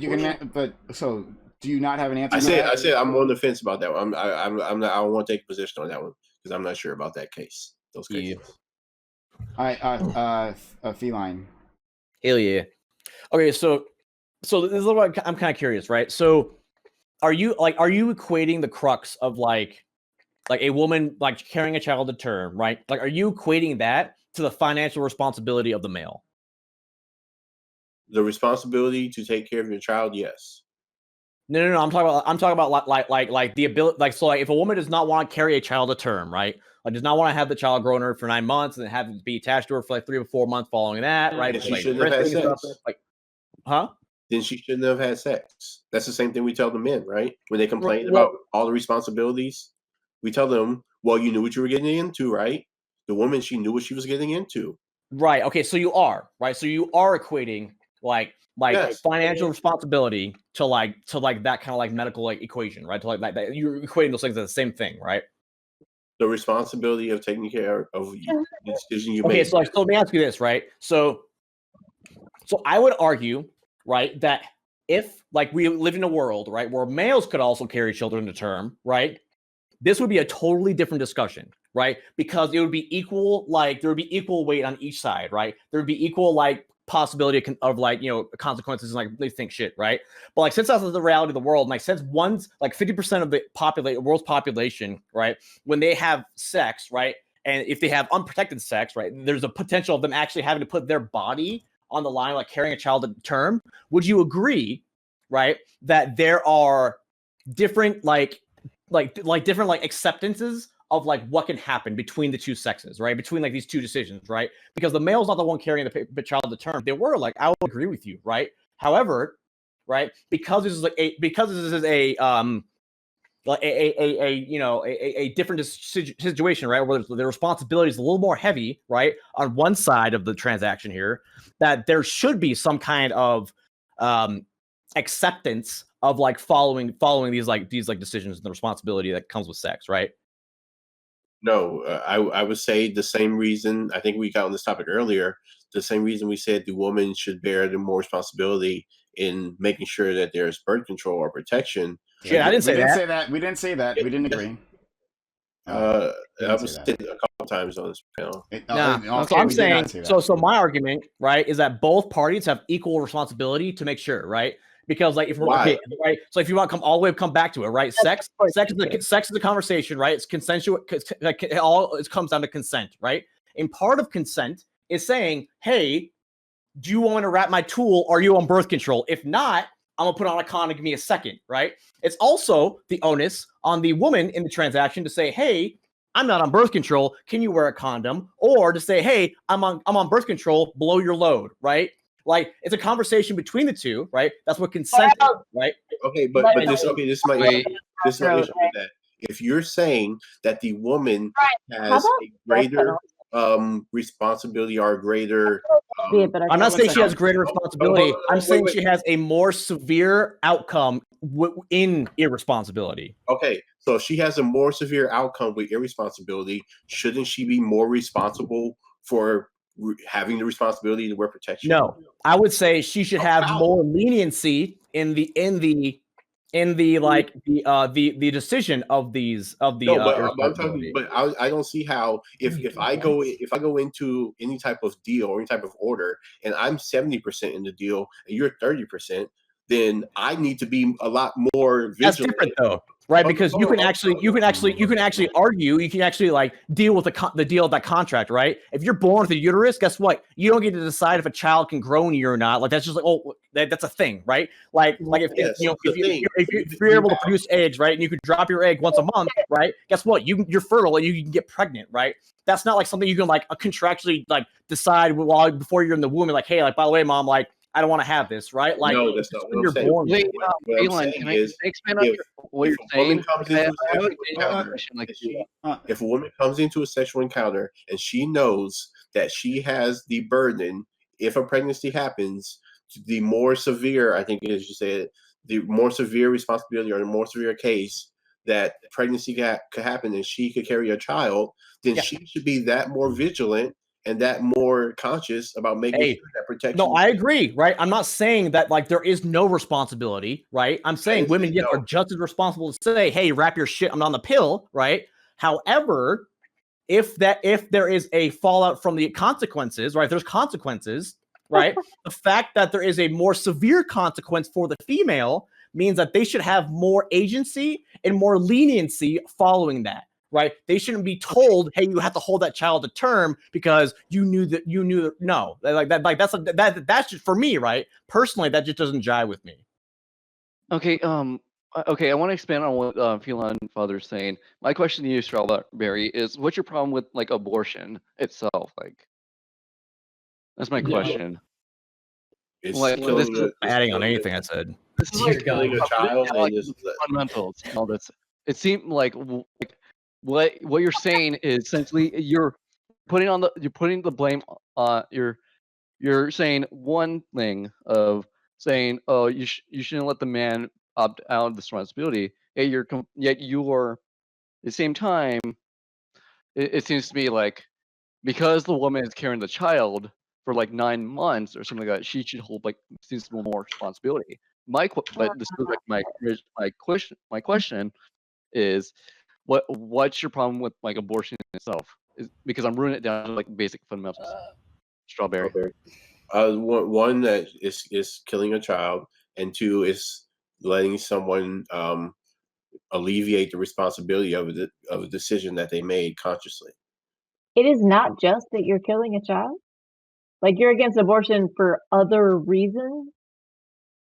Yeah, I just gave you the two reasons. Okay, that so it's that killing a assumes child. that all females are being irresponsible about birth control.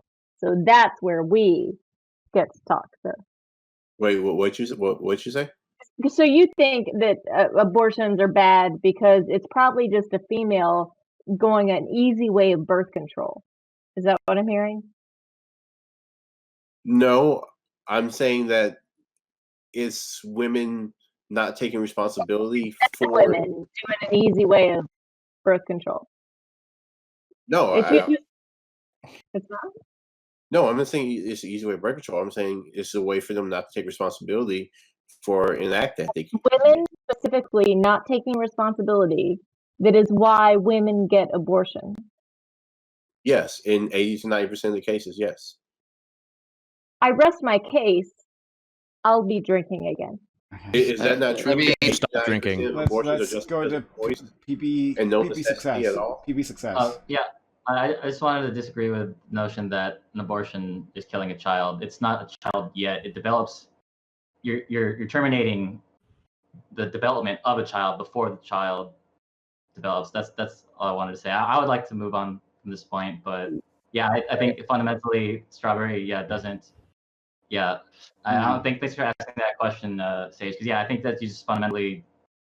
No. Just the idea of abortion itself, I think. Yeah, I mean, you made that clear from the beginning. Yeah. So. Yeah, but we didn't really go into in depth about this, and so we keep on going in circles about this. And it seems to me like Strawberry seems to conflate like his anti-abortion like thought process into like more towards like this responsibility of the on the woman's part and That's carrying been the the child. discussion the whole time. Yeah, I know that, but this is like generally what I'm putting out, like just not to you guys, but also the audience as well. So Sage, I appreciate where you're coming. Oh, sorry, Prom. No. Finish your point, Afon, and then I'll Sage, move on. I appreciate where you're coming from on this. Like I feel like you're giving everybody a fair shot and arguing in good faith. But honestly, no pun intended, I think that we have gone too deep on this discussion. I don't think we need to go any deeper. Yeah. Into specifically why Strawberry doesn't like abortion. I think that it's just a moral argument for him. Yeah, no, certainly. I think we've caught it. There's more room to make. I'm sorry. I'm being. See, all right. Okay. There was a poll. This is random. There was a poll in chat. Is Elmo a Muppet? Yes, Elmo's a fucking Muppet. He was made by Jim Henson. Those are all Muppets. All like, and that the form of like controlling them. That's a Muppet. That is a Muppet. No. The Muppets are totally different from the characters in that's a Sesame Muppet. Street. No, they're all Muppets. No, What are you talking about? Wrong. No, they're all Muppets. Every single one. No. Kermit the Frog's a Muppet. Miss Piggy's a Muppet. Why is Elmo's not a Muppet. Why is Elmo not a Muppet? Because he's not a Muppet. No, you're thinking Muppets are like part of a show. Like there's a show called The Muppets, right? And they're Muppets there. But along with that, Elmo and the ones on Sesame Street. The characters on Sesame Street are Muppets. hand puppets. No, they're controlled the exact same way. They're controlled the exact same way. What are you talking about? No. They literally are. Oh my god, you guys are. The characters on Sesame Street are controlled with love and compassion. Muppets are controlled by capitalism. Okay, all right, we're doing this. No. You. If you go to the Elmo wiki, Okay. Elmo was in the Muppets Take Manhattan, though. Yeah. Elmo was literally in the Muppets Take Manhattan. So we're doing it right now. We're looking. Wait, hot take. Can I hot take here? I think Elmo is a puppet. Just putting it out there. That's not a hot take. The most clear, concise point you've made all night. Is there a hot take? David. Okay. In the Elmo wiki, he's listed. Oh shoot!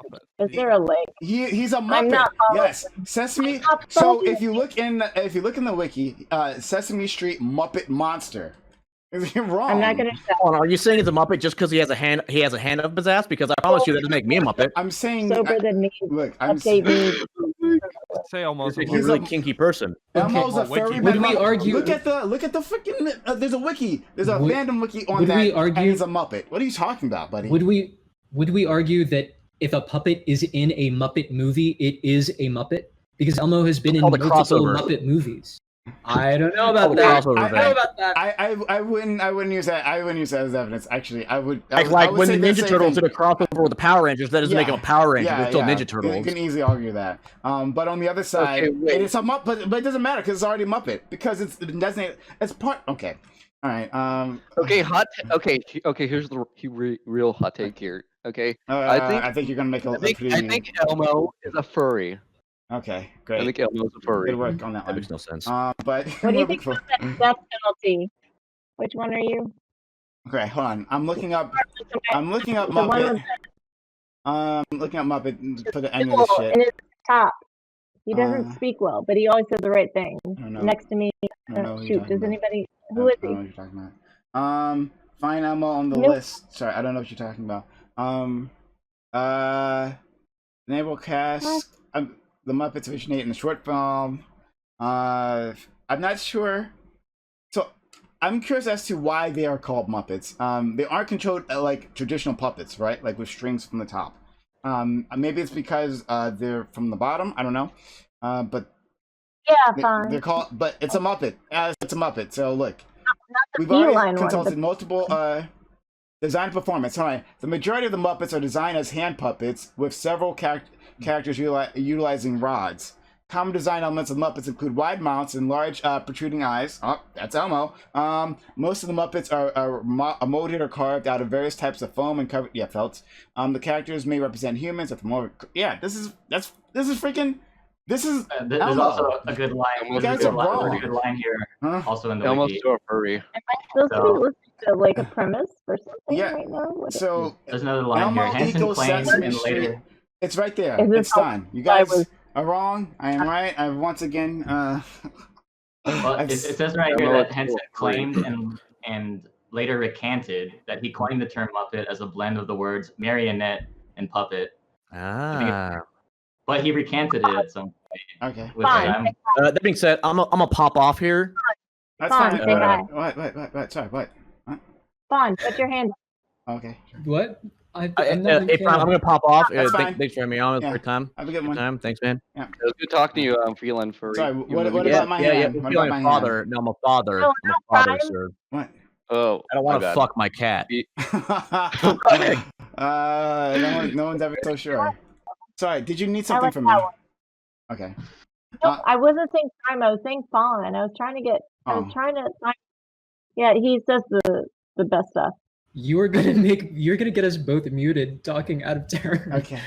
He's asking for my views on the death penalty. Okay. All right. Let's debate some other time. Yeah. I don't. Stop debating. I didn't. Oh, you just want to know? No, I wasn't even talking to you. I was trying to find the guy next to me. I'm Fawn. I am Fawn. Never mind. But I had the name wrong. Okay. It was my All right. mistake. So come back. No problem. Come back to us tomorrow. We're gonna have another open walk-on panel. Maybe we might be doing something special. I'm not sure. We'll see.